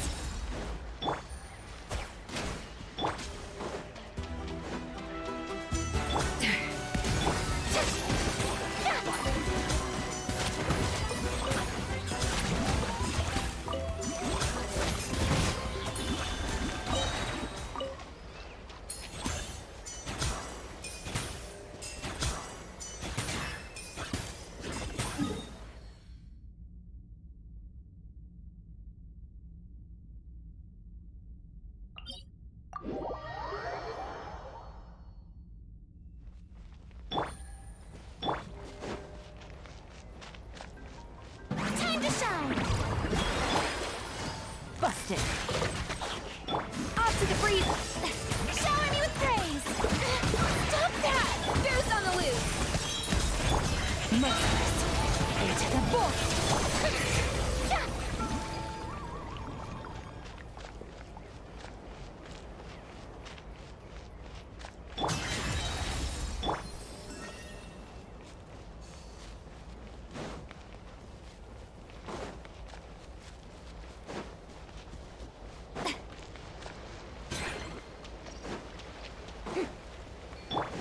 A dash! Strike a pose!